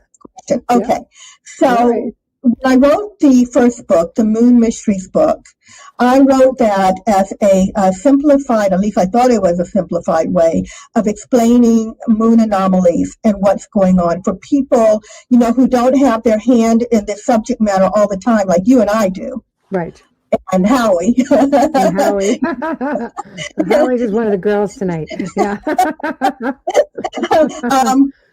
There are people out there who have no idea that there are strange things going on with our moon. So long story short, the moon has been showing signs, have been showing anomalous activity since, as far as we know, since the time of the telescope. When the telescope was created, right away, the astronomers were seeing activity on the moon. They were seeing strange lights moving across the moon. They were seeing shadows, mist. At one point, one astronomer said he thought he was seeing insects, like, a swarm of black insects moving across the lunar surface. Mm-hmm. And so it was considered science at that time that there were people on the moon. They believed that the moon was inhabited, and they called them Selenites. I can't ever say that word correctly. Please excuse me. And so these lunar inhabitants were thought to be going about their business. These scientists believed, just like we do on Earth, it was a thing. So here comes the modern era. And our scientists said, well, there's no life on the moon. There's no atmosphere. Nothing's going on in the moon. The moon is a dead rock in the sky. And they wrote it off as such. However, the astronomers continued to see activity on the moon. Now you've got these people that are seeing different colored lights, different size lights moving across, lights in the craters. But they can't, excuse me, Sorry, one of my lights just. It's like, we're talking about the moon and lights. Yeah, Okay, okay. I hope you can still see me. Okay. we can. We're good. So the anomalies continued. All right, and our scientists didn't try to explain it. They just kind of ignored it. Well, I tell you who did kind of take a look, and it was NASA. When NASA was created, they kind of said, what's going on up there? And I mean, so they put out 3 studies on what in the world could be happening up there. Now, they weren't necessarily making it public, but they did it. And one of their publications from that time, where they put all what they call transient lunar phenomena, where they put the astronomers, what they saw, the dates, the names of the crater, the length that they saw these lights everywhere, over the moon. They created a booklet on it. And you know what freaks me out is they did this. They knew something was going on up there, and they still sent, I believe that we went up, they still sent people up. So, with that said, once the astronauts went up, they found, and we have some of the pictures, and some of them have been, obscured. Mm-hmm. But we see, there are structures on the moon. We've seen pictures of UFOs on the moon. We've seen pyramids on the moon. There are a lot of pictures that got through. Right. Okay. They say, they covered up everything. They didn't cover up everything, because you can Google very easily pyramid on the moon, and it pops up and it gives you the NASA picture. So my Moon Mysteries book introduced people to all of these things, the structures, the UFOs that are seen up there, and the history of the astronauts, and the history of the Apollo astronauts going up. However, with that said, we don't know the origin of the moon. So we've got this thing up there. It's got all this activity. They've got the scientists over here saying, no, nothing can be happening, but we're still seeing all the activity. And the scientists don't know how it was created. Now, I don't know about everyone out there. When I was younger, I thought the moon had been, I thought they knew how the moon was created. I thought the moon was captured in Earth's gravity and was pulled in, right? And then a theory, they've had 5 theories out there, and they've all been dismissed. And then there was a theory of the moon being smacked by, the Earth being smacked by a planet, and the Big Whack theory, there's one name for it, and being smacked by the planet and created that way, because the idea was that a planet the size of Mars had hit Earth, and that part of the Earth was spewed out into the universe and formed the moon. That's what I thought, but that's not what it is. Right. So a lot of us think that we know how the moon was created. They think that, I also thought the Big Bang Theory was how the universe was created. That's a theory. I also thought they knew how we started on Earth. That's a theory. Man, as I've grown, I've learned they don't know. They just don't know. So they don't know where the moon came from. So I'm still going somewhere with the natural moon. You take it, girl. You go ahead. So there is a theory that, first of all, I'll just quickly go back to ancient times. I've talked about this in the Moon Mysteries book. So in the ancient times, we have a number of philosophers, great men of old, writers, who talked about a time before there was a moon in the sky. Yes. And believe it or not, it's out there. They said it.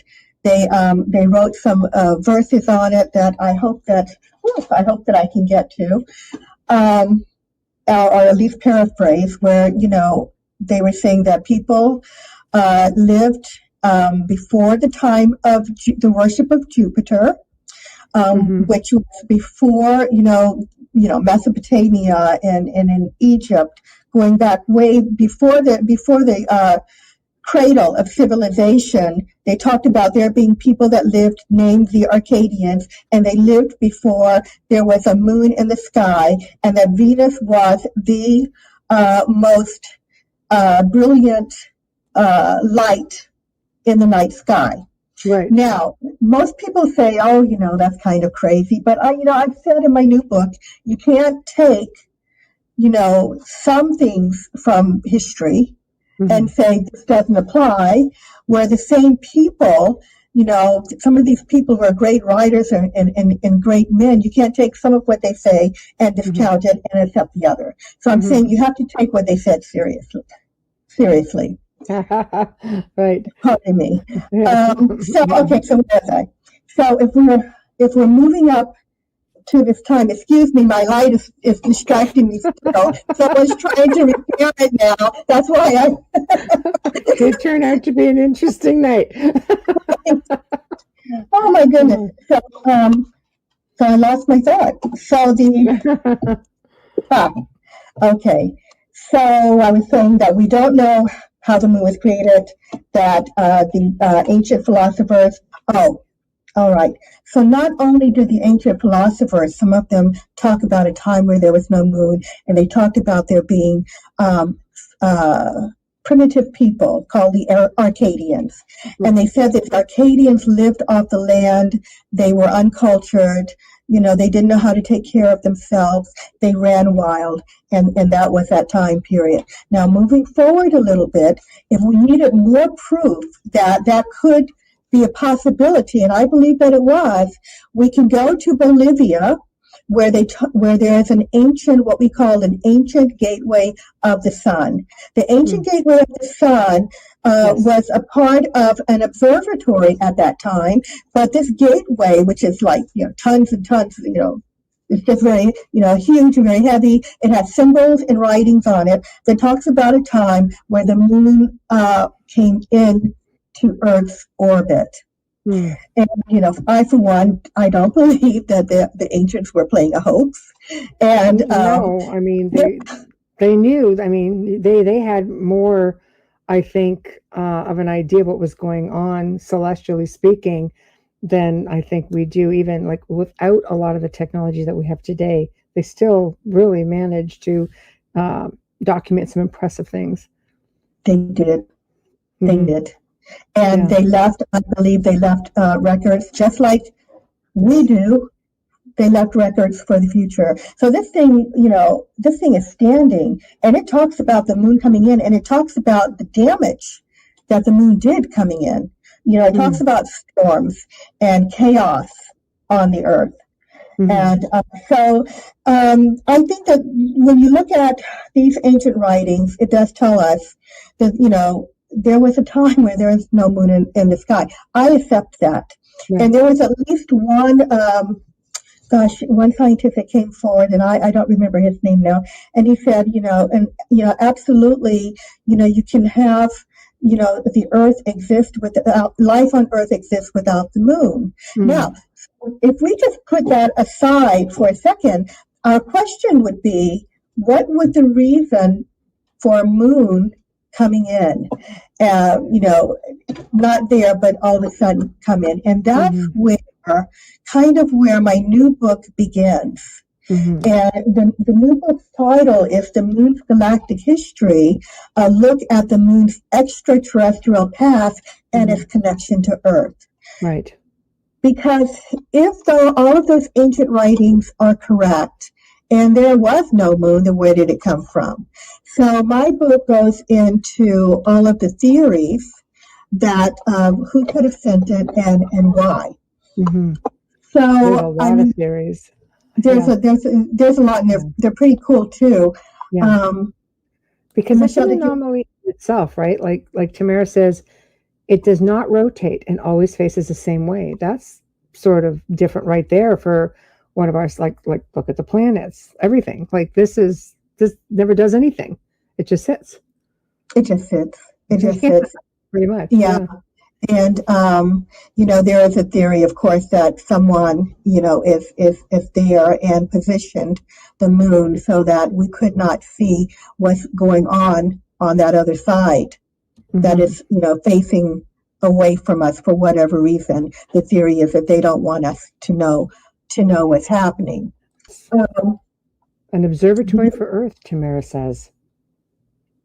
I think Constance will get into maybe some of that. Is Yeah, what if the yeah. moon is an observatory for Earth? Hmm. That's I right. think- Why Let's not? get into it. Yes. All right. Why not? Should I get into that, or should I go back to the Any way history? you start, we'll I get to all of it. think the moon could be an observatory for Earth. Yes, and I think that is part of of one of the theories of being watched and Yeah, it's one of those theories for sure. But let's see where you want to start, and we're just going to keep up. Okay, so I'm just trying to move forward. Yeah. So there's a story, another ancient story from the Zulu people. And I do have it in my Moon Mysteries book, and I tie it into the new book in that.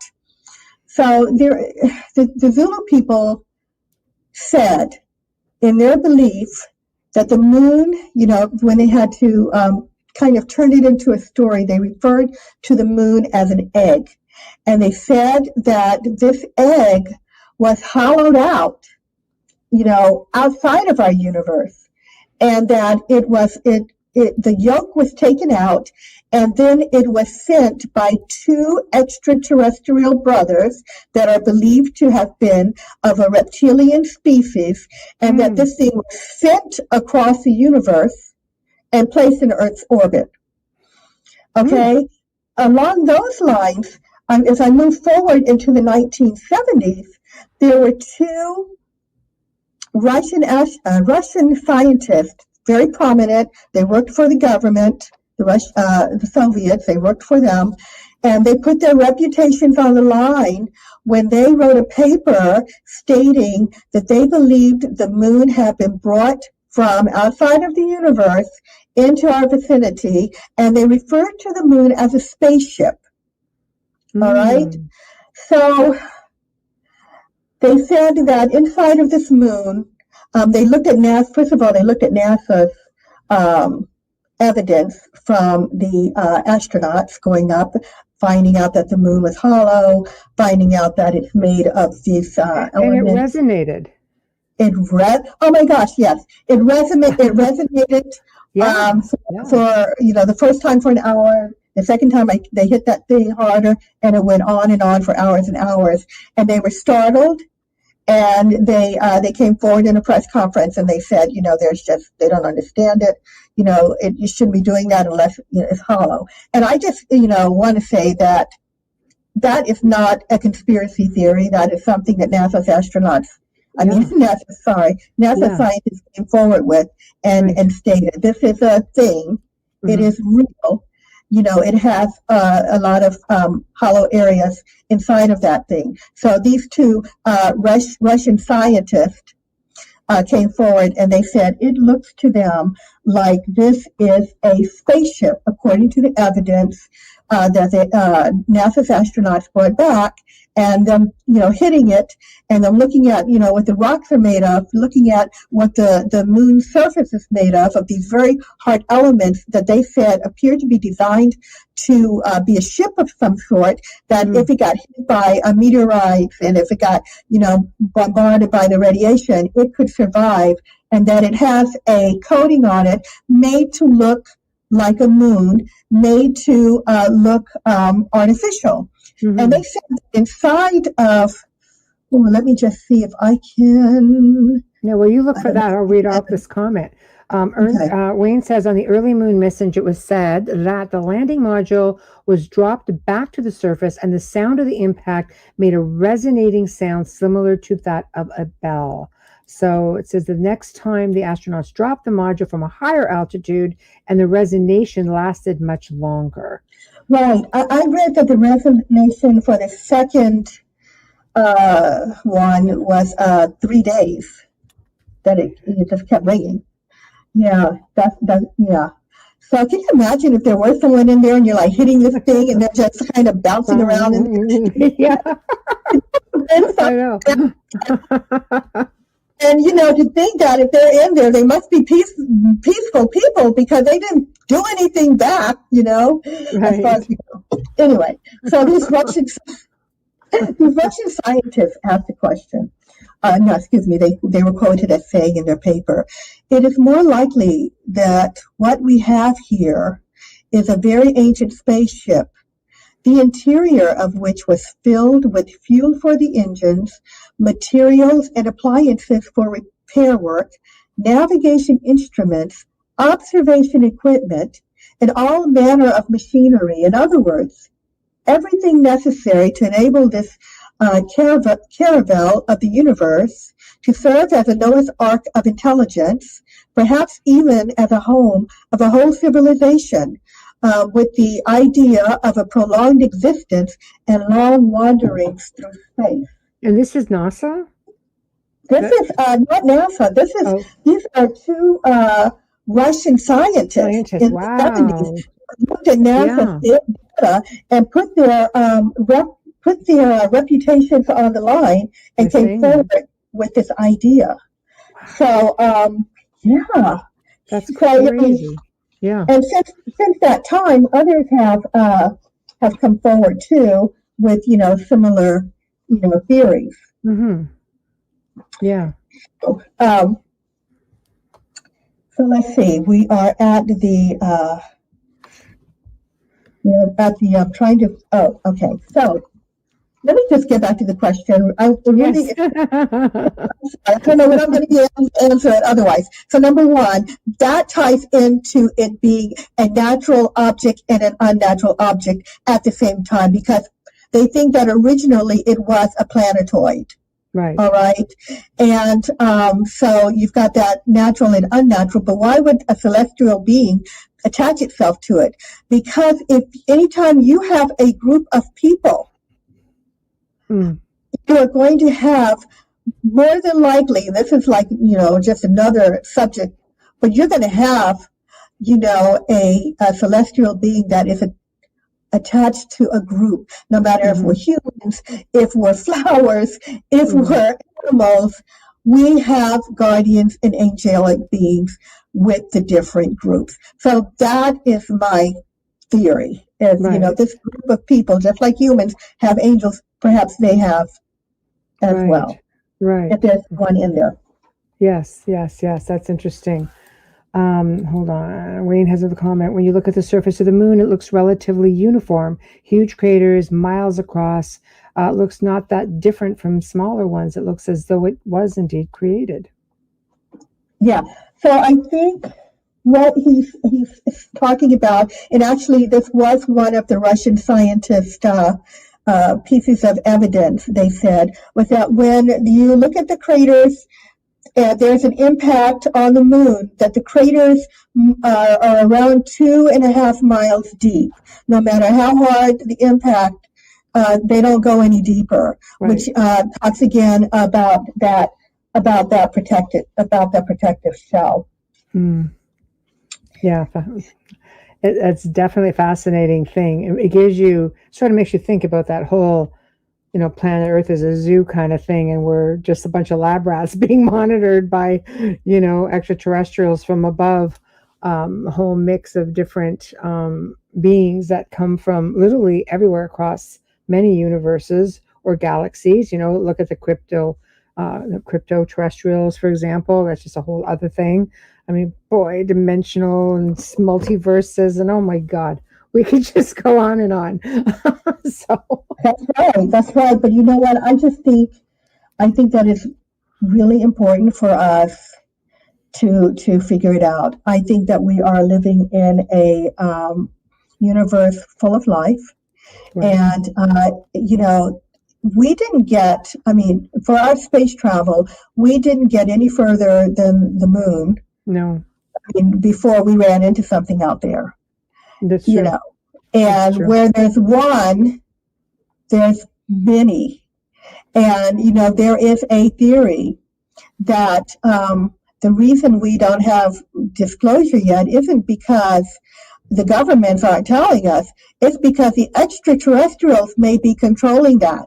They have been, so for people who have channeled extraterrestrials, people who have claimed to have gone on extraterrestrial ships, there are stories of extraterrestrials having visited governments on Earth all of these, there are many who have said they don't yet think humans are ready for disclosure. And it just may be them that are calling the shots here as to when, we can have this information made public. Although, if you look at what's going on out there today, it looks like it's coming soon. Well, I look at the last country to give disclosure is the United States. You look at countries like Brazil and France, for example, they've been doing this all the way along. Brazil actually would encourage all of its pilots, Air Force or non-Air Force, to submit their stories, same with their citizens. And there's a center that you can go to where all this information goes to that is open to everyone who is interested in doing research on extraterrestrials, UFOs. Not that the military, discloses everything, but it's a lot more than what we seem to get here in North America. France has also been very forthcoming with a lot of their information, and people have been like, they get a sighting, they've always said, okay, well, here it is. It sort of makes you wonder, like, all these other countries, so many other countries, you have those, who the allies, who all sort of think alike. But then you have a lot of these other countries that even Russia came and disclosed before, the United States did. And there's tons of stories that you can find on information that they've given throughout the years. Even Russian scientists would say, we don't have to go into space. We know how to call them. You look at the whole CE5 movement. No. Russian scientists were doing it in the 70s. Like they would go to one designated spot and call them in, and this is how they would do some of their research. It's like, so are we the last ones on board here? Like, I don't know. Yeah. Is it because the United States are considered the superpower and they're only allowed to go so fast? Maybe. I don't know, but I just have my own opinion. So. Yeah. In this new book, I put in, I don't know if you've heard of it, but the Brookings Report. No, I have not heard of that. Okay, so I have to tell you, I just got this book. Okay, good. I'm just looking at my book for the first time, so I kind of have to flip it around to find out where everything is. All right, so basically, the Brookings, I think it has to do with the Brookings Report and the astronauts going up. Two things happened. So the Brookings Report was originally titled "The Proposed Studies on the Implications of Peaceful Space Activities for Human Affairs." Wow. It says while face-to-face meetings with aliens will not occur within the next 20 years, they thought, unless its technology is more advanced than ours, qualifying it to visit Earth, artifacts left at some point in time by these life forms might possibly be discovered through our space activities on the Moon, Mars, or Venus. So they were, I don't want to read the whole thing. The long story short, they were expecting that something would happen, but they advised NASA.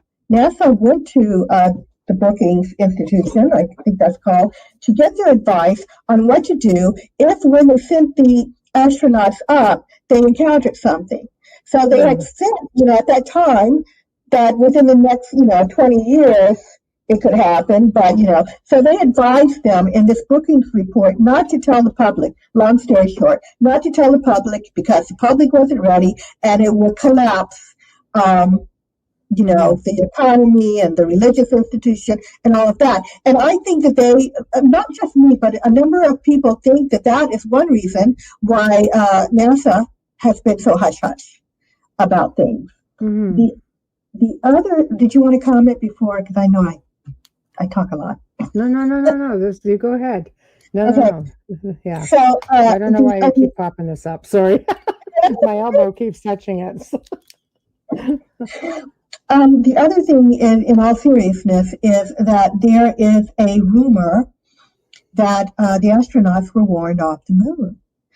And if you have a country, that have sent people up and they've encountered something and they believe that they don't want us up there, then I could see why that might be a secret by the government if that story is true.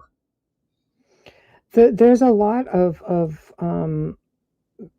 documentation about by the astronauts themselves, when they were retired, or literally upon their passing, and talking to family members. And I think also when their NDAs probably came to pass, they spoke about that. They did say that they were told that they could not return to the moon.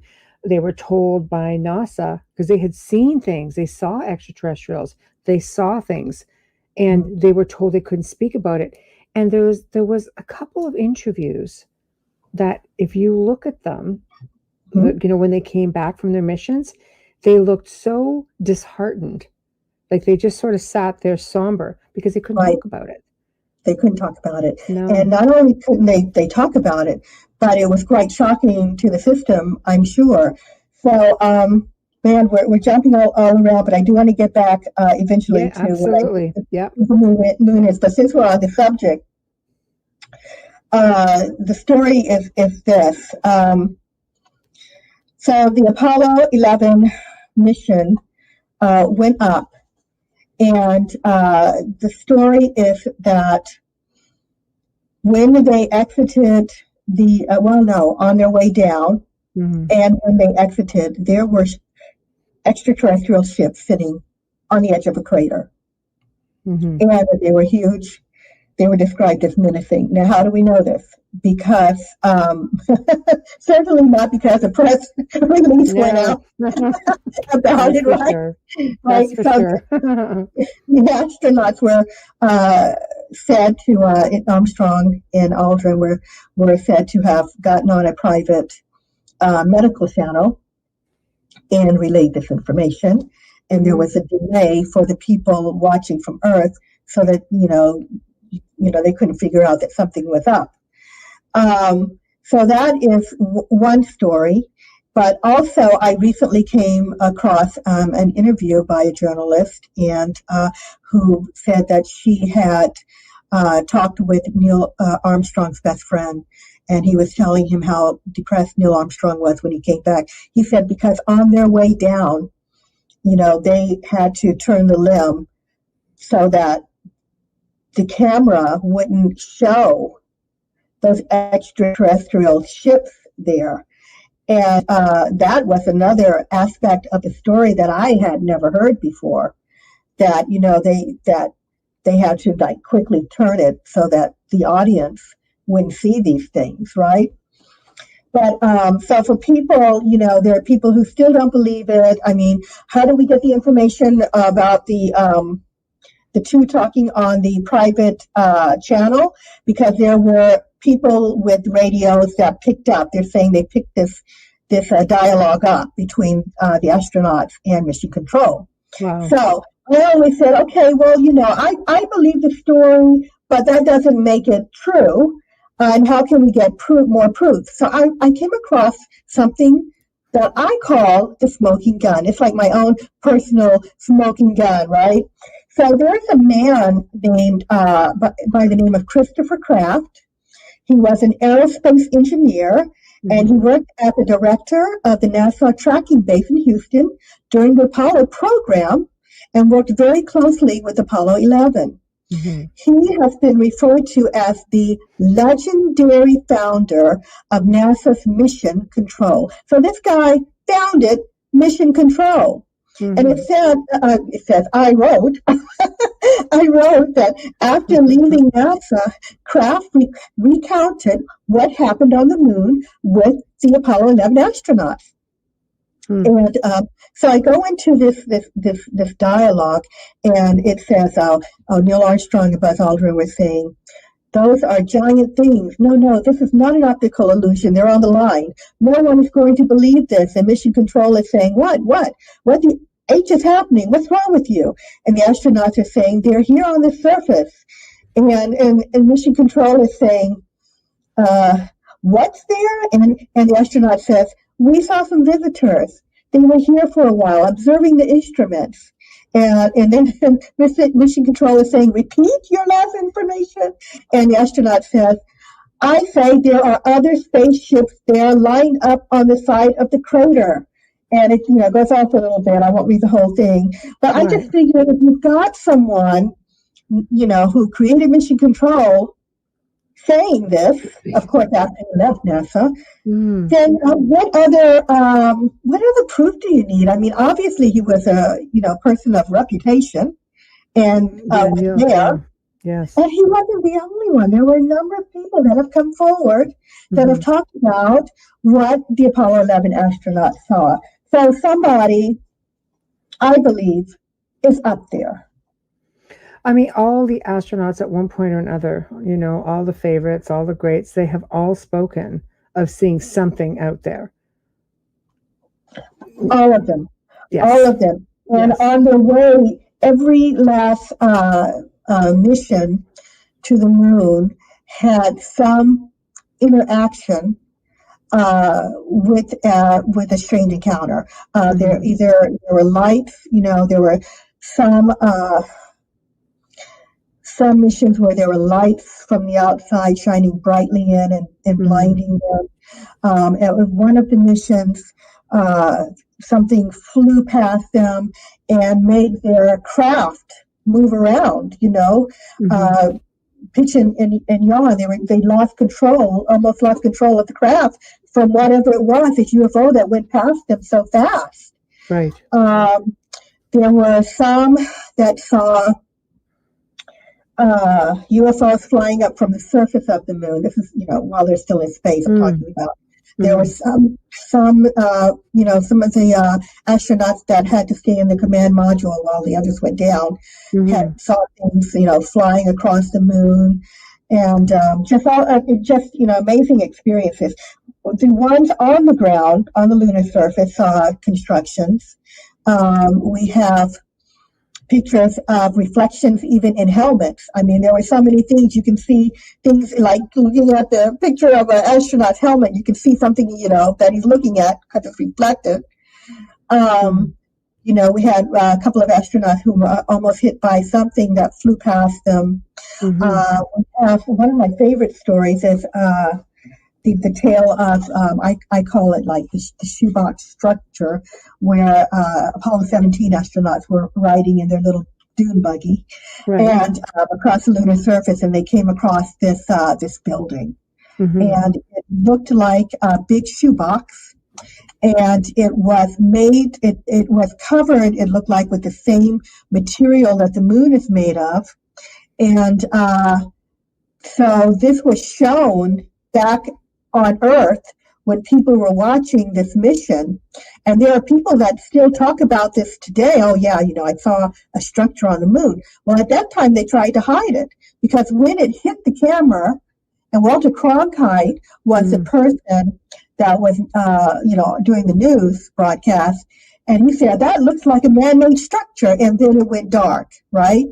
And they came back 20 minutes later and with a story for Cronkite saying that the little dune buggy, the camera on it, had accidentally taken a picture of itself.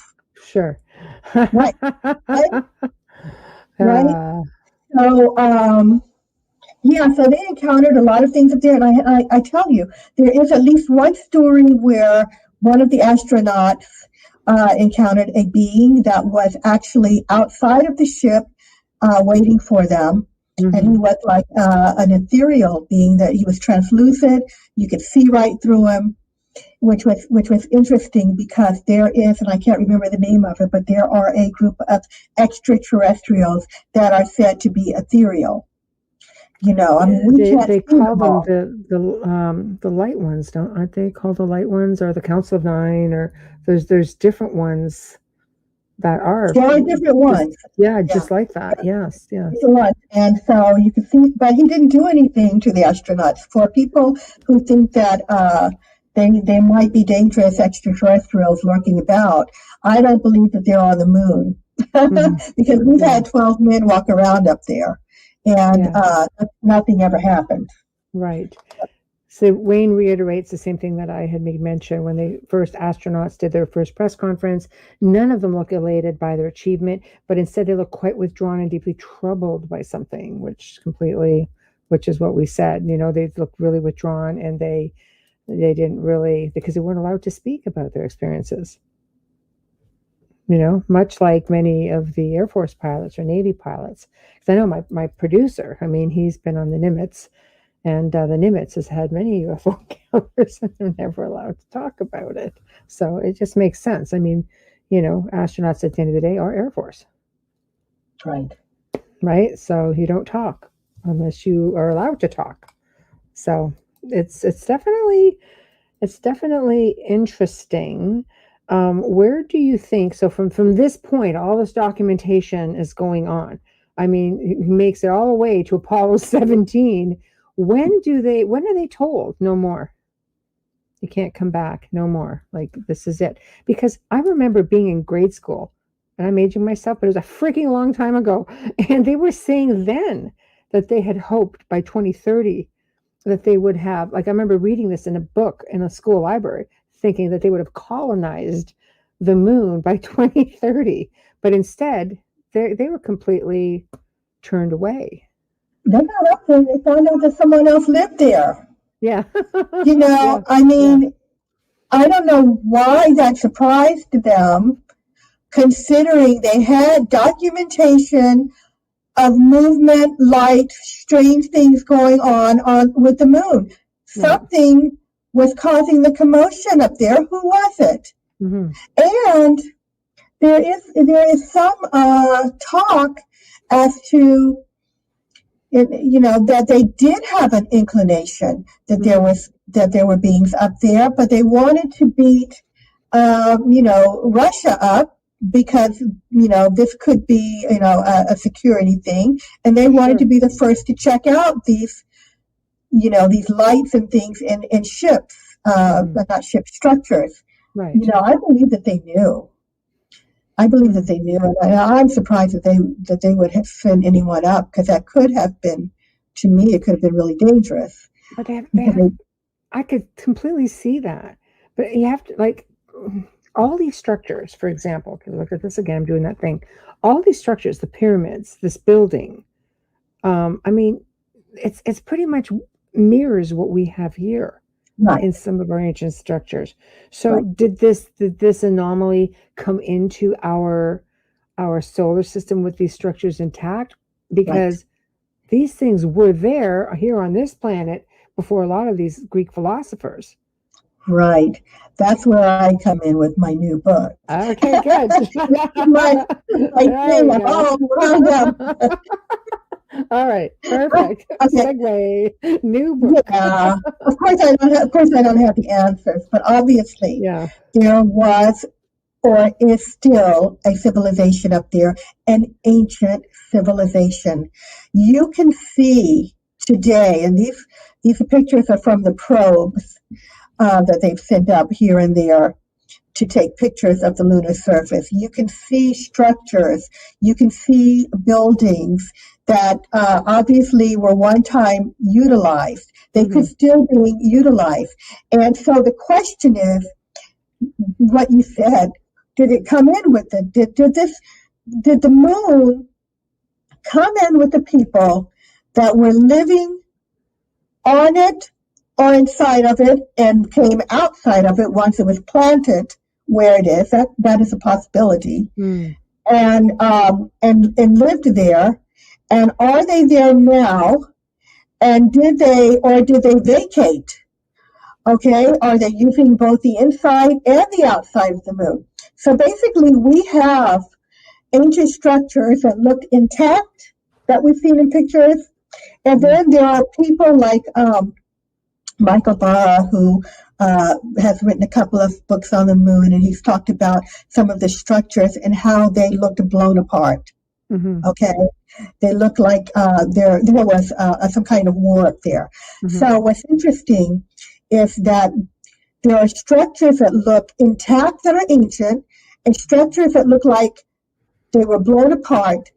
And there are craters on the moon that look like they were not created by meteorites, but they look like it was some sort of nuclear blast.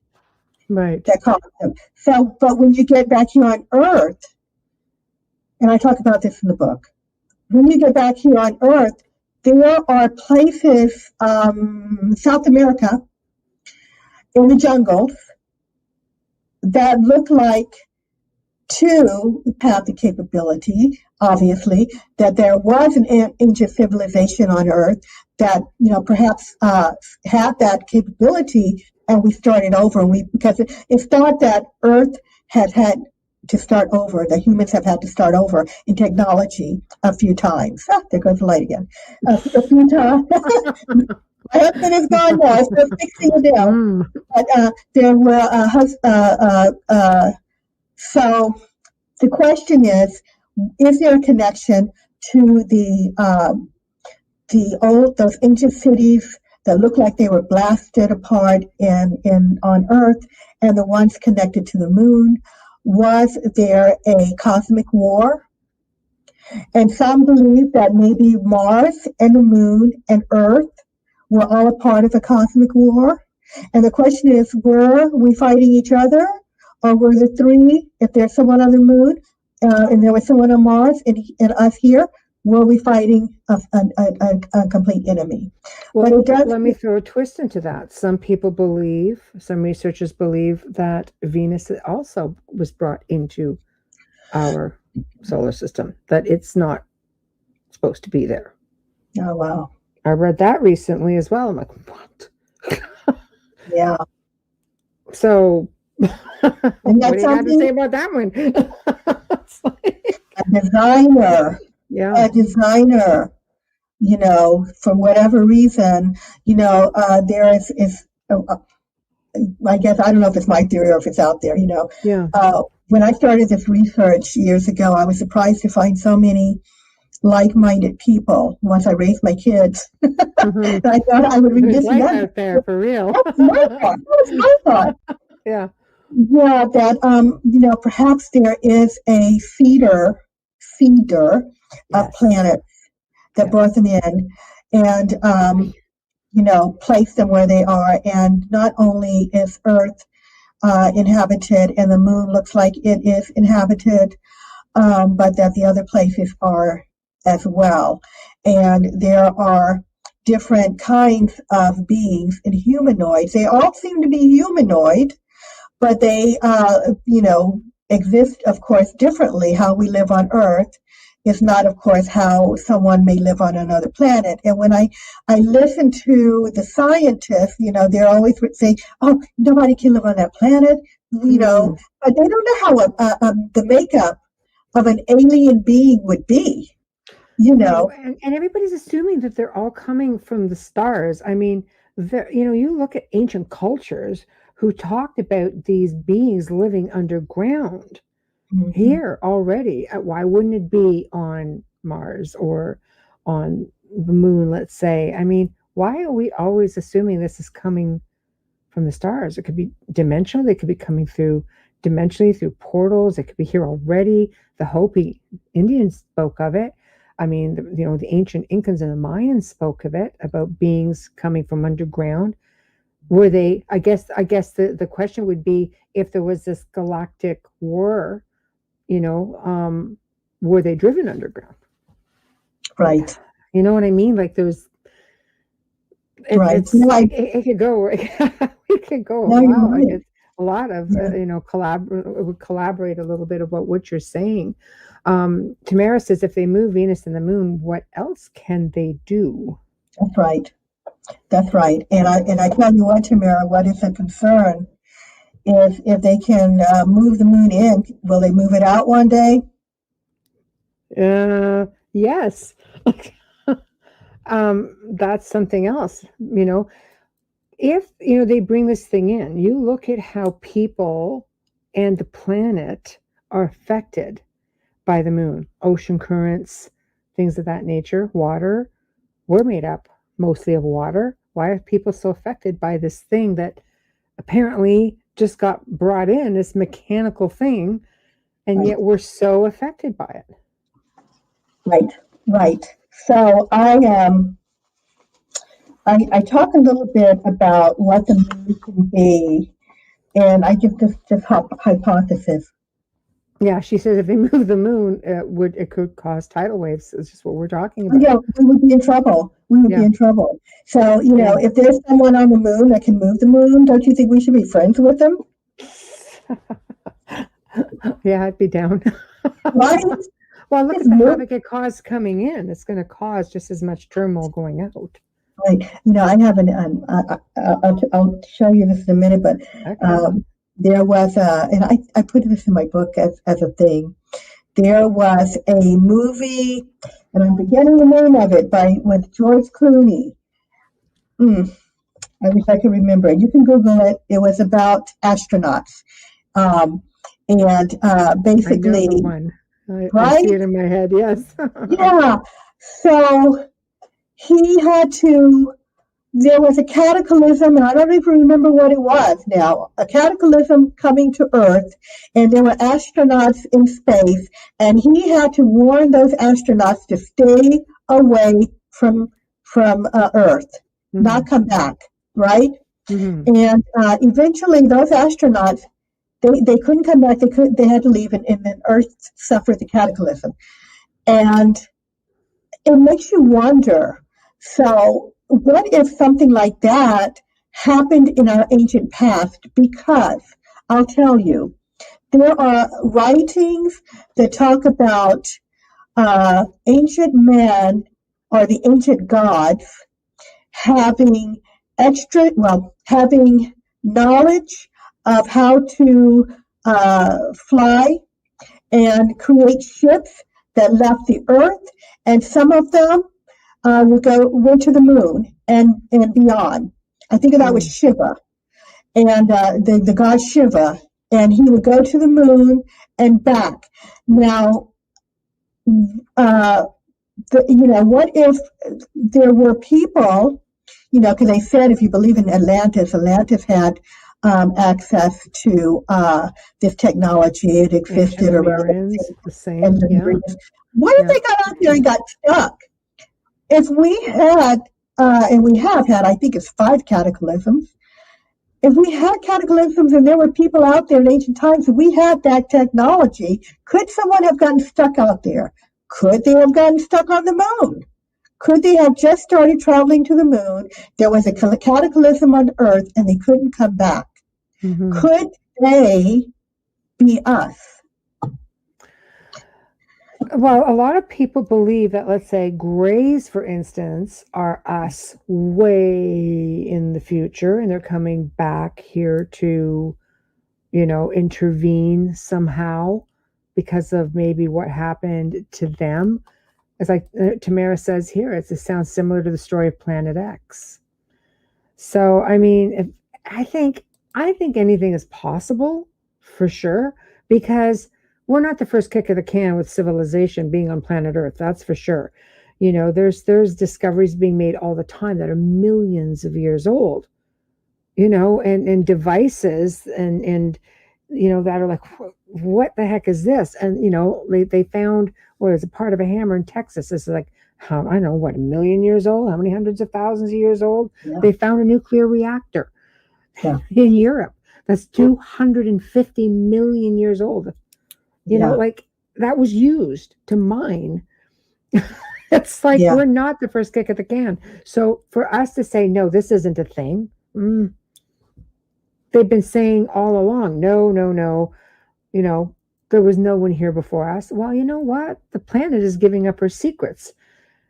And the water is giving up its secrets. And we're finding ancient civilizations starting to surface everywhere. That's just here on planet Earth. Yes. Isn't it mind-boggling to think we've been walking around all this time with all of this going on, beneath our feet and above our head, and we didn't know. We're just carrying on with our lives, and we didn't know. Yeah, I know. So. I know, it's true. It's true.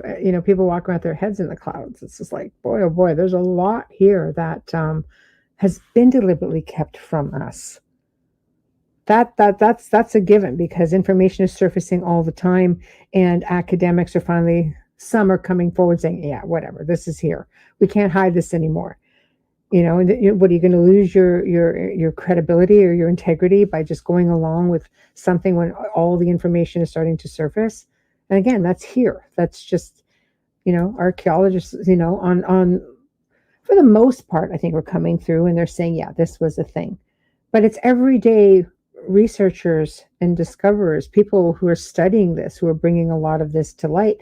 And modern day academics are trying to say, no, it's not a thing. Why are we suppressed so much?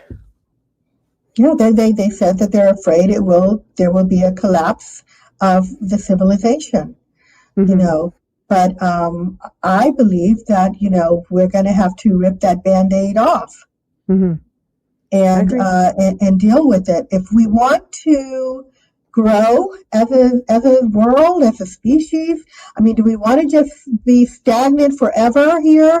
We're destroying each other. We're destroying the planet. We're, it looks like not even being stagnant. It looks like we're, regressing. And, we're still doing primitive warfare. Primitive warfare. It's just crazy. But if we ever want to move forward, we're going to have to come to the terms that we're not alone in the universe, that we have a past, where we have had to start over again. And that, don't we want to be the ones heading into the stars? Don't we want to be the ones who are, going out and, I love Star Trek, so exploring new worlds and more new civilizations? Don't we want to be those people? Do we just we want should have been? They say we should be living right now. If we wouldn't have been suppressed, we should be living in a Star Trek type of era, at least with some of the technology. But you look at Gene Roddenberry, allegedly, I'm going to say allegedly, he created Star Trek after a meeting he had with the Council of Nine. And he was supposed to meet with them again before he passed. If that is indeed a thing, which a lot of people believe it is, I'm one of them. Yeah, right. It would sure explain how advanced that series was for its time, and that was in preparation to prepare us for what's out there. Why is it so easy for us to look at this amazing program and go, yeah, Klingons, yeah, all this, yeah, we're into it, we believe it all. But yet when it comes to real life and somebody who's a serious researcher goes, okay, hey, there's this, we're like, no. Why is it so hard for people just to just turn blindly to it and go, no, that can't be a thing? You dig it on Star Trek, but you just don't want to think it's a real thing. Allegedly, a lot of this was given to him to ease us into this age, and all of the suppression. We've never made it to that age. Maybe we're shifting realities, man. We're just living in a lot of reality that sucks. So, Yeah. So I don't know. But you've got connections here. You've got this ancient connection for these extraterrestrials to planet Earth. So I'll let you take it from here. Again. I was enjoying listening to it. Anyway. I want you to talk as much as you can about your book, because I think it just looks fascinating. So I'm going to piggyback on what you said about Gene Roddenberry, because the Gene Roddenberry story is one of my all-time favorite. So I've connected one of his shows, Star Trek shows from the original in the 1960s. And if you're like me, you'll know this one. It's my favorite one. The name of it is For the World is Hollow and I Have Touched the Sky. So because I know that Gene Roddenberry was meeting with, a person that were channeling extraterrestrials, and yes, I believe that Star Trek was based on that. I also heard that some of his scripts were possibly based on what he had learned. So in this episode, I liken this episode to the moon, and to the moon being hollow. So Captain Kirk and his crew were on a mission to stop a asteroid from hitting a Federation planet. And this asteroid is, speeding through. Well, I guess it was speeding through space. And I don't know if it's slow or going fast, actually, but it was going through space, and they were told to stop it. So they a few of them beamed over to the asteroid, and they were shocked to find out that it indeed was not an asteroid. It was a spaceship that was designed to look like an asteroid. It was camouflaged, and it was camouflaged because it had people living inside. And this was what we would call a generation spaceship.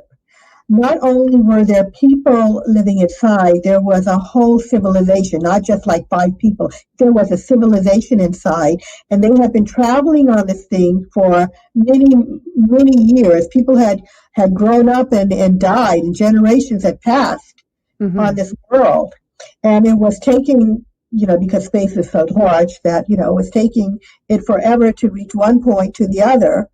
And so there was a man on it who was telling the captain that when he was a child, it's one of my favorite things, it's in my book, pictures in my book, I was so excited that it made it in, that in Star Trek, and he's saying, I climbed up, and I was able to sneak, because they were not allowed to leave the interior only, and I climbed up and I looked, and I was on top, and I know that. He said, for the world is hollow, and I have touched the sky. Oh, no. Sounds like the Truman Show. Just a little bit. And then he was struck dead. Right. He was struck dead right there for saying it. Right. And so, I just wonder how much information Gene Roddenberry had, because we are saying the same thing about the moon, that there may be people, are they separate? But anyway, what was I going to say? So the generation ship is a hypothesis of what the moon could actually be. If it came in and was a civilization of people that maybe were running from a sun, going up or going over, or supernova, or whatever the term is, where they're leaving because of a catastrophe on the Earth, and that's why the moon came in. That would be an escape ship. That's what I have in my book. I talk about that, and I likened it to like Noah's Ark, where this escape ship took a bunch of people, maybe the best of the best, maybe DNA samples and all of this stuff, put it into the ship and moved it across the universe, and it decided maybe the Earth's orbit was the best place, for them to park. Someone had a theory that maybe it even broke down and they couldn't move anymore. Yes. It's, let's face it. You have astronauts and scientists who have all experienced this thing resonating, sounding like a bell, a planet or a celestial rock formation, anything you want to call it, isn't going to do that. So there's got to be something to it. Or otherwise, what is this just all a story? Is it all something else to just fool the masses? Right. You've got too many people kind of going, no, this happened. This is a thing. We saw this. We experienced this. We heard this. But yet, we are led to believe something entirely different. So what's up with that? Because when you have all of these philosophers who are saying, no, it wasn't there, then all of a sudden it's there. So who is it? Were they just not talking about it? Was it just, you talk about the stars, why would you not talk about this big celestial thing in this night sky? It just boggles my mind. I don't get it. This reminds me of a Star Trek quote that I had to share. We don't know what it is. So in my book, I had a bit of fun and I put data from Star Trek.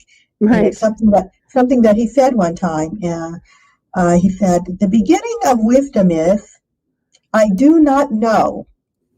He was looking at something alien. "The beginning of wisdom is, I do not know. I do not know what that is." The beginning of wisdom is just admitting when we don't know what it is, and then you get out and you try to figure it out.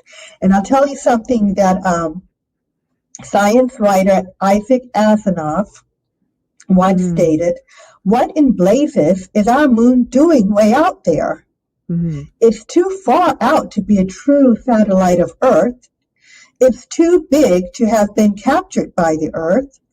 The chances of such a capture having been effected and the moon then having been taken up a nearly circular orbit about the Earth are too small to make such an eventuality credible. But then, if the moon is neither a true satellite of the Earth nor a captured one, what is it?" So, still, nobody knows what it is. Right. It's the anomaly yet again. It's the anomaly. Yeah, yet again. So we talked about it being possibly an escape ship. The other thing, and this kind of fits into the escape ship category, would be the city ship.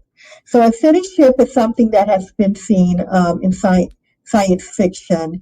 And when Gene Roddenberry was listening to this channeled information, he was basically told that what the beings were on was a city ship.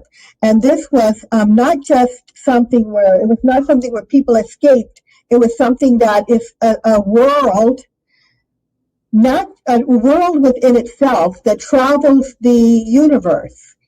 Not for any other reason than that is where they live, and they're trying to help people, and they're trying to do science, and that I think the city ship was more than what we saw in Star Trek. I mean, it had a place for farming, and recreation and living and habitats. It was just different than the escape ship scenario. So that's one theory, and they just for whatever reason decided to be here. And the thing is, there have been ships seen, UFOs now today, these days, leaving the moon in large crevices. Have you seen these videos of them coming and going, as if they are going home, into their world,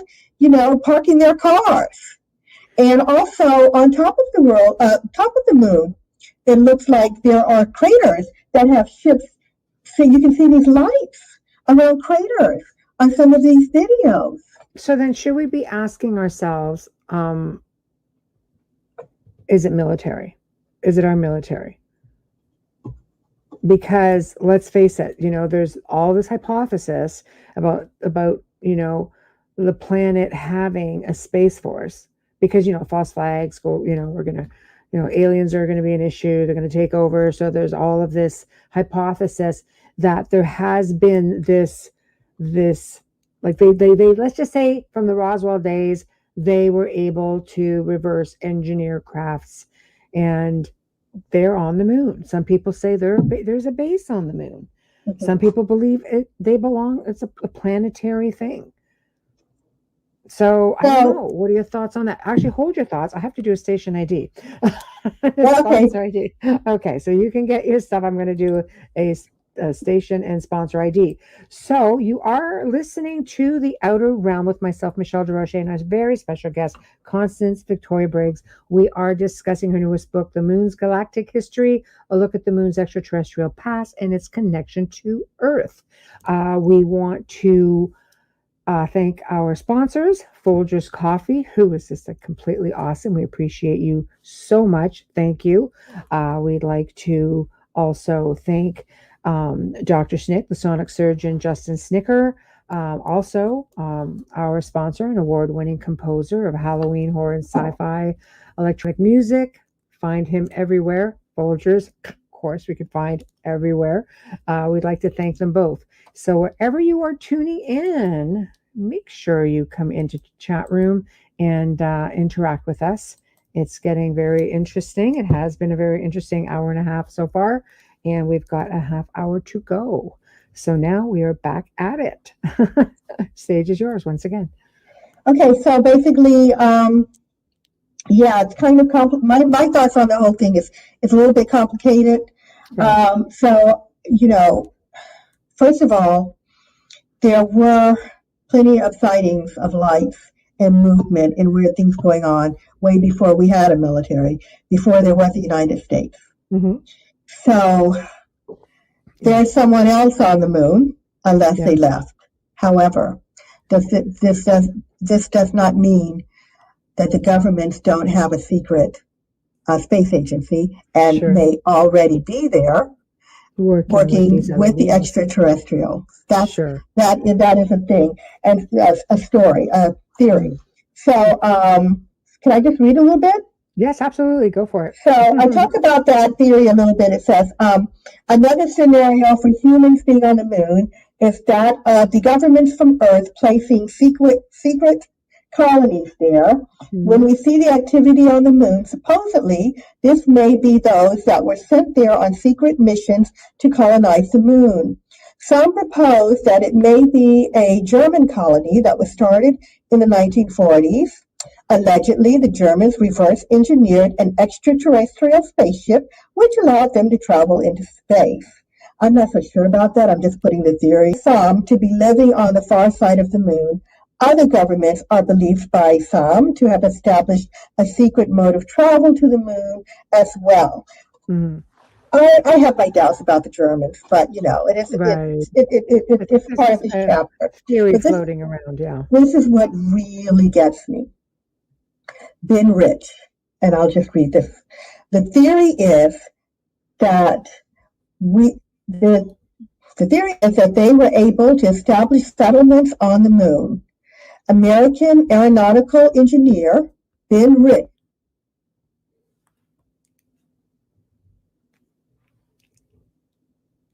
Oh, Constance, you're frozen.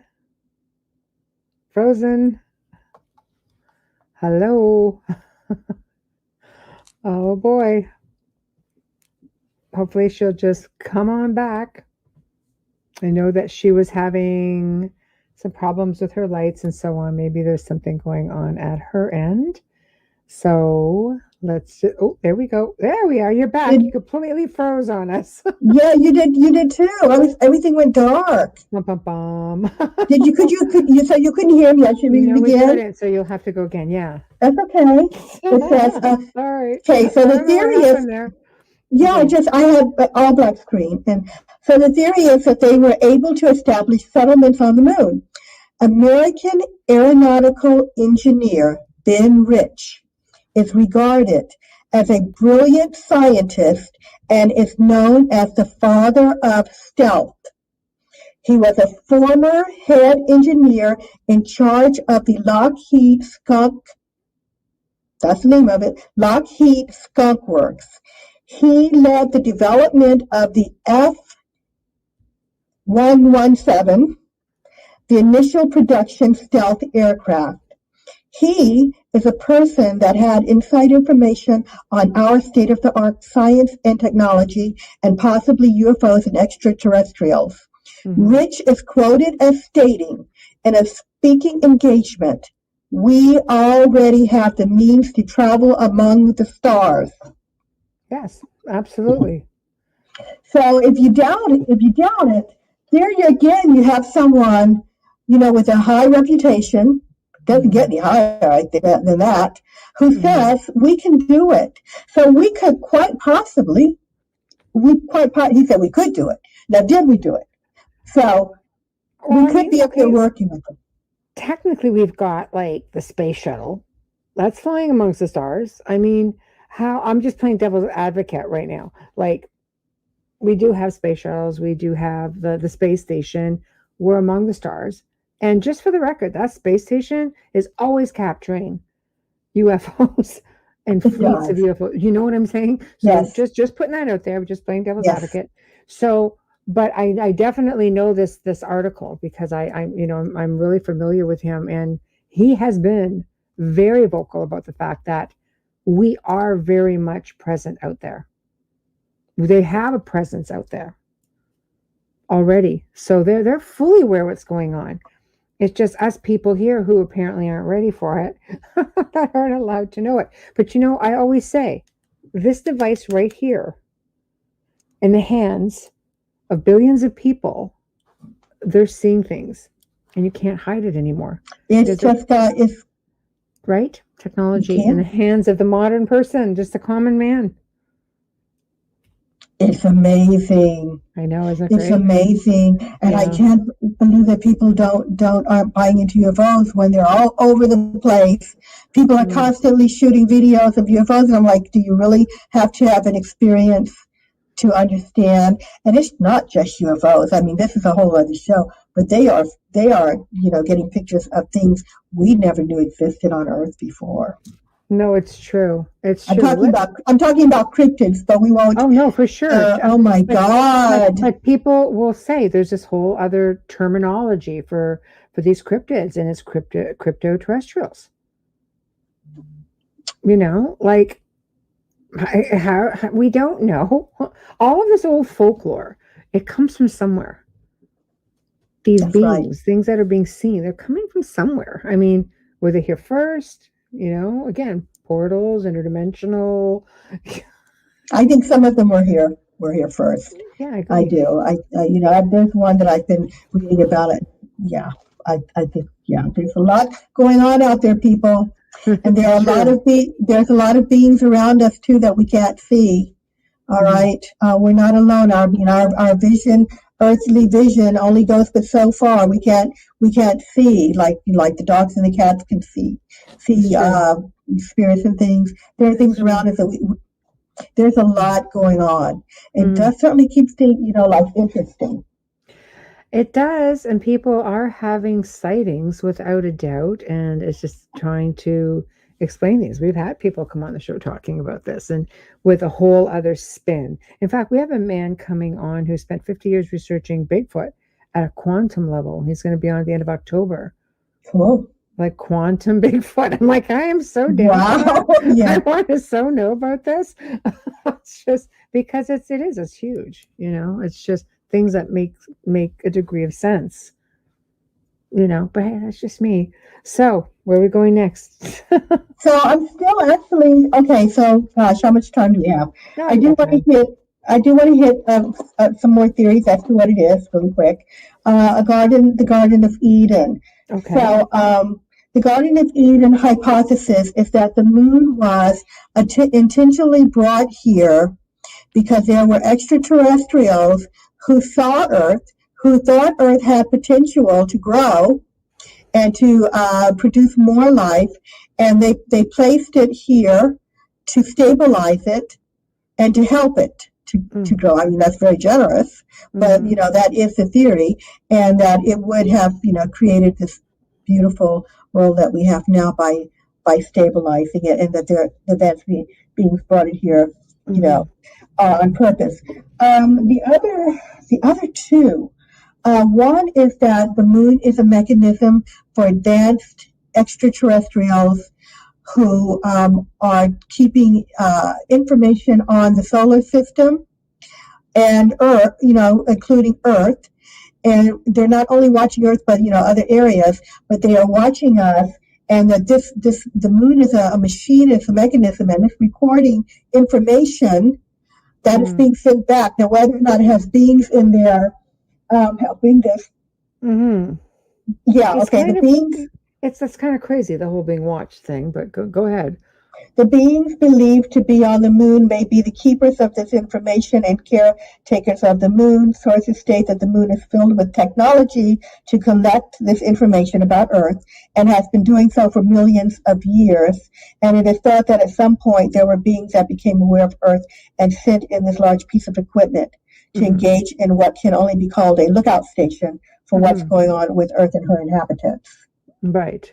So that's something. It's definitely complex. Tamara says there's a myth stories of aliens coming to Earth to mine gold and man is their created workforce to which they created. And I mean, we evolved much faster. The theory is we evolved really fast and, in a pretty short period of time on the grand scheme of, of time. Totally. So, I guess you could pretty much look at that as a pretty strong possibility. Yeah, I mean, the fact that also, there were beings that helped us along. Oh, I just want to say that, please remind me to get back to Tamara.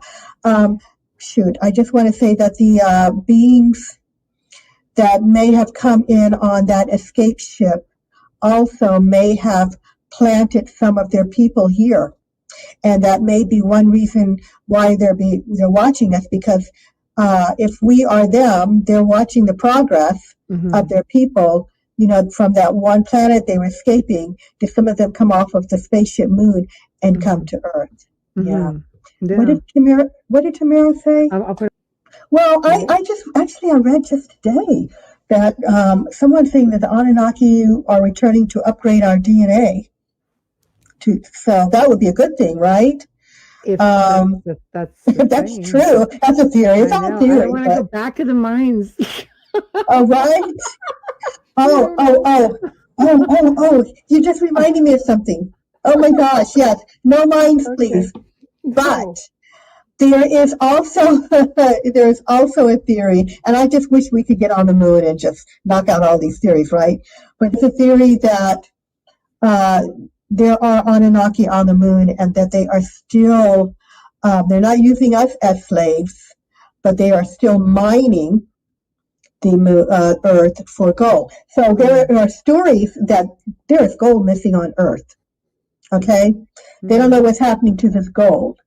And there have been ships seen coming and going from Earth. They know from the water and for water, and they're wondering if they're also, taking gold and taking it back to the moon, and that the moon is the place where they are sending it from to Nibiru.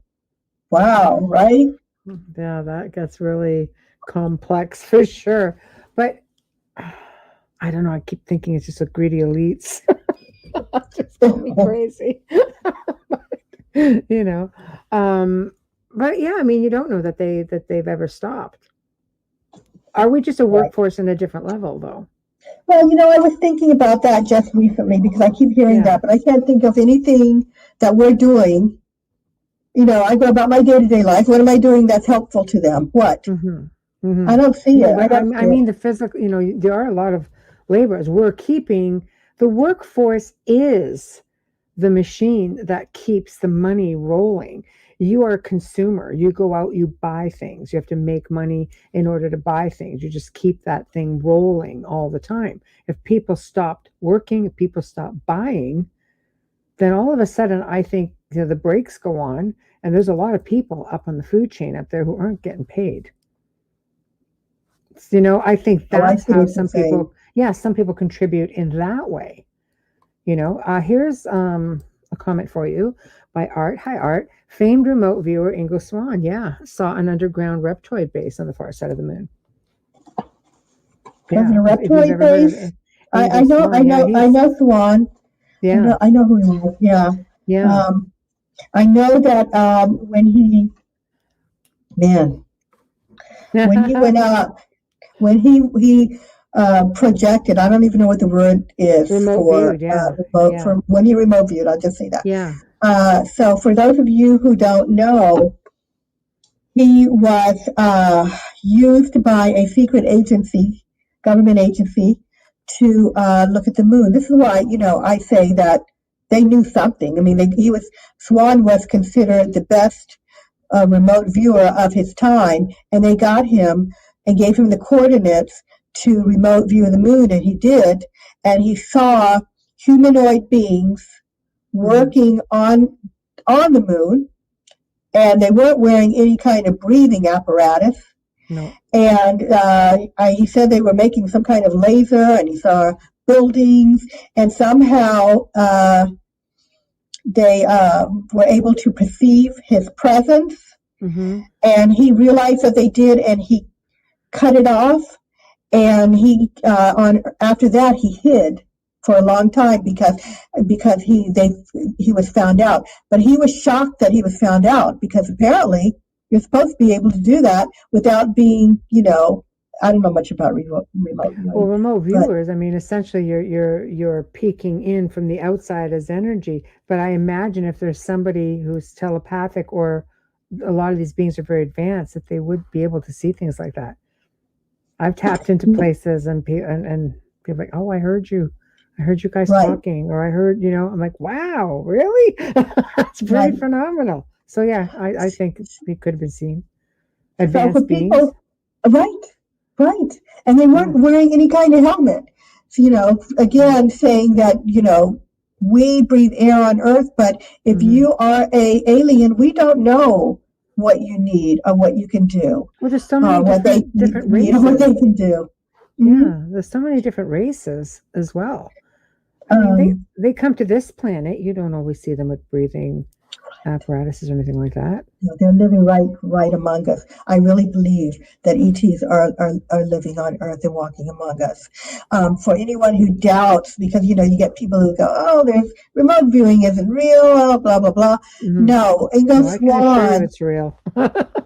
I can assure you, it's real. He remote viewed Jupiter and found that ring around Jupiter.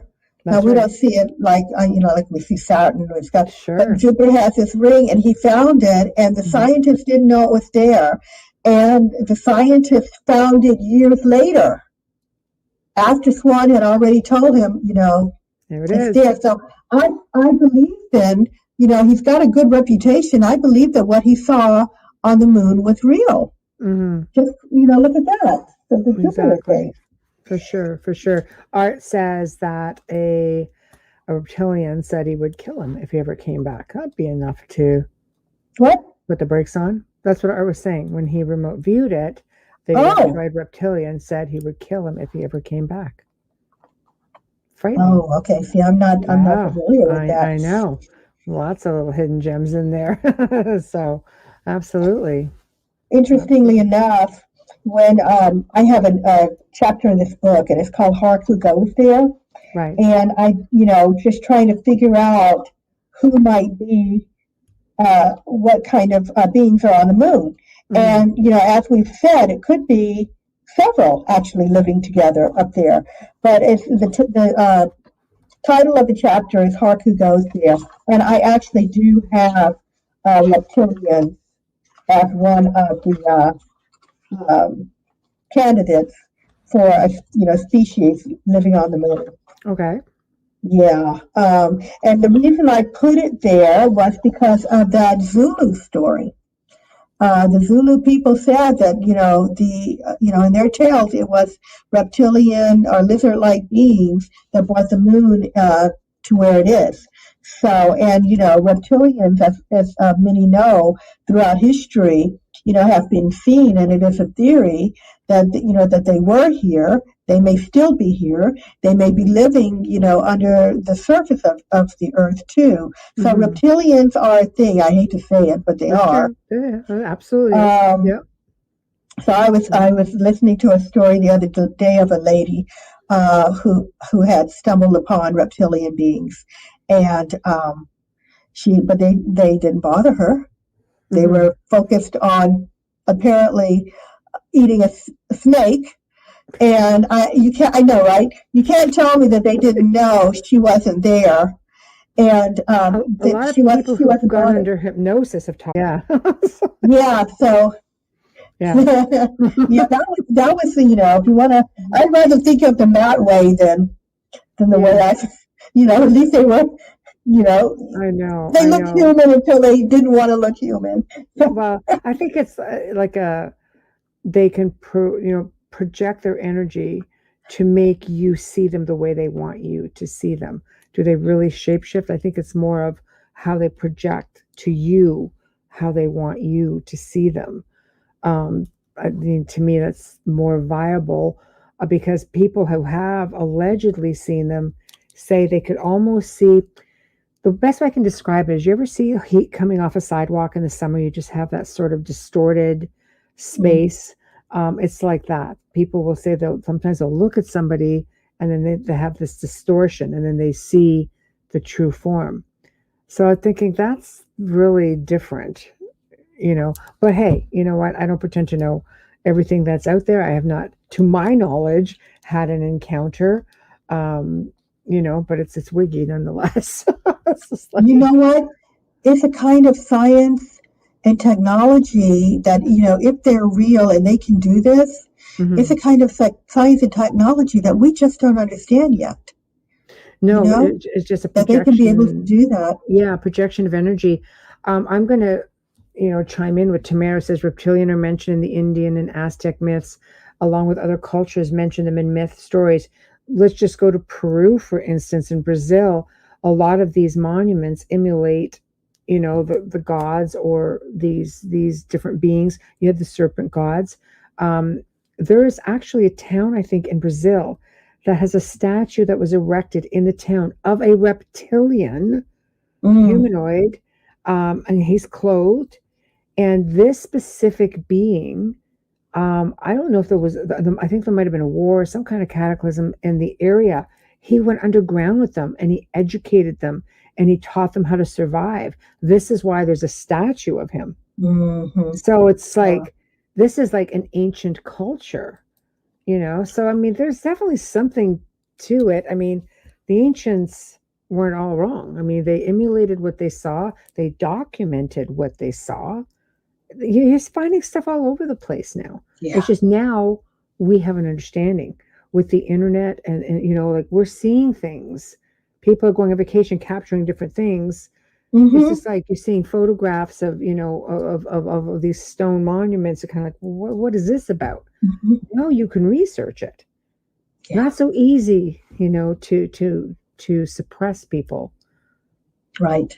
You know what's interesting is that I keep, hearing about, and I believe this is true, that there are people who have come into this world at this time from elsewhere, from maybe, you're from another planet, and they come in here because it's a time to educate humanity about what's really going on.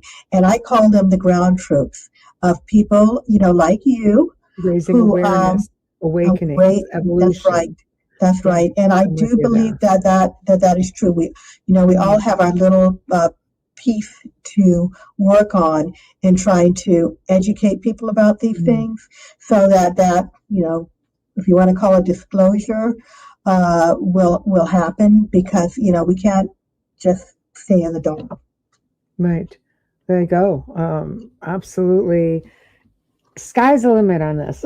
And we are nearing the end of the show. We're 5 to 11 already. Like that just breezed like fast. It's hard to believe we've already like covered almost 2 hours. But I want to thank you for coming on. It was a lot of fun. It was really informative. I've got your website up here. It's also in the show. So anybody goes to it, all of that information is there, along with your bio and the name of the book, like everything. So thank you. Oh, you're welcome. And I'd love to do it again in the new year, maybe on one of the other topics in the other books that you have. Oh, okay. Yeah, that would be fun. I love coming on your show. I'm so lucky. It's my second time, and thanks again. Oh, we have a lot of fun. It'll be great.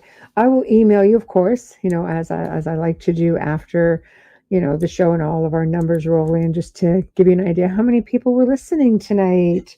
Okay, thank you. Can I just say one thing really quick? Promote. Go. Well, if you're on Facebook, I have a Moon Mysteries page. So go to the Moon Mysteries page. I'm always putting up videos and information and stuff on there. And there's a Cosmic Mysteries with Constance Victoria Briggs. That's new, that I'll be utilizing. So you can go there too. And that's it. Okay. So, and you've got the website, ConstanceVictoriaBriggs.com. Go find you there. If you have any questions, they can reach you that way as well. Yeah. Thank you. Okay. Thanks, everybody. Where can your book be found? Can your book be found on Amazon or the Amazon? You can get it. The Moon's Galactic History. Very easy. Okay. Yep. Nice and easy, guys. So thank you, and thank you, Victoria. I will definitely reach out to you as soon as all those servers come in. Okay, thanks for having me. Bye, You're everybody. welcome. All right. Bye. Well, that was just a boatload of fun, guys. Wow. Thank you so much to Constance for joining us this evening. Huge thank you to Folgers Coffee for sponsoring the show. Big thank you to Dr. Snick, Justin Snicker, for sponsoring us. And of course, what can I say? I'm speechless. This is just so much information, but a lot of theories. Take everything with a grain of salt. Do your own research. It's always just mind blowing. Learn something new every day. You may just be surprised at actually what is out there. So no matter what viewing platform you guys were on this evening, please subscribe, like us, join the group, whatever it takes. Just show the support. We do try very hard to bring you guys the absolute best information and the best guests that we can. Everyone here on the United Public Radio Network, has a lot of terrific shows. So please show us some love. And if you want to get a hold of us, again, we've got people going over to the group pages. Guys, I know that I can't. It's not humanly possible for me to get to everybody. We're super swamped. I have different social media, and I just Facebook alone brings me over 100 messages a day between all the group pages and the just my regular messenger. I just can't do it. So please go to the outer realm contact@gmail.com, the outer realm contact@gmail.com. You want to be a guest on the show, you want to recommend a guest on the show, you want a topic, you'd like to see certain things, just message us that way. It's so much easier that way. You will definitely get a response, but also just know, like, I can't guarantee, that, yes, I can get everybody on the show. We're booking months in advance. So it takes a lot, but tell us why you want to be on the show, if you want to be on the show. And then we can start from there. But we do have a waiting list, and we are booking well into January, February right now, with bookings going out through the whole year. So, please bear that in mind and be patient. Now, tomorrow evening, we welcome back Peter Penagor. Honestly, he is one of the fan favorites here on the Outer Realm. He's going to be discussing, we're going to keep in with the theme this week. He's going to be discussing UFOs and extraterrestrials. And he's got a lot of phenomenal information. And like I said, people love him. So he will be back on tomorrow night. So until then, I hope you guys all behave yourselves. Not that long, not that far off. So we want to see everybody back here in chat. Thank you to everybody who's been in chat. We see some new people in here, and we're always just so pleased to have you all on board. So thank you. We will see you tomorrow night. Good night.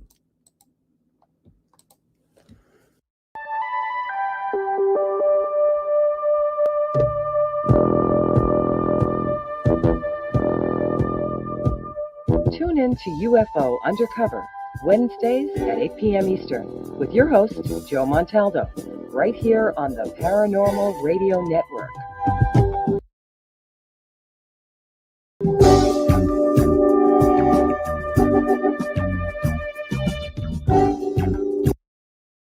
I had enough. Well, you drove out there into the middle of nowhere and had some sort of loud verbal display challenging ET in general out in the middle of nowhere? That's what I was doing. I actually had a pistol in my hand at the time. I was really ticked off. When I was having this fit, I was waving the gun in the air, okay, and I had this fit. And at this moment, I said, okay.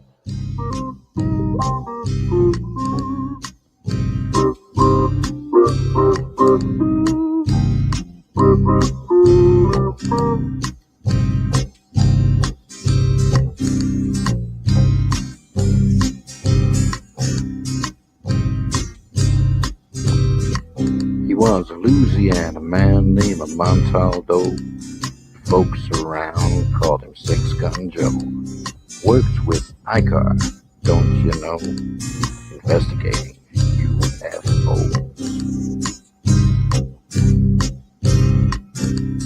Out for a drive with a gal one night, they stopped to check out the reporting site.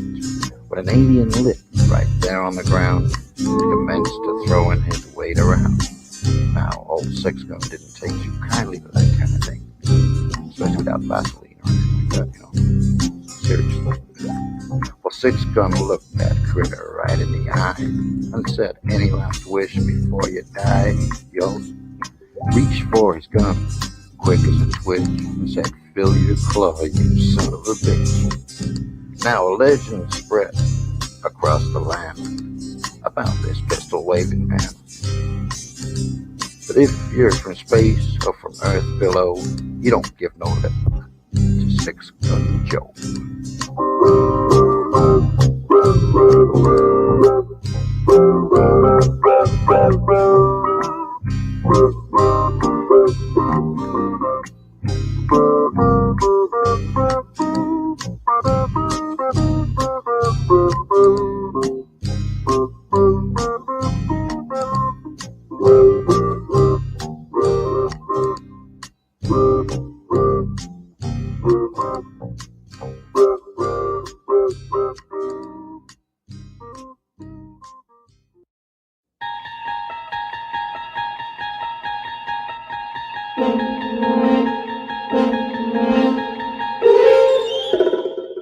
You're listening to UFO Undercover with your host, Joe Montaldo, right here on the Paranormal Radio Network.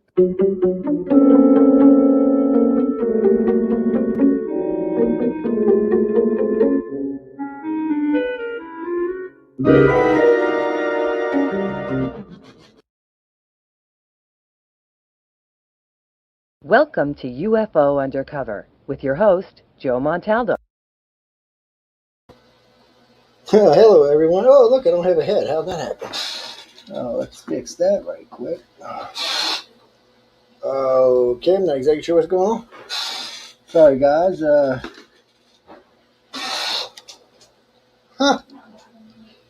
not knowing what to tell you. I guess the camera decided to go wonkers. This thing was set just a minute ago. But anyway, welcome to UFO Undercover. I guess we're not going to have any cam tonight because apparently it's going to be aimed at my good-looking tie all night. I'm not sure why. It's way up in the air, so it actually should be looking straight towards my face. Let me see. Is there anything I can put this on right quick? Yes, I see that, Jessica. And you know what? Maybe I can set it on this. Hold on, guys. So y'all don't have to hear all this rustling. I'm going to stop the mic for a second.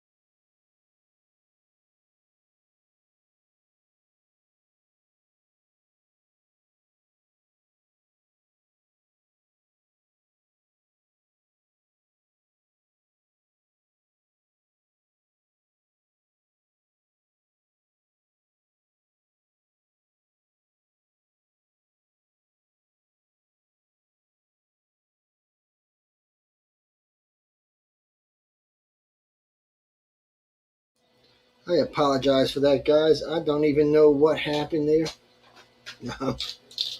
The other camera just is out. So again, I apologize. Oh, come on, really? You gotta be fucking kidding.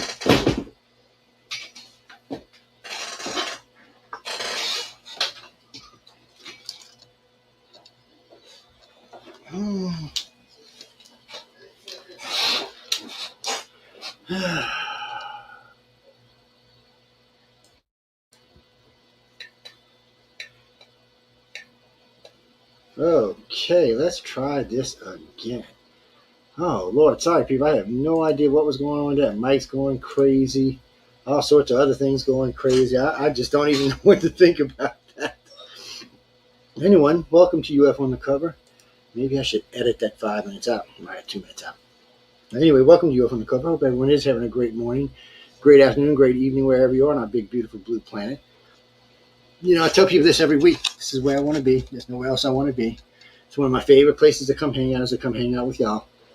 And just talk and chit-chat and do guests from time to time when we're in the guesty kind of mood, you know, things like that. But anyway, tonight's topic is, what does the government know about extraterrestrials, part 2? And what really does our religious leaders, what do they know? Do they know more than our government? You know, that's a tricky question, isn't it, since they've been around a lot longer than our government has been. Well, to answer a question from earlier tonight, think about it. The Catholic Church is, what, 1,000 years old, 1,500 years old? I'd have to go actually look it up.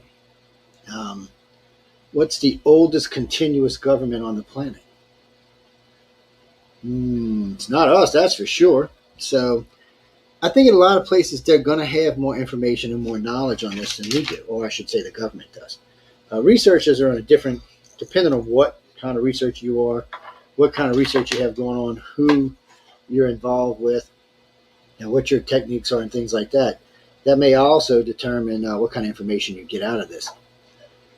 Over the years, you know, I've talked to a lot of ufologists, a lot of ufologists. I mean, I've talked to everybody who's anybody at least a dozen times each on air. That's not in private or at conferences or anything like that.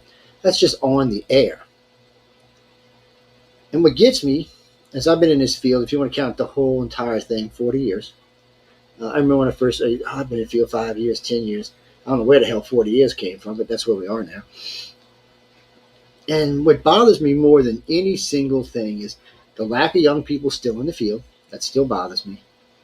And the fact that we really haven't moved forward in ufology.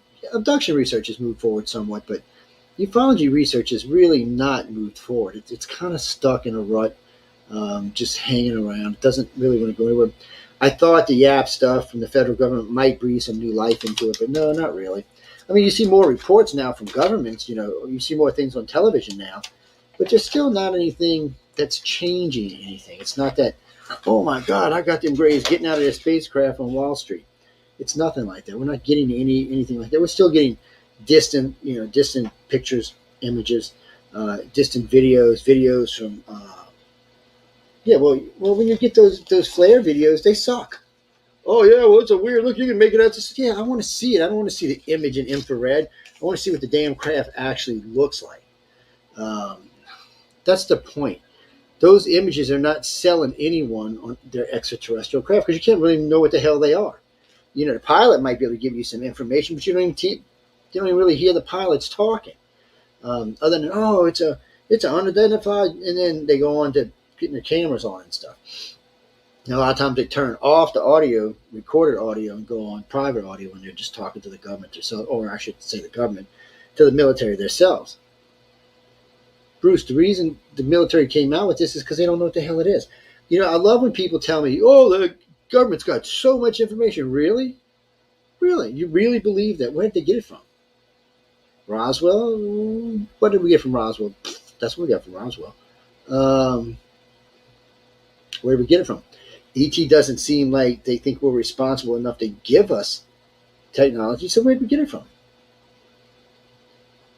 Where did we get the information from? ET's not really telling us nothing. They don't consider our governments to be any consequence. They proved that many times over the years with flyovers over the White House, shutting down nuclear facilities in 4 countries.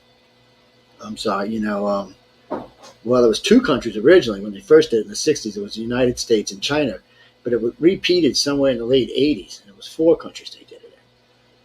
Look, obviously they don't really fear us or think. I mean, they don't fear us in the fact that our technology can harm them anyway. I don't think that's what they're looking for anyway. They're not really looking for a confrontation because we would lose and they would win. So that's not really what they're after. So again, how does the government get this supposable information? I mean, I hear stories, I hear bullshit from some of the top ufologists in the field, none of which they can prove, by the way. Oh, my source this, my source that, my source this. Well, I have sources, but I don't really use them for y'all because it's more for my own person. Well, I can't prove who they are, and I don't want to sit here and tell you I have this source, that source, that. All I can tell you is I was in the military. I got a high security classification.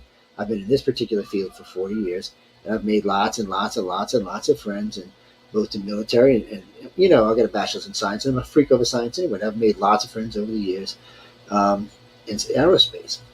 I'm a geek at heart, and I can speak geek, so it's fun for me. And over the years, I've met lots and lots of people. And since I have such high clearance, I'm not a threat to anybody. I can't, if I see something, even if they let me see something intentionally, or even if it's by accident I see something, it's not a threat to them. I can't say anything anyway. So it's a little different for me, but, I enjoy doing this because I am looking for the truth like everybody else is, but I'm tired of the bullshit. There's so much more bullshit than there is truth. One, the government don't know squat. And there's 2 ways you know this. One, they're out there trying to get the public to tell them what they think and what they found or what they see. Get me some video, get me some information, get me this, get me that. We know Bigelow went out there and was paying MUFON to get him information, and military abductions. Those 2 things prove the government knows squat. They have no idea what their agendas are. They just know they're coming here and taking our citizens, and occasionally they benefit from it, or occasionally they don't. And what I mean by that is the government gets these ideas sometimes to go mill at people, and sometimes the Greys that are reptilians and humans go take them back. They don't appreciate the government having those military people, or I should say those contactees or abductees. They don't appreciate it. They don't figure you have any business with them. You don't know what we're doing to them. You don't know what this is about. And we're not going to let you stress or harm the people that we're already stressing and harming because you're nosy. So they don't tell the government squat in all these secret meetings and secret. Why? Why would a group of Greys need to meet with any president? They've already proven handedly for the last 100 years since we've been tracking it that we can't stop them. We can't even do anything about it. We can't slow the projects down or anything. Aliens just go about and do whatever they want. They infiltrate our bases and we just let them go on our bases because there's nothing we can do about it. All we can do is play along and hopefully get something out of it. But the Greys, the humans, and reptilians are not inclined to tell the U.S., Russian, Chinese, or British government what they're doing here. They're not. One, they don't trust them. Would you trust any of these 4 governments I just mentioned? Would you trust any government on this planet for that matter? No government around today is trustable with any of this kind of information. And wouldn't you think if you did get it by some means, you should immediately go public with it and say, hey, this is what we just found out. There are aliens visiting our planet, and they are taking our citizens, and there's not a damn thing we can do about it. And any information that you can help us to stem the tide, give it to us. But they'd rather sneak around and slurk around and snatch citizens from wherever, hypnotize them, give them sodium amythol, sodium pentothal with a good hypnosis. Man, I could get you to give me every secret of your family. Easy, too. And then by a hedge on, I could reprogram the whole entire dream for something else. And, they have people been doing this all their life. I'm good at it, but I'm nowhere near like that. I mean, they've been doing it their whole lives. And if you have a good telepath and you can do a passive scan of an individual while you have this going on, Jesus, the amount of information you can obtain and the things you can put back in a person's head is unrealistic. It's just insane. Denise, no, hypnosis is not dangerous in most people's hands. Most of the time, when drugs are not involved, hypnosis is a tool to recover memories or to see faces or see events of something that you caught out the corner of your eye, or the license plate driving down the street that you can't make out the last 3 numbers. It's really good for those kind of things. It's good for a lot of recall stuff. And if you're into past life regression or into regression hypnosis for extraterrestrial visitation, that's fine too. But those kind of when you hypnotize people that way, they will generally not do something they would not normally do in real life, in a waking life. Now, I can bring you down pretty deep like that, but still, you would not normally, do something out of character for you. Yes, but it does help you to recover those missing memories, or those locked away or hidden memories, or those stacked memories or looped memories, whatever you may be experiencing. It's different now than it was. And ICAR is the only organization who talks about this. So it's different because the aliens changed the way they did things. And by doing so, it leaves the Z-Janers and part of the millennials out in a different type of scenario. So today when they do something, they don't really have missing time anymore. You don't really hear any kind of missing time from anybody young. It's usually some kind of weird time is skewed, or it's gained, or it's different, but it's not missing time. Not like as you would think of, but the people from the babies, boomers, and the X-Geners and the older version of the millennials, they've experienced missing time and things like that, because the way they were abducted young, that was still going on. For the baby boomers, it was still going up until they were in their 50s, or probably in their late 40s. Millennials, it was their younger age, from the teens down. And for the X generation, it was prime, 30, 40 years old. So the Z-Geners will never experience that. It's not going to be part of their abduction scenario. Neither is a lot of the ways they used to do memories. Now they just use covered memories as looped memories, just something that is mundane in your head and you don't question. Yeah, I'm walking home from school. I'm out playing ball. I'm talking to my friends on the phone, whatever it might be. It's just something mundane that you're not going to question the memory. You're just going, I do that all the time, so why would I question the memory? Yeah, ICARS who broke that as well.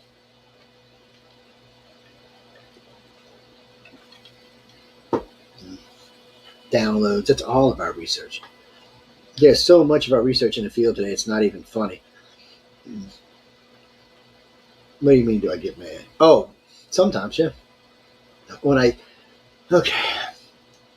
We released all this stuff, most of it on our own, so we can't fault anybody but ourselves. And we don't mind people using it as long as they give us credit for the research. But a lot of people perjure it in ufology because you're only as good as your last thing in ufology. See, I'm not a ufologist, so I would be considered an alien abduction researcher. I don't really chase UFOs. Oh, I go to sky watches and stuff like that and visitations, but it's different because we're looking for the pieces of the puzzle. Why are they doing this? Why are they taking particular family lines? How did this all start? That's what we're looking for. We're not so much worried about the technology, and that's for the government to worry about. Well, mainly because I don't think they're going to ever give us the technology, and if it ever gets in our hands, they're just going to come take it. I just don't think it's something they're going to let us have. So for me, I honestly think there are a handful of researchers, probably 6 in the whole world, that know far more than the government does. I mean, far more than the government does. And those 6 probably know a lot. If you had to give the 6 of them pieces of the puzzle, they probably know 50% of it combined, not individually. But it's weird. I was talking with a friend of mine about this the other day, and we talk about core groups. And it's weird for ufology, for abduction research. There does seem to be core groups. So there'll be usually 2 or 4 people that will make up the center of a core group. And then there'll be 8 or 10 people around them. And then there'll be 20 or 30 people around them. It just keeps going out in the bigger and bigger circle until it gets up to about maybe between 25 and 5,000 people. And there's X amount of those core groups around the planet.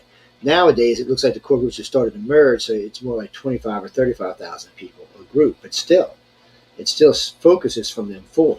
And those 4 are generally keepers, people that are involved with what the aliens are doing. They know a lot more than most abductees will find out. Keepers are very unique in the fact that they work alongside of the ET, not forced, but they want to. And they see a lot of what happens to humans, and they still stay and they do it.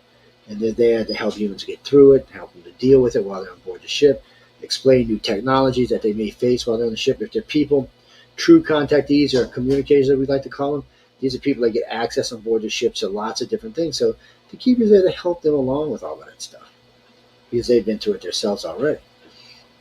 It's kind of like a human mentor in a way. Well, one, when you're on board the big ships, I imagine there are several different types of aliens you get to see. No, I don't think they come down. I don't think they're allowed to come down here. I'm sure there's many, many different reasons. One, the primary reason I think it would be too dangerous for them. For alien races along our own evolutional standards, or I should say standards, but along our own evolutional plane, we could be dangerous to them. And even one's not that far ahead. It's like the black-eyed people. Everybody always would tell me they're demons and ghosts, but I've heard many, many contactees talk about them being with the Greys. And then when we started posing questions, we found that they were just another race like us on the ship, involved as keepers for their race. You mean why were they with us? That's a good question, but there could be lots of answers to that. Maybe because they wanted to see how it goes if the abductions are the same for their race as ours. Maybe they wanted to scare somebody. It could be anything. And maybe humans get to go see them get abducted. But all that is sheer speculation because there's just no evidence other than this dream or that dream. And it's not that I write off dreams because there could be a lot of information in a dream, but it has to be a dream. One, it's got to be a waking dream, and two, generally those kind of dreams that show up in other people, either just alike or real close to it. It's like the Holocaust dream. I mean, 1/3 of all of our contactees, which today is, I think the organization's got over 100,000 people who have submitted. So that would be around 33,000. Or have the Holocaust dream. And when I say have the Holocaust dream, they have the same dream, different places, same dream. With the exception of one group dreams about this. It sounds like a military base they're on. There's like white houses and buildings, like little stores and stuff on it. Little streets. It's like a little town, village with a big 18-foot chain link fence all the way around it. No dogs, no guards. Also, they're allowed to have the blue plasma baths, I guess, to keep them safe from whatever the plague is that's running loose on the planet. But that's the only. They're still in that group because they understand what's going on. They're just like in a safe haven. Sounds like the military gathering them up to me. Well, if it is truly a plague or a pandemic of some kind that only lasts 7 days, then I would imagine if you found a group of people who seemed to be immune, you'd want to snatch them up and see what you'd find out. That's what the key. This answer here would be in a book, but that's what the other keepers do. The ones who will be left behind when whatever ends, whenever they take whoever they're taking. Well, for me, a lot of times it sounds like the Bible. It sounds like Armageddon, Revelations. Yeah, there's a great plague that comes across the planet, killing all but the contactees and anybody who's managed to get their blood into their system. Kills all those people. And it's reckoned to be somewhere around 10 billion, so that's not that far in the future. But I never put dates because I never know who's telling the truth and who's lying. And we could have a war and kill off 2 or 3 billion people. So that could be a couple hundred years, maybe even 1,000 years in the future. But whenever it is, I know there is facial recognition all over the place. The cars recognize you when they get into everybody said all the vehicles are all automatic. You can drive them, but they prefer that they drive themselves. They talk to you. They have TVs and stuff in them. They go on and on about every time you walk in front of a store, it starts talking about the product, the last product you bought, or the last product you searched for.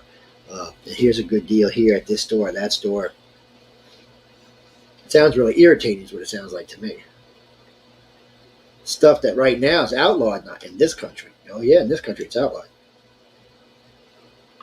Oh, trust me, they can already do it. Oh yeah, they can have facial recognition software that recognizes your face or your name, and it could just start when it hears your voice or anything. It could just start trying to sell you product.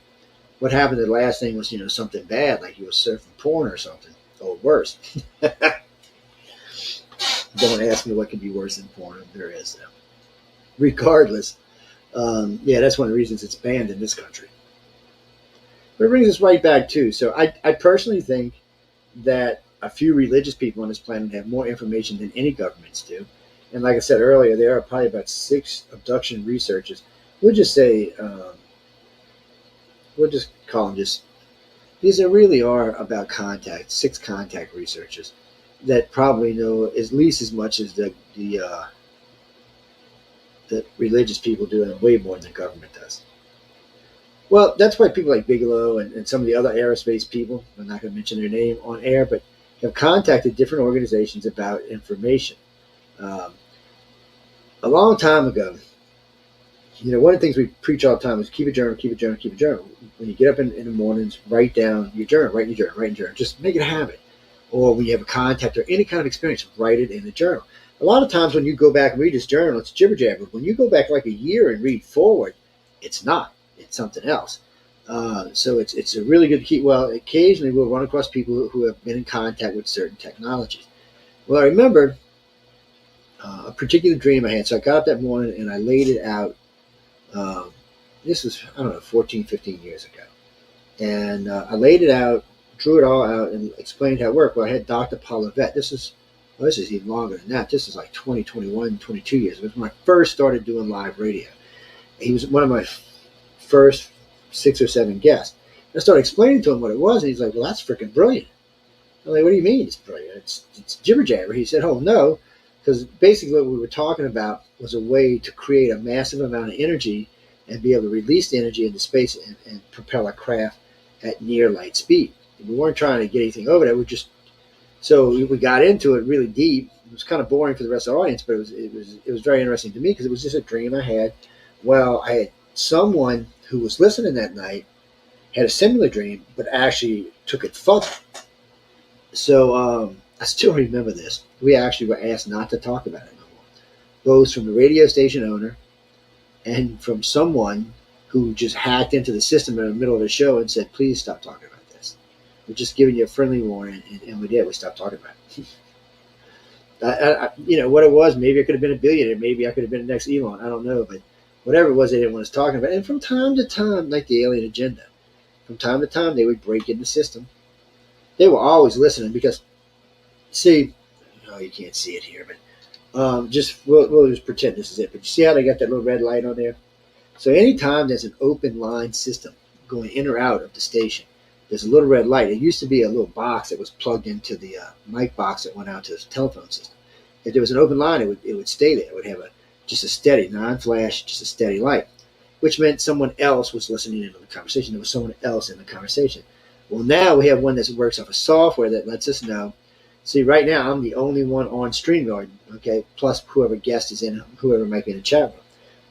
But this is showing a source light coming in from somewhere else. Someone else is listening. They've tapped into the system and are listening. They're not on one of our venues listening, like Spreaker or anything. They're not on any of them.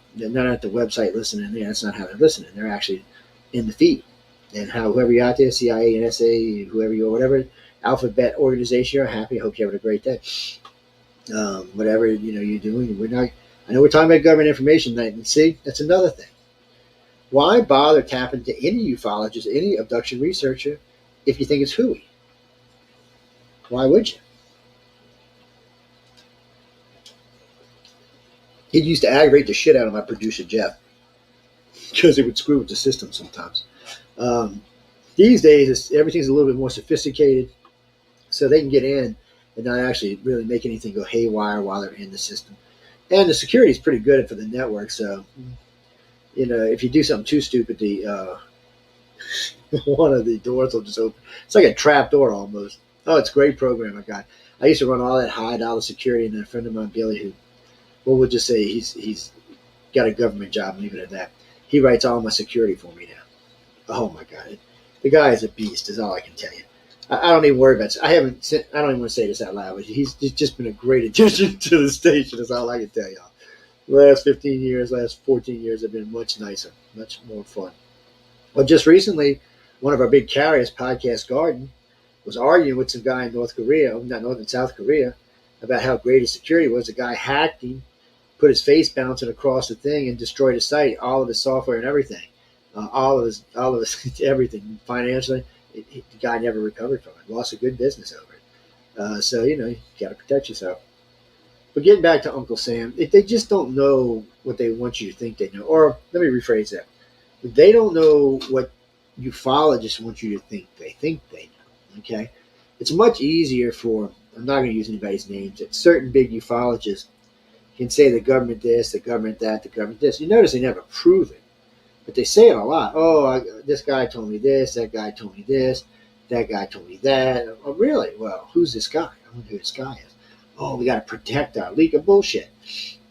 Okay, anybody can say, I got a leak. Or something. Yeah, sorry. anybody can say they've got a special person inside somewhere. It's just what it comes down to. And since no one ever produces any real proof, nothing ever really changes. You mean like Nick Pope? Nick, I don't have anything against Nick. It's just Nick said he did all this high-level stuff for the government, but okay, Nick's been in the field at least as long as I have been, or maybe a little, not quite as long, but he's been in it a long time. Does a lot of TV. Okay, anything's changed? Any earth-shattering information came out of Nick? Any of them? Give me one named ufologist, one big-name ufologist who really made a difference in the way people look at ufology. Just one. What gets me is what my regular size audience is for this show and what their audiences is for the whole year.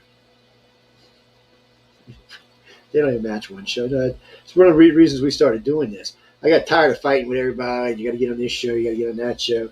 And I still do Coast. I mean, I just did Coast in April. And I could give them a call and go back. It's just, and I like Coast. There's nothing against Coast or anything. It's just, I used to see big numbers off of Coast when I go on. Maybe if I went like 4 times in 1 year, I might see bigger numbers. But it's, I just don't see the play off of that I used to play. That is my Phantom doorbell. I don't know what that's about. We installed a door cam today, and now we have a Phantom doorbell. Good, there it goes. I don't know what that is. I ain't heard all the show. All of a sudden it did it. It's like the door last night that opened up and stopped. My stepdaughter standing with us. She said a big blue orb came in her room. I don't know, weird stuff. I might have to get the girls on. Yes, the girls, the women. I'm sorry, Michelle DeRoche and Amelia Passano. Yes, they come on next on the Outer Realm. I haven't looked to see who their guest was, but I'll check before the show's over tonight. Why do I think that religious people have more information than the government? You ever heard of the Catholic Church? Just that. You ever heard of the Catholic Church? First off, Monsignor Balducci, who I met in Washington, D.C. back in, I think it was 2009. Him and I had a long discussion. I felt sorry for Paula Harris because she was translating. And it was just too much to be believed. But anyway, I mean, she had to work hard because we were having a conversation. And he said the church has been knowing about extraterrestrials since its conception, which confused me a little bit. And that they have lots of stuff down in the honeycombs. I'm sorry. Food's on my brain, people. They have lots and lots of different pieces of proof down in the archives, which some people get to go into, by the way, and get to see. Well, about 3 years later, I met the astronomer for the Catholic Church, and I was telling him what Monsignor Balducci had told me, and he agreed, by the way, 100%. Well, one of the things they told me that floored me is they said that the extraterrestrials were on a higher spiritual plane than we are. Oh, shit. First off, this was got to piss off all of my peace, love, and light friends because they think that's how we contact the aliens. Well, come to find out, the aliens are on a higher plateau. Matter of fact, they see consciousness and religion or spirituality in a different way than humans do. Well, you've been around for half a billion years, and so you might learn some stuff that we haven't. I mean, as a race goes, we're 10,000 years of civilization.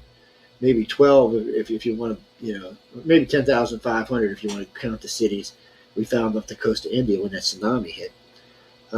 So 10,000, 12,000 years of civilization versus, 500 million years, 300 million years, a billion years. I mean, we're like insects. Humans just don't understand. These are not races that are like next to us or close to us. They're not even using what we call click and touch technologies. The Greys don't use it at all. The Greys use strictly organic technology through mental manipulation. That's what they use. The Greys and humans use a combination of. They don't use organic. They use I wouldn't call it electronics because there's no wire involved, but you would consider just like a button click technology, but it works off of thought. There are no switches or anything like that. But there are screens and other stuff. There are fixed instruments on the ships and stuff like that, where if the Greys, there's only an instrument panel if it's needed. It creates it when it needs it, and takes it back when it doesn't. It's a very efficient design. Yes, and the ships can produce their own food, their own fuel, and the Greys' food there. Well, one of the Greys' food sources there. So it's very interesting stuff, and it's far beyond anything that we're even thinking about.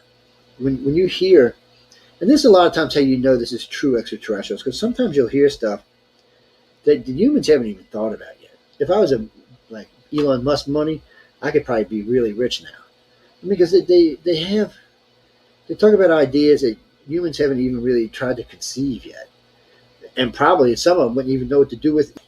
We would be lost. We'd be like, what the hell is this for? Let's tell the truth. Christy, the Greys, the Greys, I don't call osmosis, but the Greys absorb most of their food through their skin. They could, at one time they ate because they do have a mouth with teeth in it, and maybe they still do. But most people talk about a blue plasma they absorb through their skin. And the reason this is important is because the Greys really aren't gray. We don't really talk about their real color much, but anytime they absorb this food, it changes the way they look. So if they just fed, they'll have this, I don't even know how to describe it. It's a blue that's not, we haven't seen on Earth yet. When people tell you about seeing it, they describe it. I've never seen this blue on Earth before. Most people call it like an electric cobalt blue because it's a deep, rich blue with almost like an aura glowing around the alien. And as it fades out of their body, it becomes more translucent and more of a gray look than a blue look, because the body it can also make them look white. But so technically there's the grays, the whites, and the browns, or the blues, the whites, and the browns. But all three of them feed when they feed their food, so it makes them look a different color.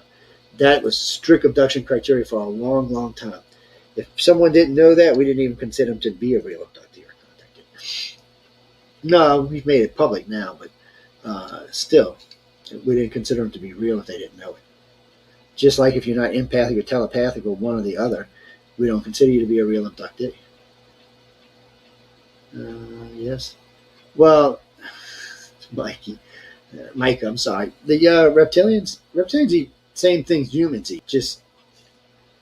Well, when I say that, what I mean by that is, I don't mean they go eat whatever, cows and stuff. They're meat eaters and vegetarians. I mean, they eat meat and vegetable, just like the humans do. But the Greys are on a much higher evolution scale than the rest of them are, so they figured out how to do it easier. Well, the blue plasma, we learned about the blue plasma not because it was a food source or a fuel source for the ships, but the Greys, when humans are, sometimes when they've had a rough abduction, they will immerse you in this completely, over your face, everything. Obviously, you can breathe when you're in it, and when humans come out of it, they feel rejuvenated. They feel like a rebirth. They feel really good, comfortable. It actually takes away a lot of the anxiety and stuff. So, but for a long time, we kept having these contactees. I remember being in this blue stuff, or this really blue stuff, or I remember this blue color, and man, for like 10 years, it drove me nuts. I'm like, what is this blue about? What is it about? And so finally, we started programming contactees. And when we say that, what we mean is we sent out questions to 50 contactees, not abductees, but contactees or keepers. And we said, why is there a commonality between this blue color? And within 2 or 3 days, somebody got picked up, and somebody came back and said, it's a fuel source. And we were like, okay. And about 2 days after that, somebody came back and said it's a food source. And then about 4 others said it was a food source. And I said, then it came back as a healing device. I'm like, what the hell? So finally, we needed clarification. So we went back and reprogrammed it again to ask, what exactly is this, and how did it come to be? And then about 10 of them came back with the real story. And what's good about this is none of these people know each other. They only answer to 3 of us. None of them know each other. So when they give you word for word explanations, you have to take it serious. It's one of the things about the way ICAR does research. We know we do comparison study, but we do it in such a way that it's really hard to argue with. So, when none of these people know each other, there's no chance of them finding out what the question is, and there's no chance of them meeting each other to go over what they're going to tell me. It's a very unique way of doing research, and it works really well. We've learned a lot of stuff over the years. We've asked a lot of questions, and we've learned a lot of stuff over the years. And it's an interesting way of doing it. But you mean, would I give the government all my research? Wait a minute. Okay. I've said this on air before. I have no problem, because a lot of the research we do, I talk about on air anyway. I would have no problem with helping the government with a lot of this, and in some ways, I've already have. But there are some things, like names, we're not really willing to give out, because with the amount of people who submitted applications to us, you heard me say 100,000, so 21,000 are from India, 5,000 of them are from Brazil alone. So that's 26 out of 100 right there. Only about 25,000 or 26,000 are from the U.S. The rest of them are spread out from around the world. China, though, China, I think we've only got 200 or 300. Russia, we've only got like 100. Europe, on the other hand, if you do the EU as a group, they're probably around 35,000. It's just people who submitted and took the questionnaire and took the contactee study, the gray reptilian or human study, whatever alien you were picked up by, or a combination. But it's a really great way of doing research. It's a good way of getting good, solid information. And our problem is, again, I'm like everybody else. I'm trying to find out why the ET is so interested in humans. The family line thing, sorry if I'm slurping anybody's ear. The family line thing, though, really, for me, that's really just about when they were taken initially. So the reason they abducted these family lines is because initially, whatever 50, 100, 500, 5,000 people they initially took in the very first abductions, these are the family lines, and they're following these family lines forward. People don't think about this, but the Greys live a long time. All the races live a long time. It's quite easy for just a one reptilian and a one Grey to been there when your great-great-great-great-great-grandmother 50 times removed was abducted, and has been there ever since. And you reincarnate because you are a Grey contactee, so they're taking you, or a reptilian contactee. Yes, people don't think about these kind of things. I do. I think about all this crazy stuff, but it's one of these things that you have to stop and think about. They've been here a long, long time, and they've been taking us forever. So, if there is reincarnation, they're seeing you. They're probably recognizing you at that. And they've abducted your mom, your dad, your grandfather, your great-grandfather, and so on and so forth back. They know your family, things about your family that, frankly, y'all have forgotten about. They've abducted relatives that you have forgotten about and moved on from. Yeah, it sounds a little harsh, but it's true. But we got to take a break in a second. But yes, just getting everybody used to breaks again. Advertising, we love companies who pay for advertising. No, we didn't lose for anything we did. They went out of business. Yeah, what can you do? Well, they don't need to reincarnate, Chris. Think about it from a Gray's point of view. And this is something our government's been working on for about 25 years now. And they did make this public. So they have the ability to upload their full consciousness to a new host body. And it's not a clone body. It's a host body. It's a husk body, like they like to call it. This is just DNAs that were put together that formed a new body, just like any other thing. So they can actually store their cells. Like, say one of them died here and there wasn't a body close by. They can actually store their cells on board one of their crafts systems, one of their drive systems, until they get there and be uploaded in there. It's how they do us a lot of times. People don't realize when we talk about the abductions, there's really three kinds of abductions. There's a non-physical abduction, which is when they take your essence of who you are and either do one or two things with it. They either put it in a hologram or they put it in a different body, or like in a husk body itself. And you interact with the aliens there, but your body never actually physically leaves. And then there's a physical abduction where they actually take you complete. And there's no reason, I don't understand why they do one different. They do them different ways for different reasons. I know a lot of times you'll see a download after a non-physical abduction more so than you will after a physical abduction. Maybe it has to do with training. Maybe it has to do with something that's going on. Maybe it's easier for you to function on board the ship this way. or maybe it's whatever they're teaching you, that's the easiest way to teach you. But or there may be some danger to your human body, so they use one of these other ways of doing it. Whatever it is, they do it, and we do know they do it now. But the Greys, reptilians, and humans can do this. The Greys do it much better, and they can do it at long distances. Matter of fact, more than likely, I see bits and pieces of this kind of stuff in sci-fi. It always makes me think that the person who wrote it was probably an abductee. Well, you see this in, Battlefield Galactica did it. Oh, yeah, they did it. A couple other sci-fi movies did it as well. But, yeah, you don't remember Battlefield Galactica? They could jump back into another body. And I wasn't even a Galactica fan, and I knew. Damn, shame on y'all. I wasn't a big fan of the second Galactica, or the third or fourth Galactica, whatever the hell it was. So what can I say? It's too dramatic for me. I like a little comedy in my sci-fi. I'm sorry. Anyway, getting back to what we were talking about.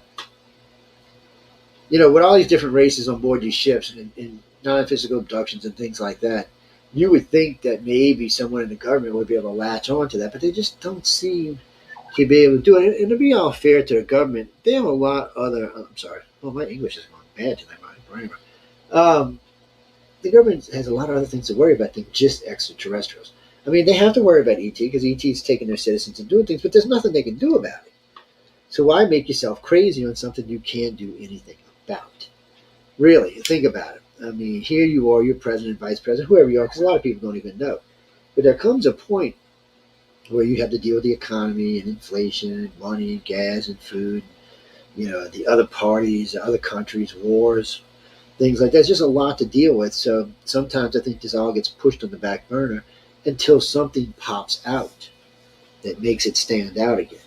And recently it's just been a flap of UFOs caught on military cameras, but what is that, really a UFO? Is it really? Because we know alien craft do not have to show themselves. So is it truly an extraterrestrial craft they're catching? That's an interesting question, Chris. And it's yes and it's no. So a grade can have the ability to attach its consciousness to you. I don't know if it attaches its whole consciousness to you, but it does have the ability to attach it. It also has the ability to know where you are telepathically at any time. So somehow or another, the Greys have the ability to keep a low-level link with all their contactees.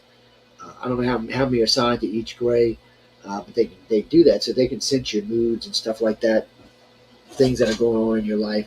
That's why sometimes you get these weird, out of the random contacts that are like, where the hell this came from, or sometimes it's just something that proves you're not crazy. It's really weird how they do it. People like to tell me the light beams can do it, but what I understand about the light beams, they would melt us. It would be like trying to pour pure plasma down our throats. I don't think they can attach themselves in that way. Maybe a tiny little sliver of them might be able to attach to something. You may be something, but not the light beams themselves. I think it would just kill us. I know my New Age friends are going to be cussing me all week, but look, guys, you have to think of this in reality. It's not that I don't think you can't communicate with them. I just don't think, and I'm trying to share a consciousness level. And I'll get in trouble for this too, but think about this. No human on this planet could share a consciousness level with the Greys or the reptilians. I mean, the Greys or the humans. Oh, shit. The Greys or the light beings, sorry. Because one, we just wouldn't understand what we were seeing. There's just no common ground. The reptilians, at least, there's some common ground because we act like the reptilians. And a lot of our bad habits the reptilians have, and the humans for that matter. So, their DNA, both their DNA showing us because it's kind of who we are. But the Greys and the light beings are just on a different